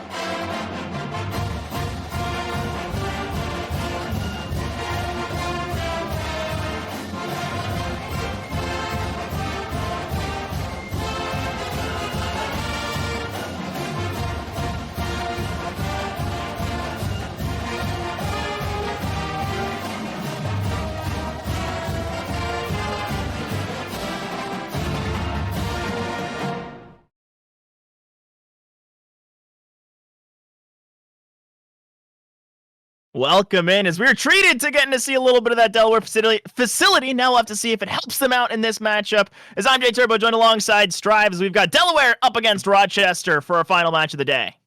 Yeah, indeed. We're coming off a great first series. First of all, like we saw what I think was the most banger of a 3-mapper that I've seen. Icebox completely blew me away. Connecticut was actually primed and set. If this series is going to be anything of that nature, I'm ready to go the distance here, Jay Turbo. It's going to be a great night nonetheless. And we don't get the 10 p.m. here tonight, so that's unfortunate. So for those that are joining us that have stuck through thus far, enjoy the series, and we're looking forward to having you. Yeah, exactly. Super, super excited. And also, this is between two teams that are right next to each other in the standings as we're taking a peek. Number 9 and number 10 duking it out. Rochester looking for their 5th win of the series, and Delaware looking to contest Hawaii for that number 8 spot. Of course, everyone looking ahead to playoffs and seeding and all that, and both of these teams trying to stick in that top 10. So pretty big moment for both of them. Yeah, absolutely. I mean, this is what dreams are made of. And as you try and fight your way up the standing, it's about getting some momentum and steam behind you, right? We talk about the whole idea of having, some vigor behind you in a best of 3 series. But in the overall global standings of the season, it's important to fight to the end and to get your team synergy, your comps, your strats, everything all kind of lined up and squared as you kind of progress throughout the season. So as we hop over to the rosters here, we get to see exactly what these two teams are made of and who runs it top to bottom. Again, notable players that I've had the pleasure of casting in the past, and it's exciting to come back here yet again and to kind of pick up where the pieces were left off in my previous cast. Yeah, exactly. Really excited on Rochester's side to see Chad Bino and Lionheart, seen them step up from time to time. Seen Lionheart even pull out the Yoru at times, so that'll be exciting. See if he can push out the Lion cart. Little shout out to the Rochester fans out there. And then for Delaware as well, Lelk, Lilbro, Kev, Aether, all very strong players. Just excited to see this squad step out. I personally haven't seen Delaware in a little while, but of course both of these teams sitting around that Ascent, Immortal, everyone just reaching that point before. So the gun skill is going to be strong, and it's going to come down to, is that team coordination really there? Yeah, for sure. Here, as we talk about some of the maps now, and the conversation is critical. We get to see a Lotus Icebox as the 1 and 2. So RIT pick on Lotus with UD on that defensive side. The next map is going to be that Icebox selection. That is a University of Delaware one picked as well, with RIT attacking. And the only difference between our previous series is the decider on the tail end. That is the good old-fashioned Ascent. Going to be the opportunity for RIT to attack. It's going to be a great one. Let's get down to this first map, however, talking about the agent selection on Lotus. We did talk about some Gecko in the past, and I can see Fahim hovering it. If we do get that here, J Turbo, I'm going to be a mighty happy beaver. Oh, me too. I'm excited. I didn't get a chance to see it in my last series, and I would certainly love to see some Gecko today, as this is Rochester's pick, but they have yet to win on this map, getting close against St. John's, getting crushed by Hawaii. But for Delaware, they've had a lot of success here, beating Cincinnati, DePaul, and Marquette on Lotus. As we're looking like we're mostly solidified on the both ends. University of Delaware are hovering on that Astra, Breach, the Chambers, Lock, KJ, and the Arrays, and the opposing end of RIT. Saki's on one of my favorites for this map, the Jet. Chad Bino, we talked about in the back ends during the break about Harbor and the importance of it. And I think this is that one map that really could make use of that agent to offer protection in the land of Mound, as we say. Fahim, we did mention the hover on that Gecko, Hunter, Breach, critical entry potential as well, with Lionheart being that KJ, that anchor, the opportunity to block off some of the flanks and the wideness and bigness, two words that bigness, I don't know if that's even a word, to be honest with you, J Turbo, but you get my point. It does its job as a controller there to round off the side of RIT. No, I mean, seriously, Strive. Like, I think the bigness is a good way to sort of encapsulate the high tide and the cascade with how much space they can take, how imposing it is to see those walls of water just walk towards you and just cut off so much, as it seems Fahim not swapping off the get-go. We're gonna get it locked in. Here we go. New agent, new times. Rochester, new map, newest agents. This is exactly what you want. They're pulling out the spice here in game one. Yeah, absolutely. This is great. I'm thoroughly chuffed now. I think going the distance here, and for those viewers that stuck through this with us right now, I think it's a treat to come and watch Fahim run some Gecko down for us. I've had the chance of seeing Fahim, Chad Bino, Saki in the past, along with much of Delaware too. So I mentioned that.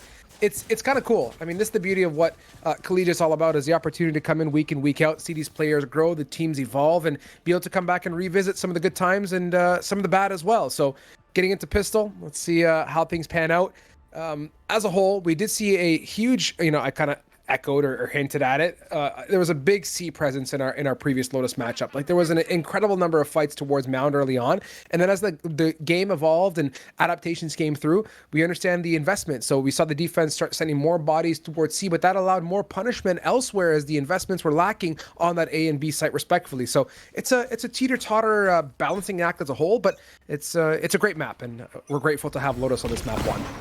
Yeah, super excited. And we saw in the last series, William & Mary really struggled, but no struggle at all here from Delaware, showing why they've won 3 times so far. Flash is already coming down. Seems like a bit of a team flash off of the Gecko pop, and instead they're going to use the Breach instead. And Lil Bro Kev does get cut down. It's 4v4, lots of fighting here out of main, and does seem that with that extra space taken from spawn, Delaware content to just wrap around from B all the way back to play retake. Yeah, certainly playing the fringes of the map and being safe at that. Harbor offering that entry potential, wrapping and curving. As you can see, they're drawing a nice little L shape, a little bit of an L bracket to protect that A side, as, again, the whole caboose of U Delaware is patiently waiting with a bit of a flank occurring on Aether. On the backside, doesn't hard clear the core, but connects with the Headhunter, rightfully where it belongs, to the head of Lionheart. Oh, that was dirty. You thought Lionheart had the time, just not quite. Flash goes out. Chad Bino not able to get it. Fahim trying, but it's just going into the blender of the Blue Hens as Delaware pick up round number 1. Great patience, great retake, good grouping on the wrap, and it started off with, I think, that flank pick, which did its deed, right?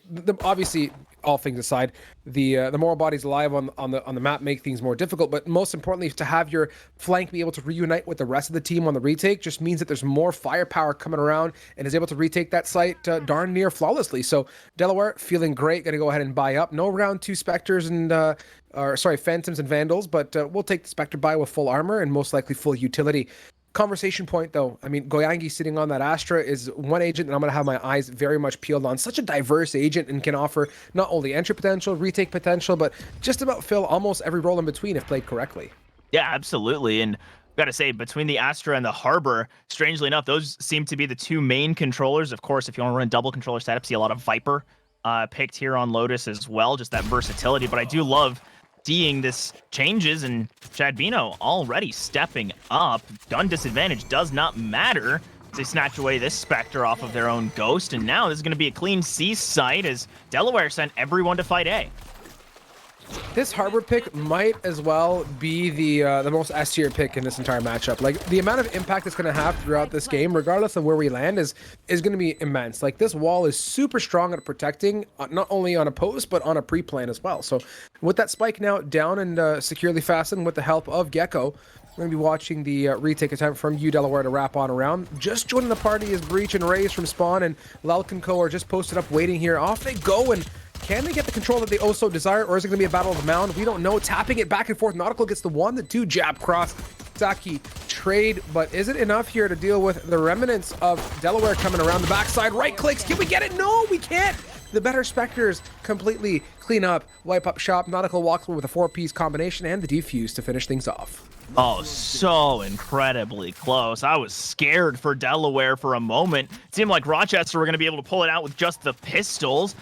Again, as you mentioned, able to secure the site. That Harbor wall doing so much work, but the retake coming in a little sloppy at the end. But I'm going to say, even though they could have had that round, they're not going to be too mad about that one. Got to be pretty happy taking 3 guns off the table now going into your rifles. Yeah, for sure. It's a dub nonetheless here. Let's see what RIT can do off the back foot. Stepping into a big round for themselves. Very much A-focused, and so far, I will say one thing. Delaware is doing a good job of respecting the different zones, especially. Like, at the same time as I'm saying it, we do get some C control towards Mound from that chamber, which is good. Raze is also feeling kind of frisky and jiggly. You can see on the minimap there with the focus cone. Trying to get some intel as to what's happening towards that B side, and off that and the bountiful amounts of noise made at this A site should be enough for Delaware to say, wait a minute, the party's at A here. We got to get moving. Yeah, this 2 members tree. Lelk already Frenzy, flashpoint slow, and the spray down from Hunta gets close. Goyanji gets 1, and she's taken down quickly by Chad Bino as it's a 3v3. So those 3 defenders, at the very least, able to keep this one competitive, is now Lionheart likes to run right into Nautical. Shuts him down. Bit of a reset coming through. Lil Bro Kev trying to dive on with Satchels. Gonna peek out, can't quite get the kill. Aether on the backside, once again taking down Lionheart. Now has a rifle, makes this very, very doable. Spot Saki. Chad Bino has practically no HP to work with, but that spike is ticking down. Cascade dropped to slow down this approach as Aether trying to peek through. Doesn't know where anyone is. Still has about 20 seconds to work with. Turns left, spots Chad Bino, but they're quicker on the trigger, and it's Rochester picking up round number 3. Love the way they played that post plant. Like, at the end of the day, knowing the HP situation, knowing they had to be united as a group to hold off that retake is very, very nice to see. And most importantly, they do get away with that gun round mostly unscathed, I'd say. Like, in the grand scheme of it, losing 3 guns, coming back into this one with the half farmers and the full buys, to me is almost a W for the most part. So happy to see. But Delaware now, Aether's picked up that very, very expensive op. So it's got to make it's worth known, and it's got to get some picks if it means anything for us here, J Turbo. Yeah, and it's currently set up right over by Mound to hold that space. Does seem like Rochester want to focus on this A site, and I think for the rest of this game, we're going to see quite a lot of fighting around A, unless one squad really likes that Mound control just because of how much of the map getting this initial site control offers you. It's a pathway to spawn, it's a pathway back to B site. A little spray down from Nautical through the smoke. Doesn't deal any damage, but does, I think, alert everyone to the possibility. Is this Killjoy alarm bot going to signify that this is a B rotate? Going to see the wraparound coming from C and spawn. should be plant coming through, but already 1 kill going down. Hunter falling, and that's a lot of useful util, and the spike still has not gone down. They're kind of gently tippy-toeing around this B site for the most part, looking to get some ideas to where things are happening, if they can get a pick to equalize, but not happening in the grand scheme of it. Spike does get planted here. Aether holding the wall, looking away, and Lelk and Co coming around for the backside. Nice support. Good back-to-back picks from the side of Delaware. Here's the lineup from downtown in Narnia. Oh. I mean, that's about 3 pixels off, J-Turbo. Just I know. Yeah. It was there. In my heart, it was there, if that means anything. Yeah, like the idea was there. We could see it. Just a couple pixels. That is painful for Lionheart. Sometimes that's the way the cookie crumbles or the nanoswarm falls. But it is Rochester now trying to buy back. They have 3 rifles, 2 Spectres, and we've seen some scrappiness work for both teams with the saves being really, really scary for the squad that had guns.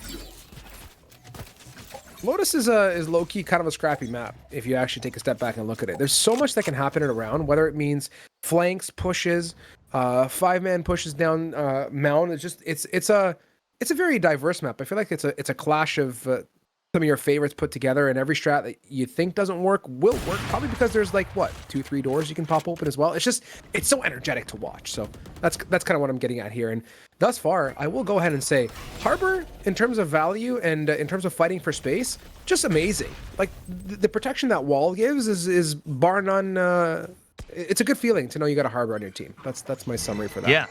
Yeah, no, I mean, it's especially with how linear so many of these sites are with their entryways. Harbor can just cut them off so efficiently. Is actually Aether on the right side of this wall as the Gecko ulti comes out. Doesn't find much yet and won't find anyone, but Aether shuts down Saki trying to engage as Chad Bino spraying down, looking for that elusive chamber, and instead it's going to be Lionheart on the flank, able to pick up Goyangi, and it's a good start to take out the smokes. Means that Delaware are going to have to step up and play with flashes, play with more explosive utility. As they're just going to work up this site nice and slow, but there's the lockdown on top of it, making this approach that much harder. There's going to be some util dropped, but of course there's the mosh pit for some extra damage. Can't stand in that one.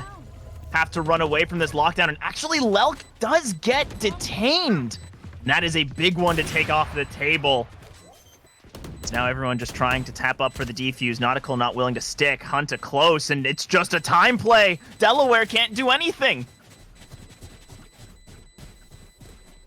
Spike goes boom. A large number of both teams survive in a borderline uneventful yet eventful round, if that makes any sense. RIT is happy to take the one and walk away, but again, we saw this in our previous Lotus matchup, is this C/Mound fiasco. Low-key got out of control. Like, it felt like I was watching, what I called it with Juggle was Mound Simulator is what it felt like. And I'm expecting that. I'm honest with you. It's just it's a rinse and repeat. So what I'm appreciating though thus far is that early on we've had exploration from RIT in all the different sites, which is good because at the same time it makes Delaware cognizant of the fact that they won't find a rhythm and a pattern. It's just an ongoing moving target. And as you said, Rochester want to move quick. These Tigers looking to pounce right onto the B site. Saki with the Blade Storm getting shut out by the Nanoswarm, but Lelk gonna have to be careful. And that Guardian not able to find any heads. Harbor able to cut off a couple angles, and now the rotates coming in. Aether around as well with the Operator, but not too useful on this site. Kill on the Wingman. Lelk with no recompense, no remorse for shutting down the little buddy, but Spike will still go down from Fahim. And now Delaware trying to figure out how to approach. The approach may need a go-around or two, unless they can get an opener here onto RIT, who's really well positioned on the site. Saki just admiring Breach's stellar haircut for a second there before absolutely beheading that player. And now with the Delaware advantage here, Lelk continues to pick off where those pieces were left with Goyangi and Cohen as they wrap around Fahim. Oh my goodness! Fahim! What happened? Fahim goes hard. Spectre go crazy on the short angles. It looked like Goyanji, she just stepped up and was spraying down, and the coordinated retake was almost enough, but with no nautical, no flashes, it just all fell apart. And man, Fahim really making use out of that SMG. Turned around again, the final kill as well. The 3-piece to close it out. We're all tied up 3-3, and it's been Rochester doing a little bit better once rifles are in the hands of both teams. Yep, for sure. And Delaware got 4 ultimates to back this one up here, and fighting for control immediately off the rip, getting some paint shells out. That keeps RIT busy, but they're not too concerned, sending out the Harbor guard the wall here to get them some footing off as they try and make a bit of a shake and bake towards that A site, and they are doing so. I can hear the good old KJ turret somewhere in the fringes, and it's just patiently waiting for the flank opportunity. Here's that rolling thunder now. Taki sends it through. Goyanji is just completely stuck in tree room, gardening to no abyss, and with that pick in the opening, RIT, off they go to site.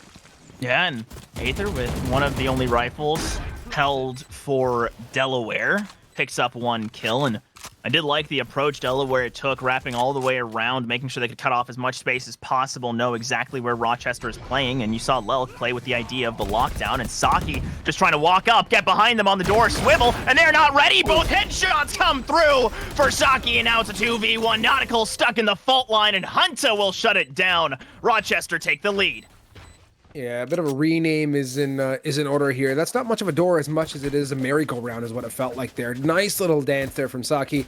Really reading the room super well, and amazing play. I love that. It's great to see RIT stepping things up here early on and really getting their footing in, right? They're digging their heels with 3 rounds consecutive, continuing to build off and pick away some of Delaware's utility. They managed to fight off 1 ult. We can see that good old tour de force is active as well from Delaware, so expect Ether to go a little bit aggro. Does have the near footing of the rendezvous as well to hopefully pick and roll. Yes, sir. All day. All you could ask for, Lionheart out of the picture. That means no swarms, no turrets to watch the flank, no lineups for the post plant. Saki using that instead for their own team as Flash does go out, doesn't spot much. Lelk just going to use that setup to great effect, get everyone a little bit weak, and actually get Fahim with the kill. And this is why you don't push into a Killjoy setup when they're confident on it. As Lelk just shutting down that push almost single-handedly, and there's not much left for Delaware to do as Rochester going to try and plant. Lelk still here. Jedvino turns the corner, runs right into their rifle, and that Phantom almost getting the 4K. It's Hunter instead to deny those dreams. Still a 3-piece for Lelk. Nautical trying to get this one back. Aftershock pop. There's nowhere for Hunter to go, and it's enough damage off the util. Well, tied up. Pocket 4s up top. Couple notable points there. I mean, Lelk's second jiggle there was not only an opportunity to get information, but it was just an opportunity for more support to come through. Also, since when does an Aftershock in that area have so much? It felt like it was pointed in a corner, but Loki had covered like a solid 6 meters square of radius. Like there was no escaping it, to your point. So tough position to be in, but to see that Delaware come out hot with it and with Lelk's support, it's good stuff. It's really good stuff, and we continue to go back and forth. What I appreciate so far is I've seen great economy management from both these teams. There hasn't been a time where I felt like one team overcommitted or undercommitted in terms of purchasing weapons. Everyone's got an answer for everything, and it's following off of each other's team play as a whole, like using ultimates such as that tour de force when needed. Very well done. Aether still here, not able to rendezvous out of that one. Hunter able to commit in the second thrash of the round. This one, at the very least, securing all the way back up to C site. Lelk still lurking around, but Lionheart on the bigger lurk gets 1. Nautical shuts down, denying 2. Still man advantage for Rochester. Took a little while for them to get the plant, but is secured in the end as that Aftershock used to hold on to a little main control, but Lelk coming out the side instead. Realizes there's some pincer potential and has to watch for it. Looks the right angle and sprays down 2! And Lelk has just been a menace on this C site. Takes away the man advantage, forces it to be just Fahim, and makes number 4. The headshot come together. What a... Just Lelk really stepping up these last couple rounds.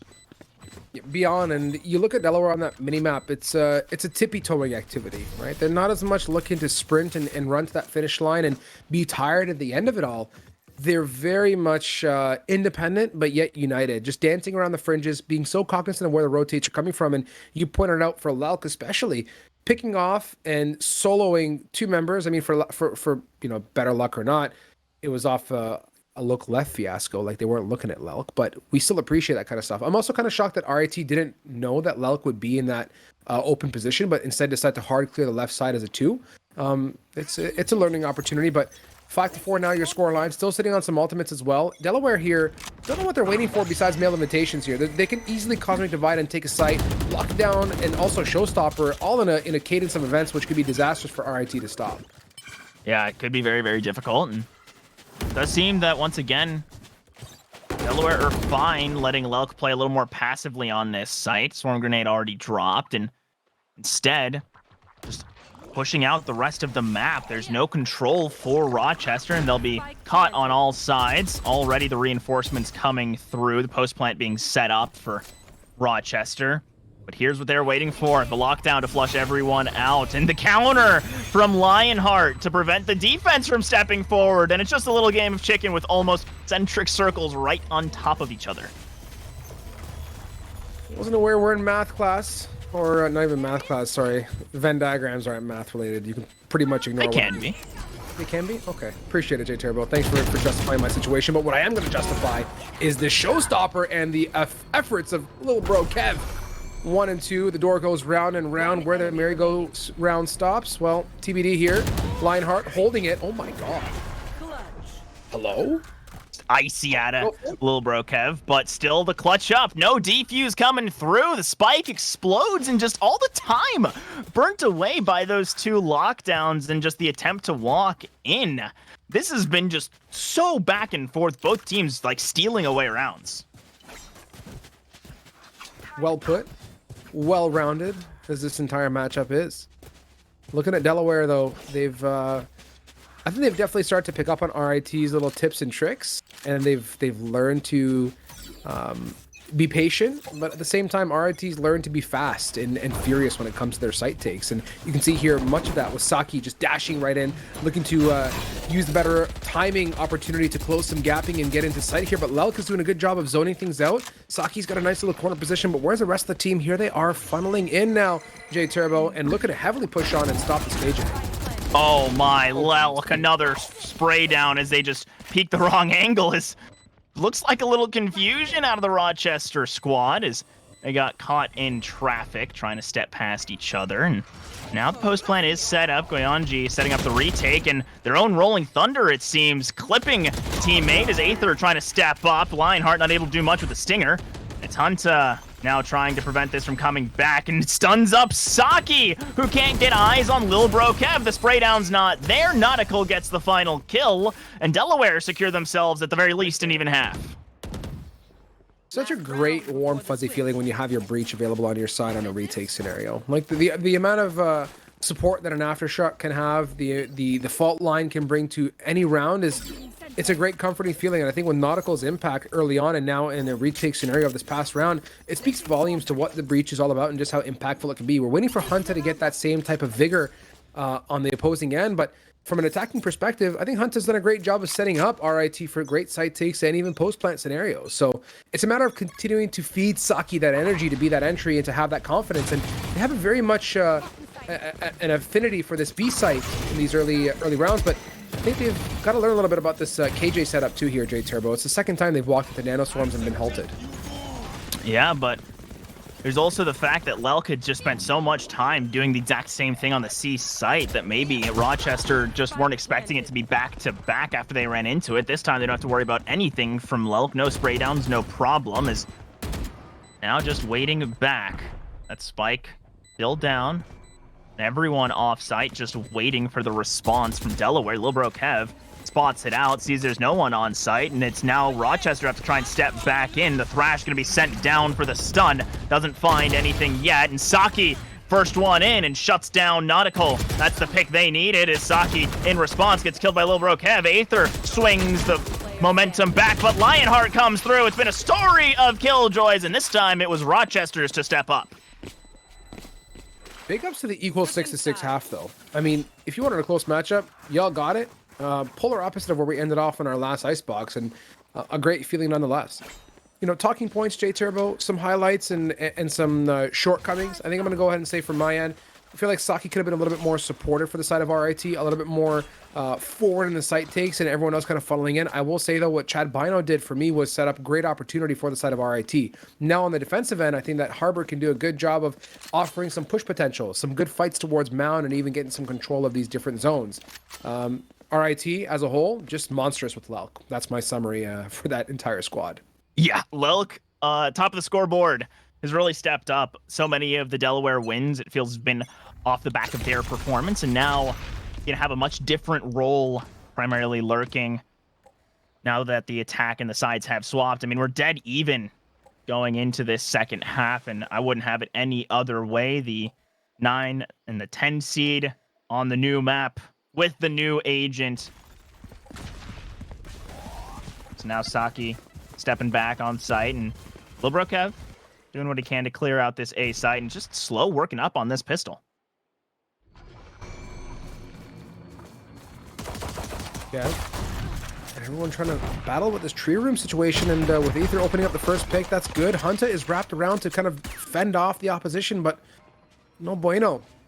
As Aether and Delaware continue to absolutely peck away at RIT and their defense, just one by one. These mono-e-mono battles are not the recipe for success if you're an RIT member here. Far from synergize, and Delaware now have basically full reign of wherever they really want to go. Yeah, that they do. This round, it was just so many 1v1s lost by Rochester, and it means that everyone's pretty low, so Lionheart could step up here. There's 2 very low members. Aether not going to be cut down as Goyanji turns the corner. It's all up to Fahim. Starts with 1.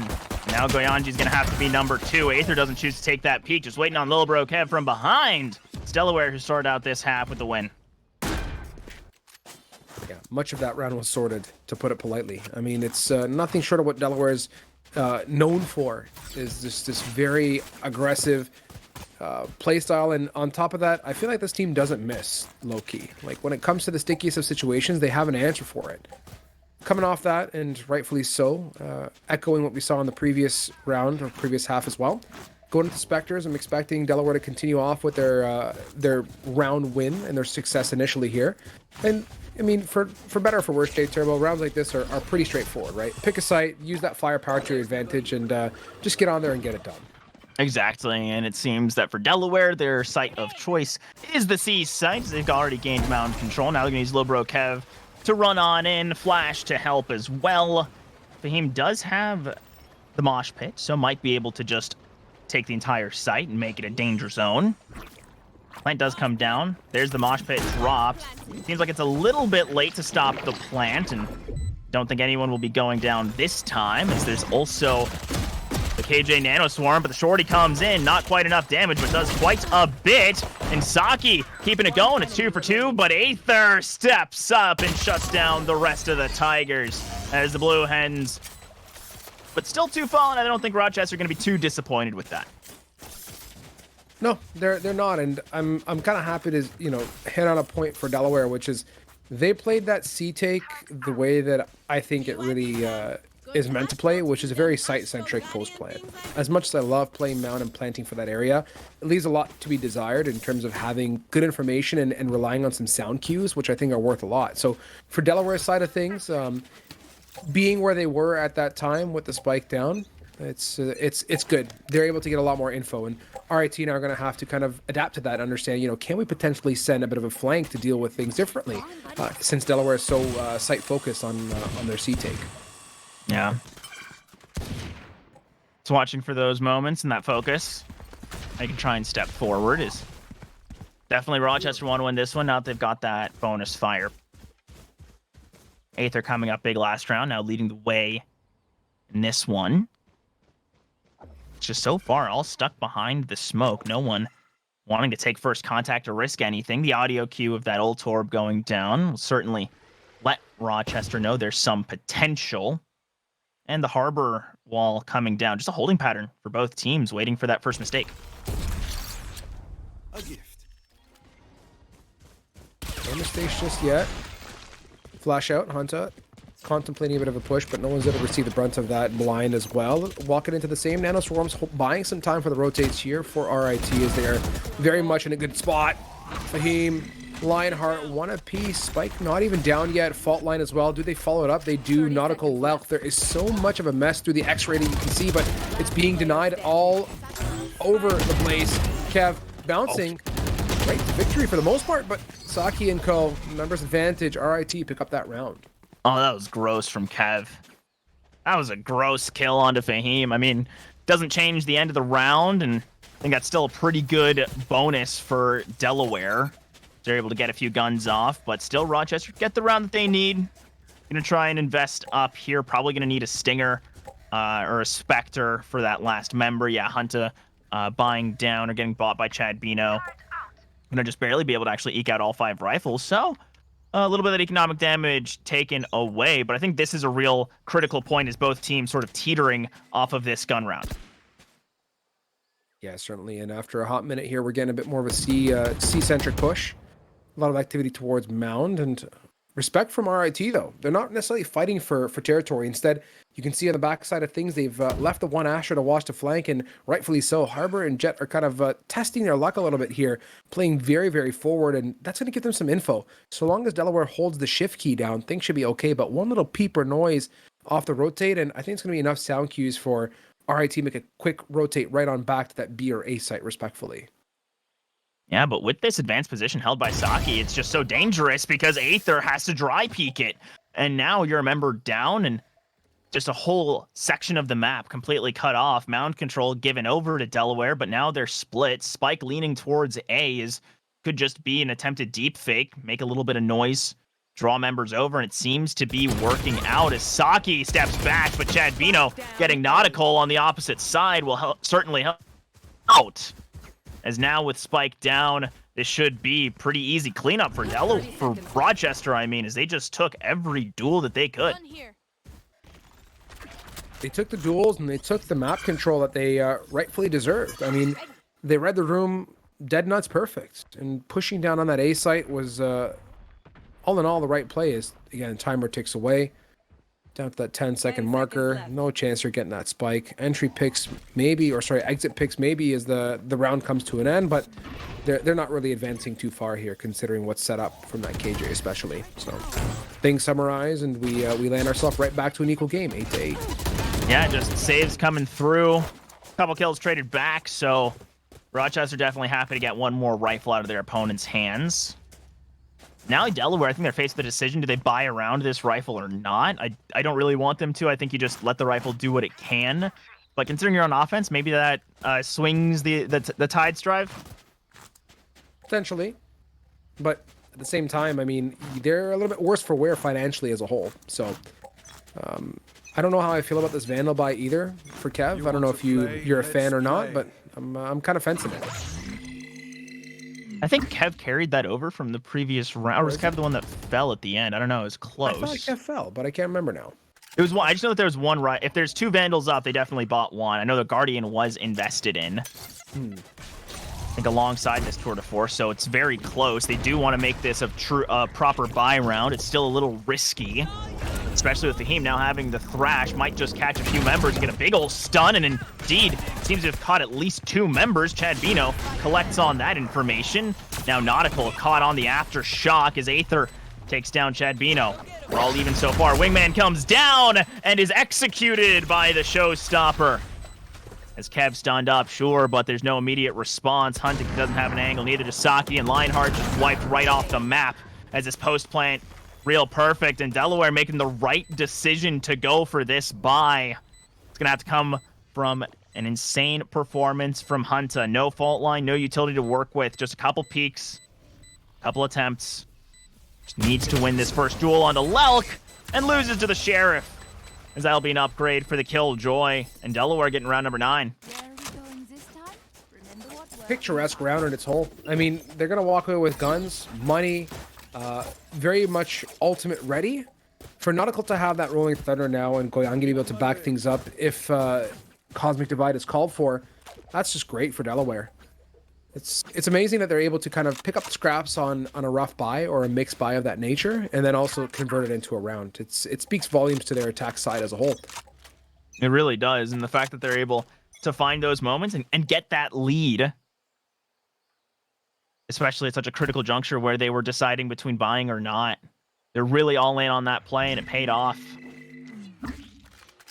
Trying to get whatever information they can, just messing around with their gadgets. Seems Delaware taking a slower approach, and it's worked out for them at times, so long as they don't overextend.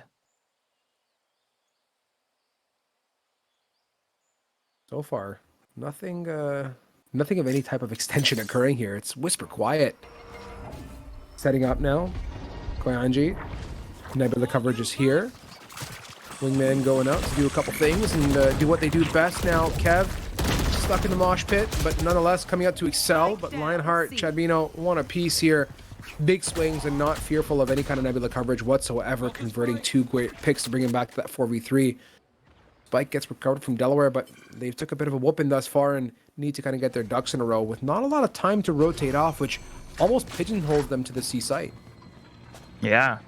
I think the fact that they took so long means that they have to invest this Rolling Thunder, and I think it only clips Lionheart. If anything, maybe this is an attempt for them to try and sell the fake back to B, doing those Ultra Mind games, but these footsteps are going to be heard loud and clear for Saki. He's holding this position with the operator, doesn't quite have the angle to shut down Goyanji, but it's quickly traded by Chadbino. Lelf gonna have to come up huge like he did in the last half, and instead, we're back to tied up. It feels like we haven't gone more than 1 or 2 rounds without the answer back. Yeah, great way to bring the point together of RIT's adaptability and overall awareness of Delaware's playstyle.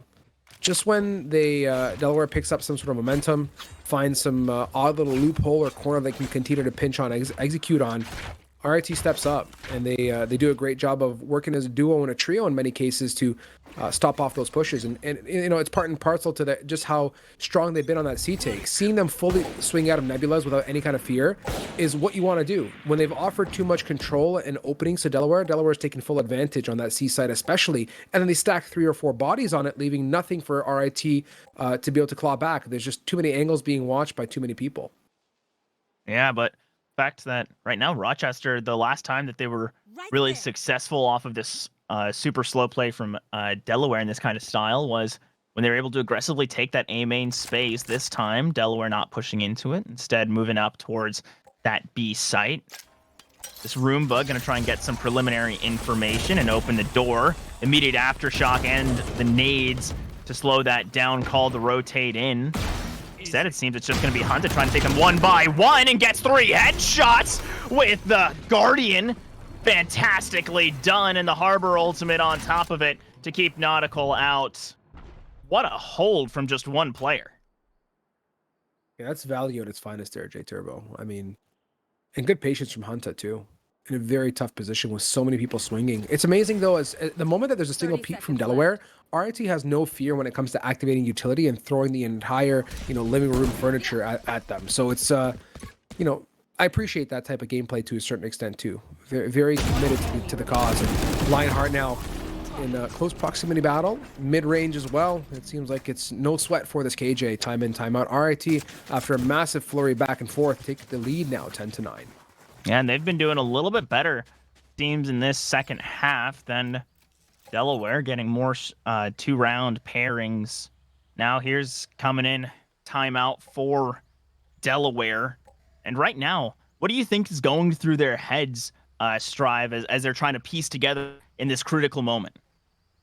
For Delaware, their strength has been numbers, and it's been in very, how can I put it, forward site takes. They've definitely not succeeded as much as they'd like to on that B. They've had relatively mediocre success at A.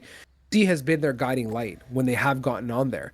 And when they do get on site and play it as a 4 or 5 member and are actually, cross-firing and holding things off, it works well in their favor. Where they come short is when they start holding 6 different angles and there's no real, consistency or continuity between what they're aiming to achieve.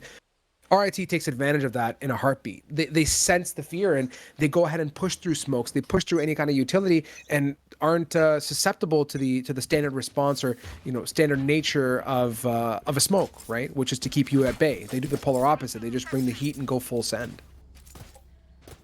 That full send, I think for Delaware, they've got a couple ultimates that can work well with it, and I think they're taking your advice. Heavy lean towards C site where they've had success, but they're going to be running right into Saki's op, and that's been a piece that has not been in this puzzle so far. So Aether stepping up. Where's the shot? Goes on to Gyeonggi. And Saki just completely stopping and removing that numbers advantage. One member alone, but just so scary with that big ol' sniper. Is Luck trying to step up? It's gonna be a flashpoint here in just a moment. Does get the timing. Saki tries to get one back, instead has to give up the site, and lockdown used. However, you can see Saki sitting right in the center of that lockdown, waiting for one opportunity. Kev now, big paint shells, should be doing a good job at zoning, and it does indeed, pushing Fahim and Chadbino to the one side, and it's in the end a trade, but I'm sure they're happy with that as they've gotten a pick on the board, closer and closer to equalizing it to that 3 versus 3. Spike recovered for the side of Delaware now. Saki, sensing aggression, is going to go ahead and fall to the wings, and rightfully so. There's no reason to be in a position to get picked off without a trade. Instead, relying on the rest of the team here, and this advantage of 10-9 is the right thing to do. And they got so many ultimates as well, J-Turbo. That they do. Rochester have a field of stuff to work with. Aether getting rid of Hunter removes that Rolling Thunder from the equation, so just the lockdown and the Blade Storm now present for Rochester to try and race back onto this site, but already, I love that idea of trying to sell the fake and force a rotate, but Rochester read it well, and instead just don't have the members here, and Lelk's going to come up big already onto Chadbino. The Blade Storm popped, but Saki's not able to do much. It's all up to Lionheart here, who instead realizes time's already ticking. There's not much else to do. They're just trying to sit back, play for exits if possible, but that was very close for a couple seconds, and I think that kill onto Hunter getting of the Rolling Thunder really just shut down this retake before it could even start. And it, I talked about this with Juggle, I believe, on this exact same map in the previous series, right? As much as I love Killjoy, don't get me wrong, it is the most frustrating thing to be when you have so much utility set up on a particular site and nobody hits it, right? And I think to a certain extent, if you look at Delaware, I think they start to pick up on some of the nuances of where Lionheart does set up. And again, you can see the same alarm bot, same nanoswarm on that choke point. And if Delaware continues to adapt to the controller and where that KJ sets up, I think they're going to have better and better success. So yeah, it's a good agent on one front, but also very easily, I guess, figured out, for lack of better words, I think. Yeah, that's the trouble, is once you become too predictable, especially as a Sentinel, then the opposing team can just play away from your setup. But consistently, we've seen Delaware just really favoring this left side of the map after getting beaten down in some of the early fights towards A. Just not even wanting to contest that space, and has given Rochester a lot of information to work with on these rounds, realizing that there has to be something, at least some presence towards Mountain B site. No forward space taken quite yet, as it looks like Goyanji trying to set up, execute, incoming just any minute now. The turret already taken away. Hunter trying to slow it down with the fault line. With this spike, it's leaning towards the B site. Looks like they want to finish there. This time, KJ Util will find purchase. A little bit of time taken off the table, but nothing more than that, and a little damage onto the Rays. That will just be spike dropped, and the deep rotate from the A site players coming from spawn. Yeah, that's going to be a great thing to keep an eye on here. If that gets coupled with a lockdown as well, that'd be great. Hunter, Guardian Demon 2.0 shows up to get Lelk out of the equation. That's one of the critical fraggers, and that's the lockdown from Lionheart now as well. Those flankers should have a chance to kind of shine a little bit, but what I like to see is Delaware has gone exploring in the fringes. They're not as susceptible as they were about 10 seconds ago to this wraparound. Yeah, and now with this lockdown and them already taking sight with the Rolling Thunder, this looks like it'll be very difficult to stop and prevent. The Aftershock's already been used. There's no stun to take them off site, and that's just a quick defender win off of the ultimate. And it's Kev, who initially took all that damage, the only one to survive. Love it when the orchestra conductor just goes ahead and waves the magical stick, and in that case it's just dropping a lockdown, and from there it all kind of falls into place, you know. Love it. It's just it's such a powerful ultimate, and you know, maybe I still think to a certain extent KJ's strength is that lockdown. The rest of the utility is, I don't want to say lackluster, but maybe you know, B tier at best, if that makes sense, J-Turbo. I don't know if you feel the same way about KJ. I haven't found a great affinity towards that agent these days. I don't know. I think it's just a little bit too, I think that she's just a little too efficient, offering damage and some versatility with that information gain of the turret plus the alarm bot. But it's hard for other Sentinels to keep up at times, and Chadbino this time taking the aggressive route instead, and doesn't quite work as the A site falls the first time Delaware try to contest it. with Rochester just getting so used to being able to take forward space for free. Now it's a numbers advantage for the Blue Hens as they'll plant on this A site. Yeah, the divide should be disappearing in about 6-ish seconds or so. Lockdown, a bit of a radius activity, catches Ether off, but nothing too worse for wear now. Falling to tree, this could be a little bit of a problem, considering there's some aftershock ability, so they can easily clear that out if they wanted to, couple it with a fault line. But alas, here it is. That's the fault line, and let's see where the initiation comes out from the rest of the crew. I see a wingman being considered there from Fahim now. Ether, everybody else, pigeonhole, swinging, big flash. Oh, no. Oh, that is brutal. So. One enemy remaining. How is it a 1v1? How are we brought down to a 1v1? And it's Kev who comes out on top. What just happened there? We see the flash, the full flash. Everyone's, as you said, pigeonholed. And then the kills don't come through for Fahim. Hunta turns around, manages to bring it back to even.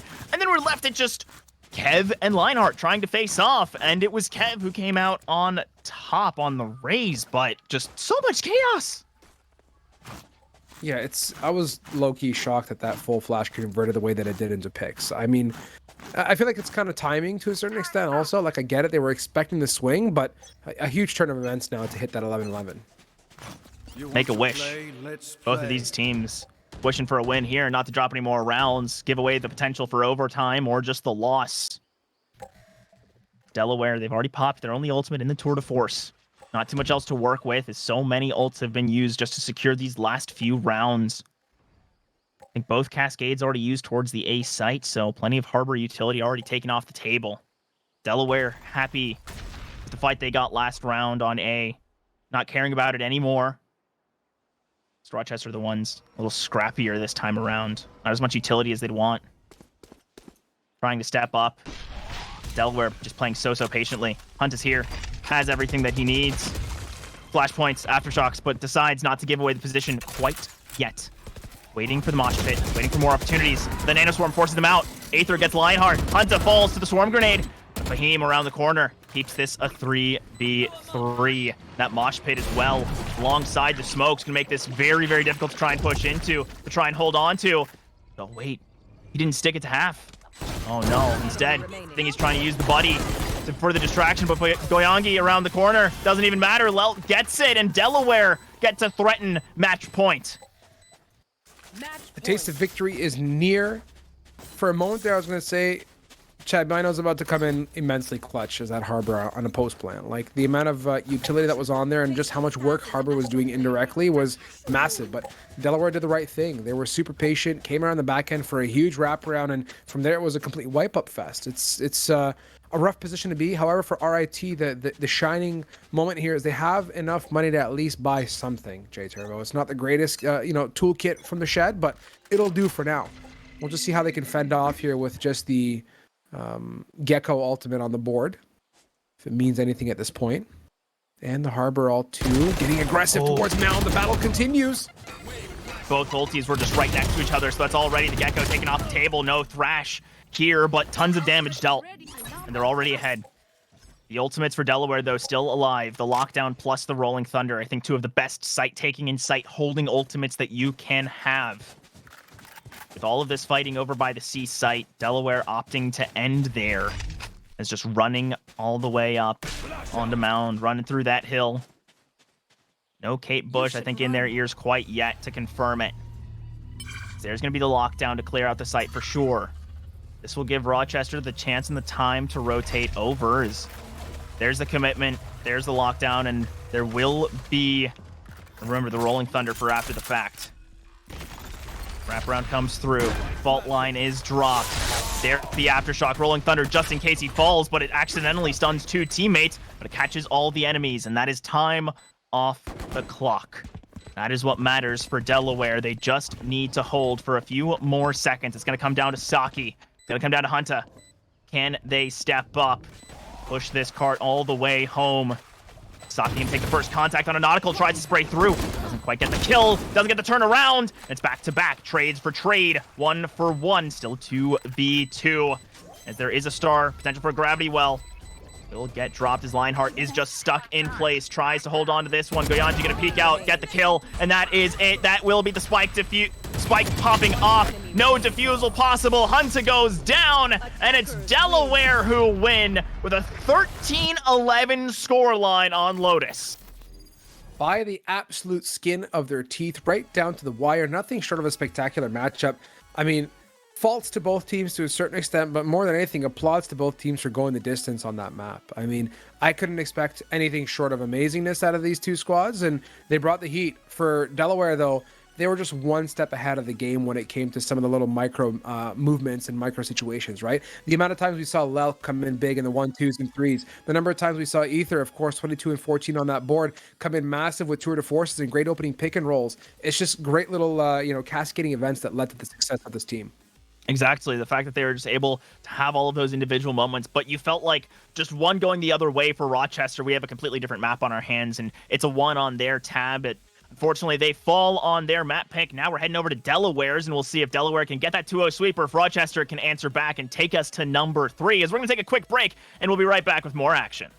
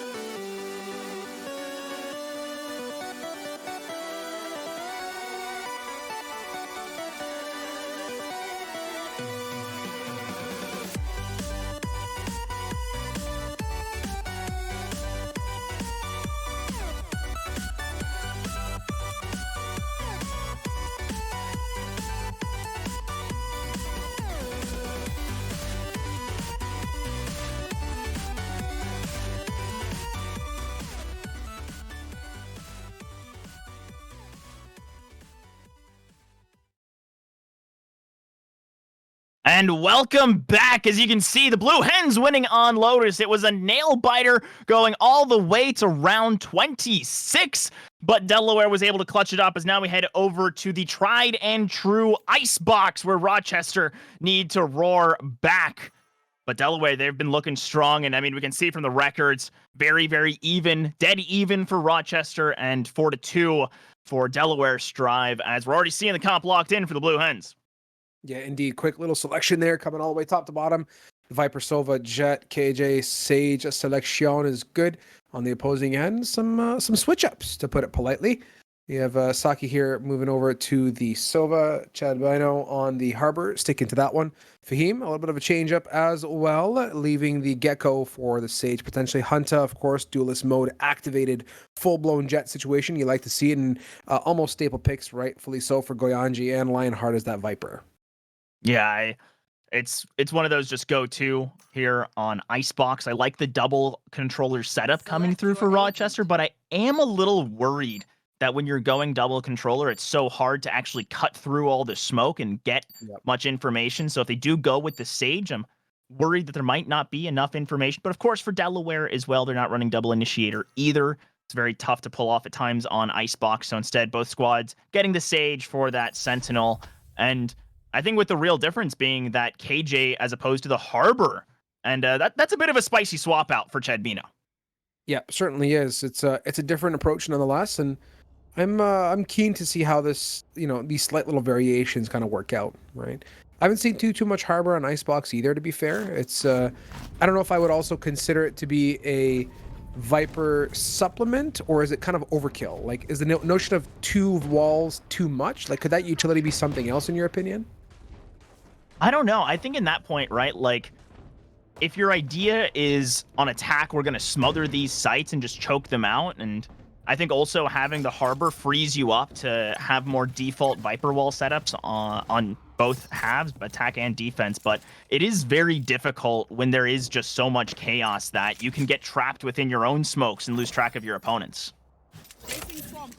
Yeah, certainly a good point. We saw that in our previous Icebox matchup too, where especially when you get a Viper's Pit on top of a Viper's Pit, on top of Cloudburst, on top of what other utility you could think of, it becomes really, really, really messy and kind of difficult to absorb. And the crisscrossing walls might cause more confusion and less ability to clear angles out and clear spots up before planting. But to digress, crisscrossing is the walls that we talked about. You can see the Viper matching that of Harbors, and they're pinging away, going for that plant as well.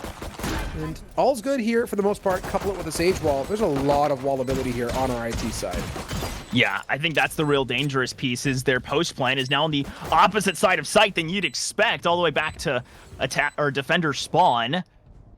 They won't get actually pincered from the A site. The wraparounds were from Kitchen and from their own spawn, is now Hunta all alone on the Jet, will be cut down by Lelk, but there's still the snake bites to slow this down. They're trying to shut down the wall, and they couldn't quite get the last piece, and with Chad Bino going down, Lelk's already got this to half. There's no more snake bites, there's no more util, there's no more Tigers on the map, and it's Delaware with a flawless.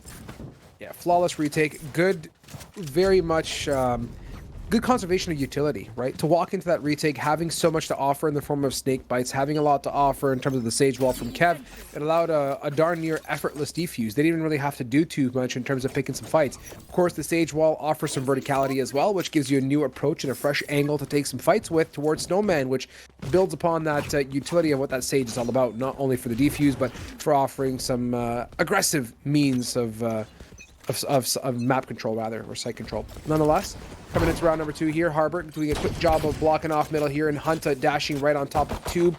The question is, do they continue to siege onto this B site, or is it a bit of a ruse? But initial look says nay. They're going to go for it, and they're going to pay the price as the Spectres lock off all those choke points.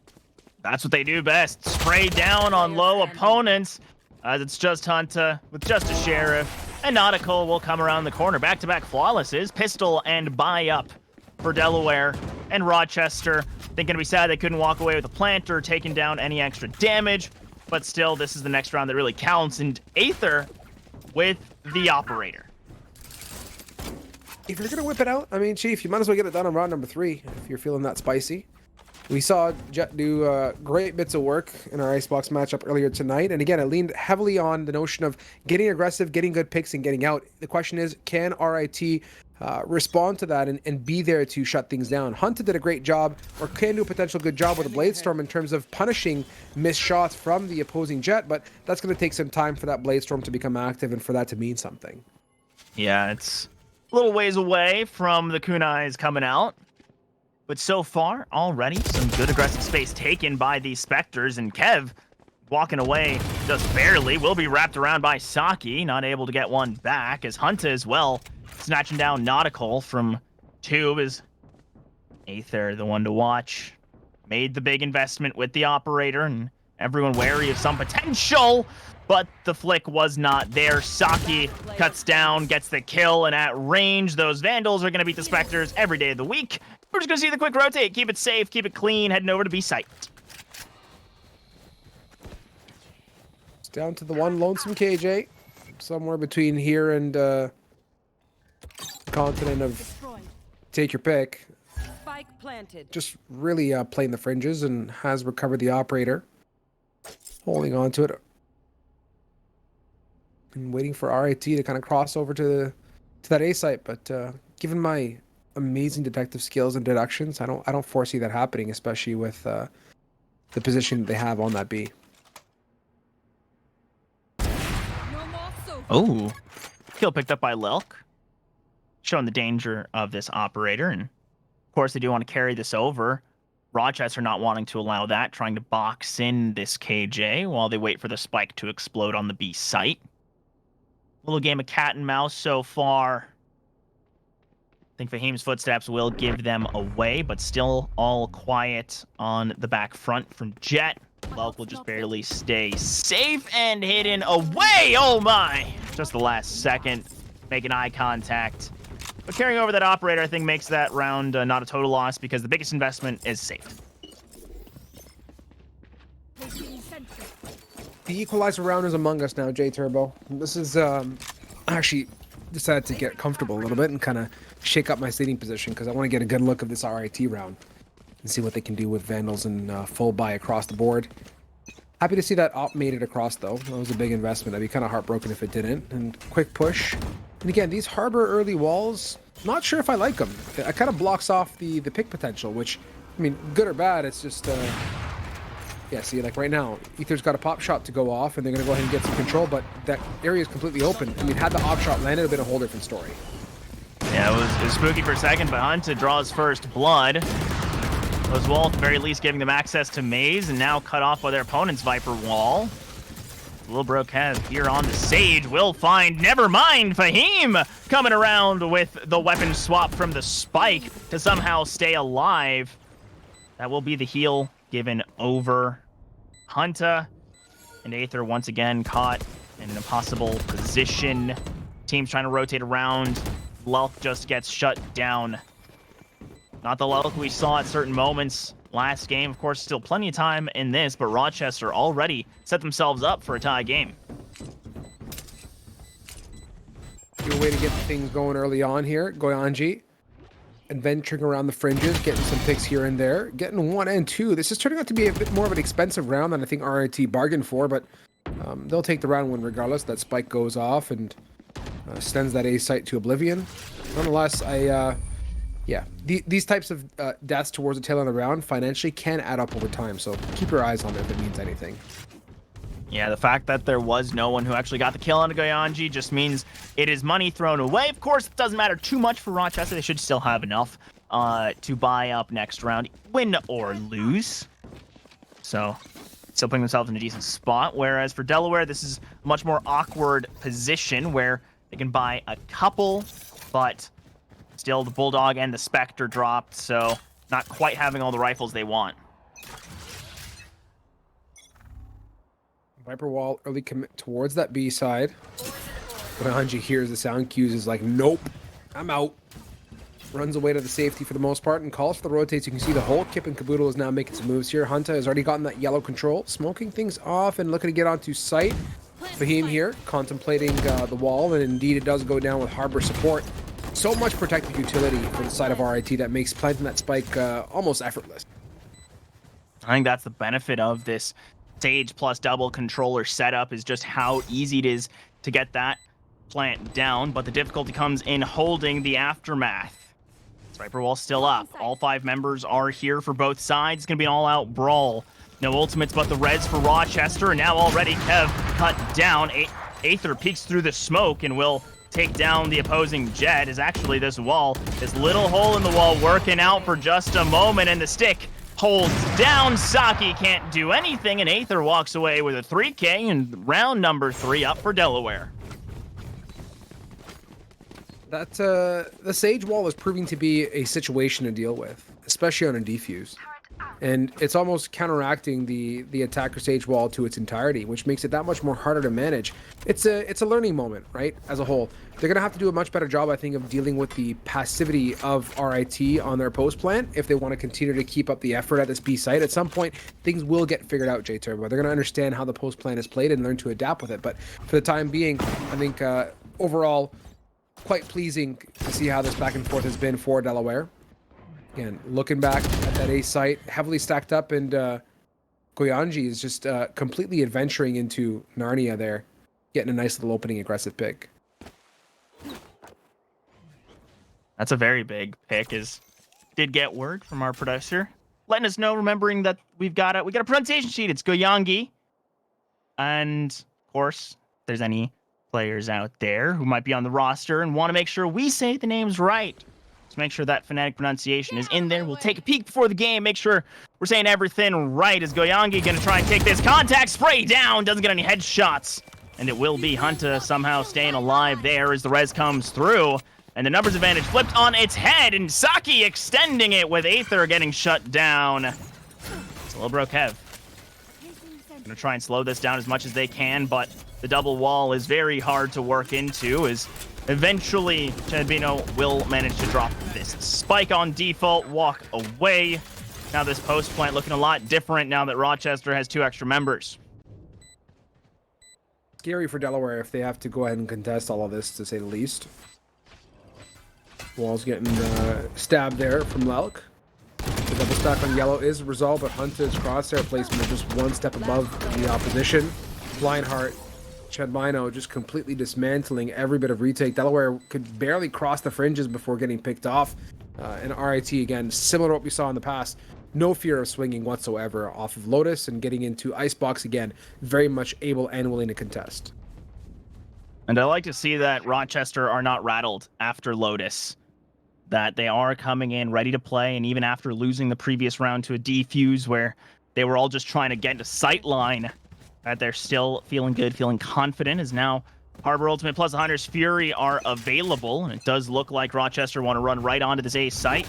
Still have to be wary of the Jet as he's holding the angle. No shot coming down in the immediate. It will just be initial contact, and there's 4 members for Delaware already moved over to the A site, so this is a quick rotate coming through from Rochester. Yeah, indeed. Lalka's got a good little sound cue as well to understand what's happening. He's made the comms. You can see the folks on A site are rotating and migrating off here. Harbor Utility offering protection, but as much as the noise went off, very quickly they cut that sound, and that's nice. That's really good, because look what's happened on A now. There's a great little opening opportunity with Jet, the lonesome anchor right now on that in the back of A site. Oh, it's so well done. Aether discounted to just a Guardian. When we saw what can happen with it from Hunta last game on Lotus. But now Aether forced out of position, has to give up this site. Will just be take coming through as high plant coming up for Fahim. And right around the back, Saki able to get 1. Goyangi finds number 2 as she's going to upgrade to a Vandal. And now Nautical stepping down. Using that owl drone, does spot at least 1, give a little information, and Goyangi cut down on the flank. And now everyone, just a flurry of kills in 1 second. 3 fall, and Rochester take the round. It's amazing what a Viper's pit can do in terms of instilling confidence in your team. Just the desire to stay in that pit is what drove that round really forward for RIT. They didn't decide to back away and play the distance game typically we see going back on belt and such, and it means a lot when teams stick together in a site in a crossfire position, and it's just nice to have that green goop covering and protecting you.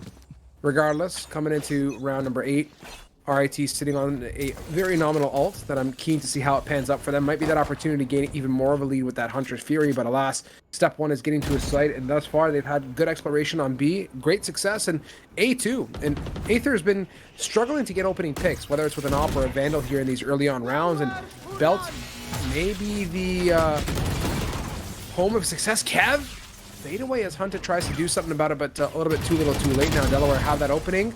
Continue to push on through and paying the price really quickly back and forth in that 4v4. Now the Viper's Pit committed off the back of the initial spray down plus the Hunter's Fury investment. So that's just going to be a quick rotate and a good read from Delaware to move alongside. Hunter is going to be the first one forward. Does have the spike, so a little scary. I like this flank from Saki. Aether knows it's possible and does take the duel well. Now it'll be an initial 3v3, but Goyangi, she's rotating all the way back from spawn. Hunter trying to take a more aggressive position, just barely sneaks past with the walls, and now neither Lelk nor Aether knows there's a Jet just sitting here. They know it's possible, but still that kill goes over. Now it's 2v3. The lockdown was dropped, but at just the wrong time as it allows Hunter to get the kill. Goyangi, though, low, still kills Hunter. Brings it back to just Fahim. Needing to clutch this one out. They need to be that battle sage. And indeed, the headshot onto one will be enough. Walks through the molly. And Goyangi not ready, as that's going to be no spike explosion needed. Just a couple of kills from Fahim. Fahim, 50 Shades fearless on that clutch. I mean, so well composed. Was able to isolate two great fights off of Yellow. And part and parcel, the fault of Delaware maybe would have been to approach that Yellow take differently. Pinch it together, do something to flush out Fahim before getting on that defuse. But isolation is W's in the case of RIT. Coming off that round now, they are suffering Delaware in terms of buys as well. Just rough rounds. I'd love to see them get aggressive for once here, J-Turbo. Just like a nice 2-man or 3-man push, and getting in the faces of RIT might be just what the doctor ordered. They're trying to. Tons of presence right out of mid, but no one holding down this A site. There is the Viper wall popped up, so they have to wait for the Owl drone to clear things out, but that'll just reveal an empty site as Lionheart is here. Not looking the right way as Aether is going to get the headshot and the little reset with the kunais, and that'll be an extra full going into the waiting arms of Delaware. Member advantage for them, but of course the gun advantage still firmly with the Tigers of Rochester as Hunter gets the angle, he spots them out. But still forcing out, delaying this push. Turn around from Aether, the knives go wide, only has one left, and it still doesn't land. Delaware still with that member's advantage until Chad Bino equalizes, but Aether only has a classic, only needs a classic as 2 kills come by, and Delaware with the aggression you ordered, Strive, come away with the win. Love to see it. So grateful that they ended up, really tying up those laces and committing to that type of push. And, for better or for worse in moments like that, it's just a good decision to get aggressive. But sorry, digressing back to the real point, I would love to see that type of aggression on a full buy round. Like right now, on this full buy that they have here, coming into the timeout, maybe this is the conversation they're going to have, getting 2 or 3 men to group up together on a buy round and hitting a particular choke point, whether that be tube, whether that be a long B push or something, is kind of nice to sprinkle into your strat book now and again. Yeah, I completely agree. And I also really like this decision-making from Delaware. They just won a round, and they're still taking their time out, reflecting that they don't want to let their tempers get too hot, but also that they won that round, and now they really want to be able to capitalize and try and win out the rest of this half. A few more rounds could be the difference between staring down a losing half and a winning half. Yeah, for sure. It's good, and it is refreshing to see those timeouts, and that's something that we've lacked tonight, I think, too, for the most part. We haven't seen too many timeouts be called, and when they have been, they've been almost too little too late when you're in the trenches and really suffering. So I echo your thoughts and comments. I just love them. No, go ahead. No, I was going to say as well, on top of it, it's a moment of kind of reconciliation for both these teams. I'd say in terms of the A rounds and B finances, they're both kind of in a very similar situation. So it's a reset and recalibrate, and it can kind of be a momentum halter too, to a certain extent, right? It just kind of puts a full stop to it and allows, in this case, Delaware to hopefully come back and equalize after a nice win after 3 consecutive. Let's cooler heads prevail as Aether once again stepping up aggressive, but the recon dart very aware of that potential as just utility pops towards the A site to hold this default, and instead it's going to be a B lean. Goyangi Gonna have to try and meet this, and does get one, almost two. A little damage dealt that can't be healed up anymore, so that will be the opening for Rochester to try and strike onto site, but now no Sage Wall to protect. Have to make use of that Harbor utility and the walls as well. It's actually plant denied by the Hunter's Fury cross map. Gets some extra damage dealt. 1 HP on Chad Bino. Will go down to the operator. A little overkill, one might say. And Lelk spray down onto Saki. It's all up to just Hunter and Lionheart now. Kev missing a couple shots. Could just be the opening needed, but Hunter looking the wrong way. It's all up to Lionheart. Knows where one member is. Doesn't quite get the kill. And that's one you need to get to turn these situations around. Doesn't get the kill into Aether. Gonna peek into 2 here with Nautical. And it's Kev who gets the kill, tied up once again.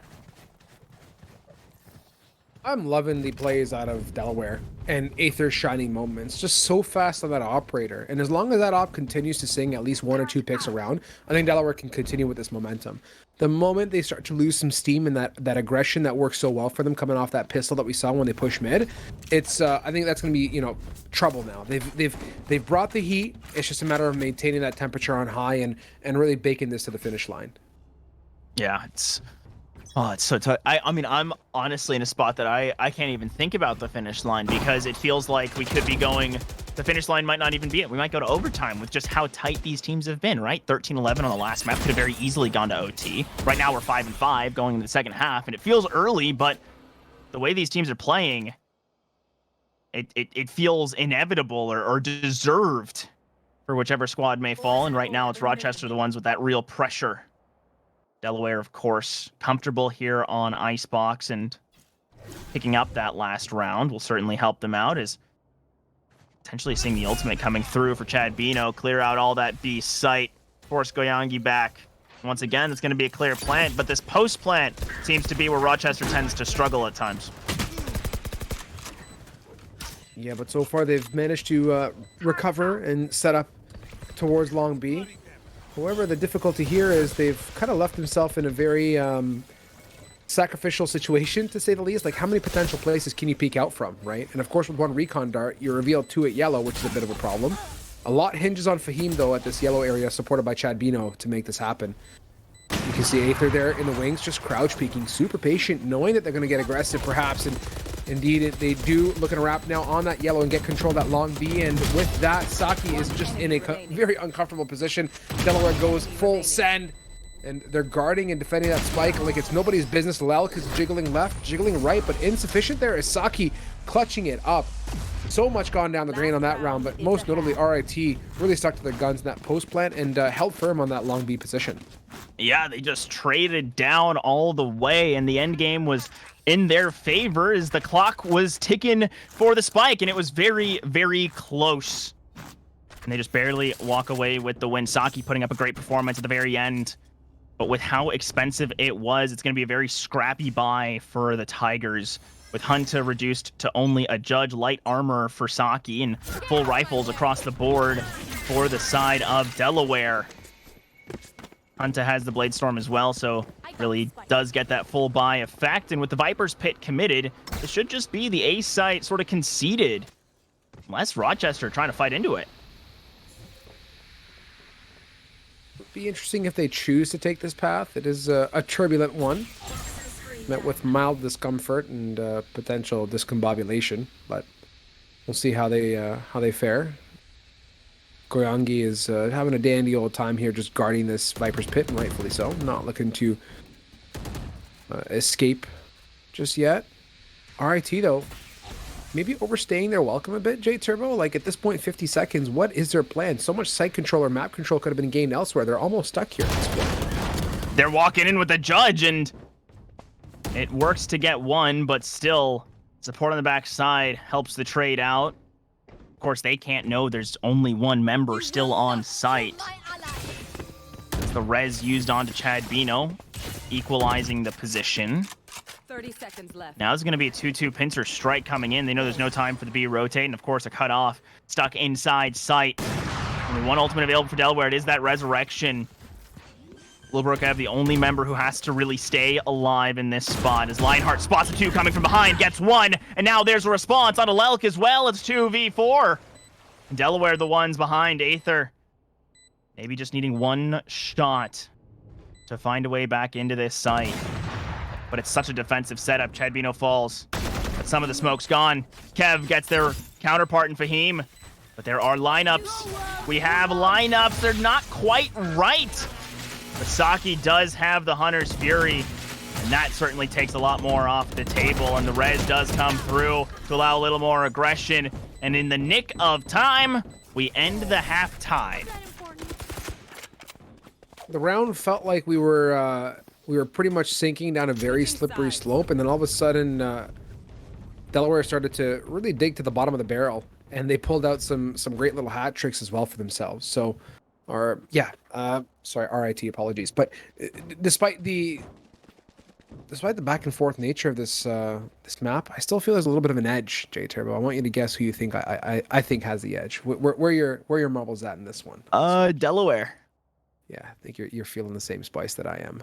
Delaware's got some little they're packing a little bit more heat, and I think when they start to get warmed up, much like what we saw in Lotus, it's going to get pretty nasty. Just it's a matter of time until Lelk and Co really start to wake up, I think. And with Aether as well on that operator, knowing just how strong that op worked on the defense, I just cannot wait to see the pick opportunities they're going to get on the attack here. I agree. You have just so many more positions that you can realistically get aggressive on, and yep.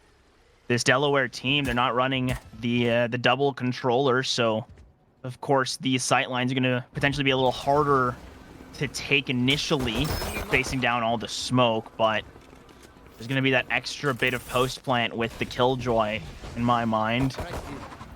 Could just be enough. Lelk already stepping forward with Aether. Neither one of them able to get the contact they really want to securely plant this spike, as we see the wall go down from both sides. Now Aether just posted up, barely able to get Chadbino, and that is a big pick. Of course, most of the util was used, but still, taking any extra member is worth it. Fahim getting Goyangi. No smokes, no snake bites. Aether just waiting on the left side, gets shut down by Saki off the decay. And it's Delaware with a disadvantage, but you need Lelk to step up, and indeed is right now. And now it's just about buying time. Lelk, the one to watch. Saki playing time, playing Ring Around the Rosie in the maze. And now has no good decisions, gets the kill. Don't think he's got time for the spike defuse. It's going to be close. It's going to be very close. As ticking down, he does not have it half a second off. And Lelk clutching it up for Delaware. Right down to the wire, and nothing short of a spectacular round one. It's a moment of triumph, I think, for Delaware, as they've gone back and forth this entire matchup with pistol in their back pockets here. Hopefully that's the beginning of that same catalyst that we saw earlier on that scoreboard, the same 1-2 back and forth, for them to pick up this one here with their Spectres in hand. The single Bulldog onto Lelk as well. I do see RIT sitting on a bunch of shorties, 4 of them to be exact thus far, which, as you guys can probably imagine, can prove to be interesting if given the chance. Oh, yeah. In the words of one of our casters, Captain Atsoka, Lordy, here may come the shorty from Hunta and from Fahim as well, as neither come to fruition. Heartbreaking.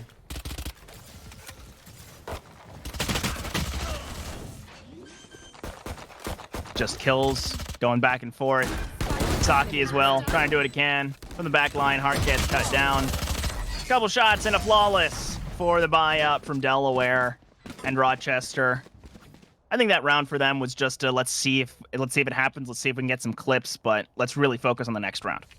Yeah, absolutely with you on that one. I mean, it's tough to have any kind of presence and contribution in a gun deficit type of round, but we take those. Now coming into the bye, this is RIT's chance to put their foot down, much like what we saw. I love looking at past halves, especially when they end off on a 6-6, for example, because it kind of sets the stage as to what you can expect and what rounds can mean to a team coming off of it. So love that sign. Whoever's making snowmen, stop. I've actually never read that. That's awesome. Oh, I love it. I love all of the little details that go into these maps. I'm gonna say Riot's design team certainly have some bangers out there. As Fahim does spot Aether, can't do much about them running right up onto ramp. He's gonna try and float down, and does indeed work with the team.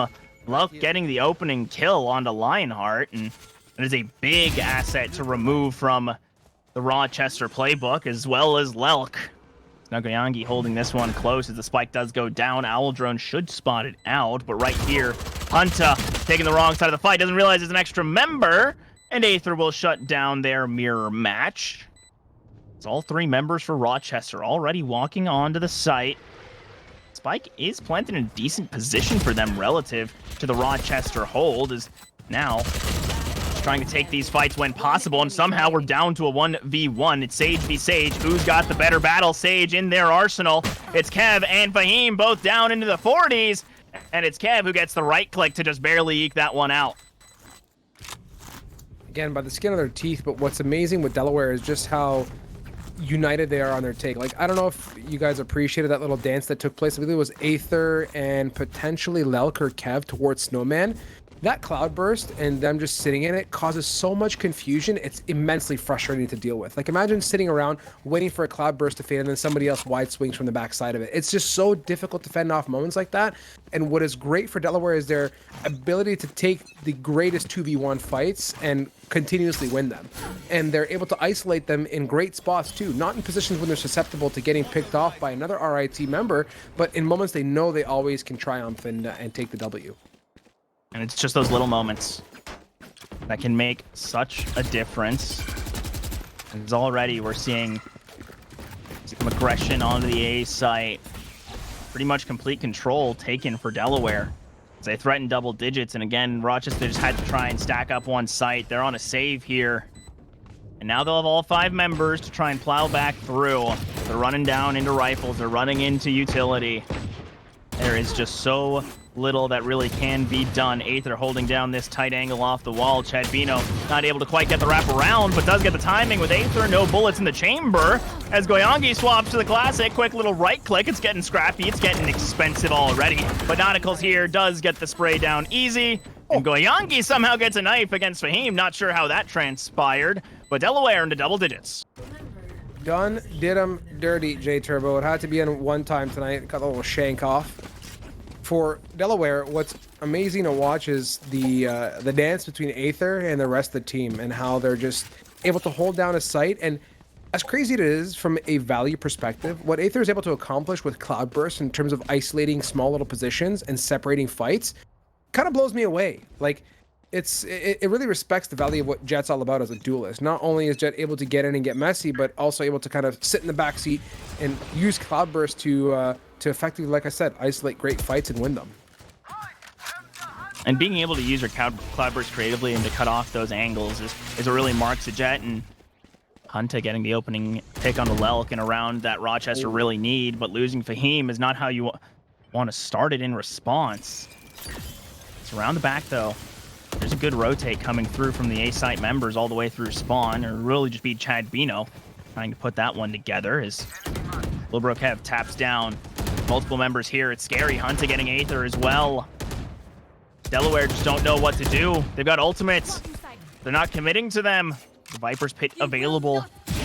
There is a res used, but Chadbino on the back side. That's the flank that we were waiting on, and the headshot is there. And the Blade Storm does absolutely nothing, as it's just Goyangi in a 1v3, 5 HP. Somehow avoids the shock dart, but would need 3 pixel-perfect headshots to pull this one off.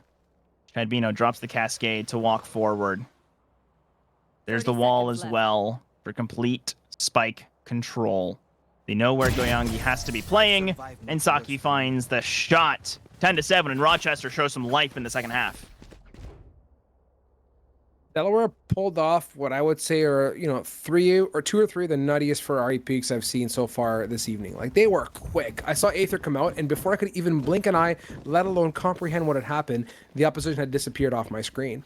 Amazingly, though, for Chadbino, the flank was beyond optimal. I mean, that's the kind of map control you want to continue to exercise. We saw Haven here tonight, and we saw just the value of having map presence was all about. And for Chadbino to be a little bit more adventurous than what we've seen in this entire matchup, the results were just what you saw there.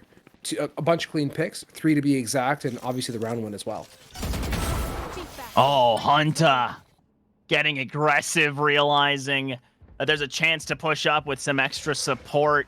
And now with that one pick and realizing there's only one member, seeing some utility on the A site to slow down Delaware.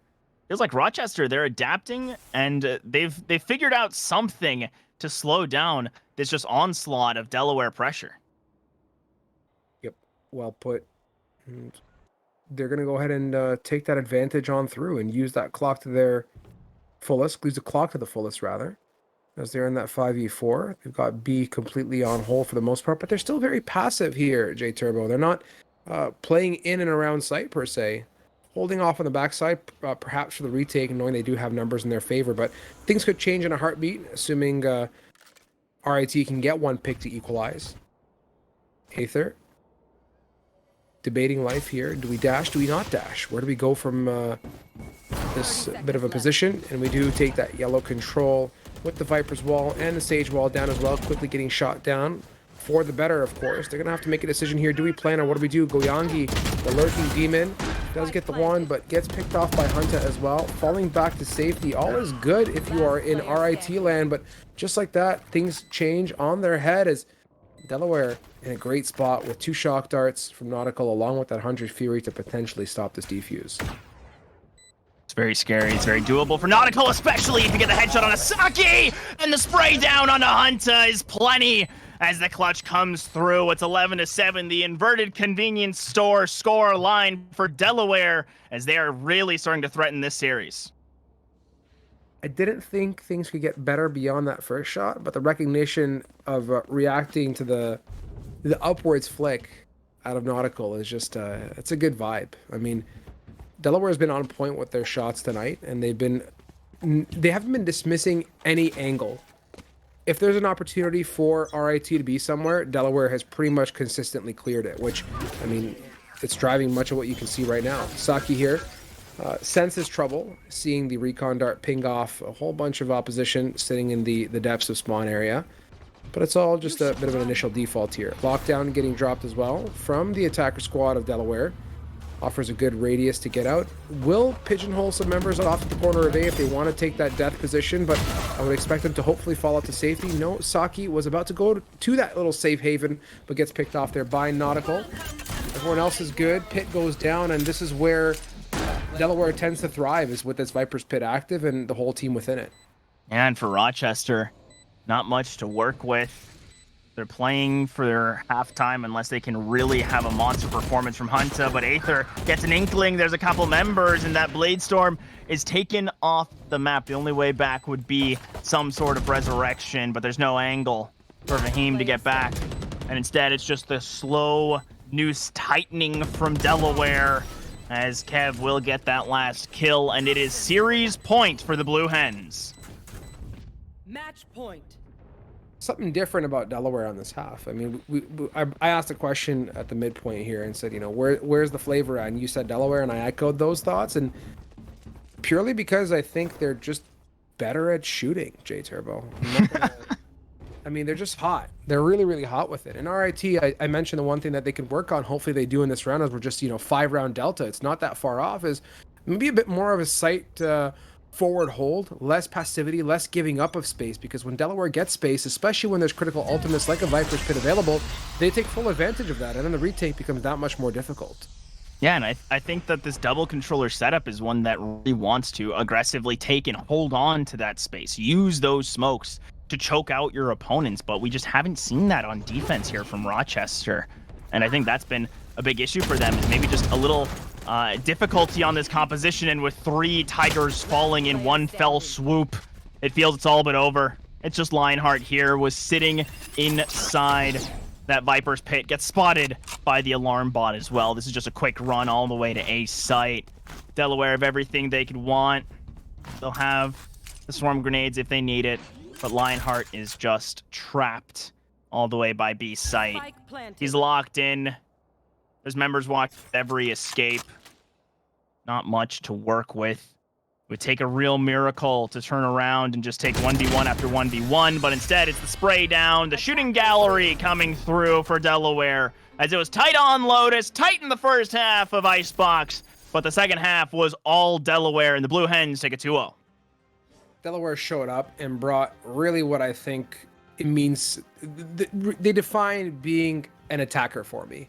They brought together a team of 5 and not only excelled as individuals when it came to their site takes, but they were also able to really hold firm when they did get on site as a team of 4 or 5 people. And that's, I think, what separates a, let's say, average attacker team from a very, very strong attacker squad. It's just their ability to be very much united, but also independent when the time calls for it. Exactly. Just all of those abilities, that flexibility really coming forward for Delaware, and just their compositional understanding going into that second half really, I think, made the difference. As we're going to take a break, as we'll try and nab one of those hens to hear into the mind of what happened during that series from the player perspective, as we'll be right back.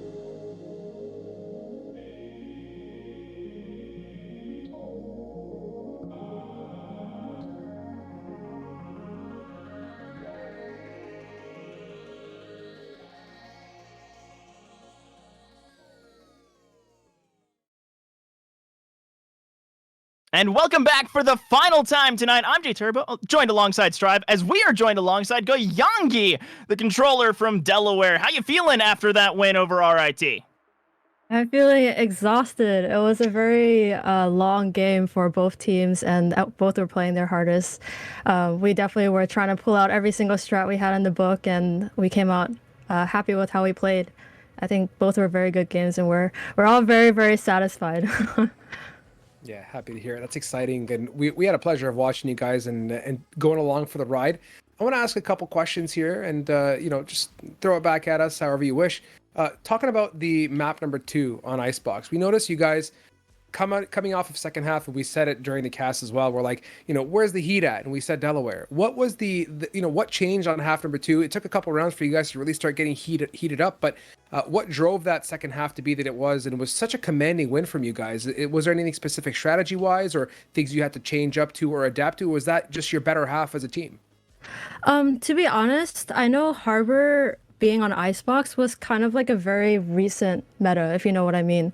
So at first, like as an IGL, I was a little bit like hesitant on like the strats we can use against a Harbor, because I've said many times that Harbor, in my opinion, can be difficult to play against. But it was kind of like a matter of reading the patterns, reading how they were playing, reading how we were playing, and then eventually it just became a thing of confidence. My team's like mental was pretty high up, and then we just like every shot we called, we executed, and then we came out victorious. That's just how it was. How it is. You make it sound so easy and simple in the grand scheme of it, but I can understand that it was a journey. I want to now hop back really quickly to map number 1 on Lotus. Was there anything that RIT did that you guys found difficult to manage? And any time during that matchup, did you feel concerned about the way things were going and being able to have a reaction to put a stop to their rounds? Because they had some pretty interesting moments, and they were really going tit for tat back and forth, especially during that half number 1. Yeah, I will be honest. Their defense was strong. I read that they were pushing up A main, except they did switch out agents, which made it a little bit more difficult to play against. And they're also rotating pretty quickly. We're just a little bit worried about our A push, but eventually we got it underneath us. And yeah, I would say Lotus was a little bit of a toughie, as you can see by the score. But yeah, it was mainly like how to play against a Harbor, how to play against the way they were playing on A. But yeah, it was about getting that map space, and that's just, yeah, that's how it ended. But they were definitely very well versed on Lotus. That's for sure. Yeah, we felt that too, and that's why I kind of asked it. It's always interesting to get a flavor of as to some of the internal team turmoils and conversation that take place and what it takes to get out of those. The final question that I have before I pass it back to Jay Turbo to pick off after you're done is you made mention to us that you guys were not an official team until January, and a sponsor team at that. Which is amazing. So congratulations, of course, and we understand the effort that it takes to get to that point. Did anything change for you guys in terms of preparation after you guys became official? Did you guys feel like you had a little bit more energy and vigor behind you, which kind of drove you to perform and obviously deliver here tonight as well? Yes, so getting a lot more support from our school system was definitely like something that helped us out a lot, gave us a lot of energy. We also, since it was like a university sponsored event, we got to meet a lot of new people, new wonderful people. That was also helpful to like, get our bento up, get our energy up. But yeah, the thing that stayed was definitely like the chemistry we had. Although we did switch out players, like the chemistry and like just keeping things rolling was basically the same. Just having that along with like I guess other resources definitely like helped elevate us, that's for sure.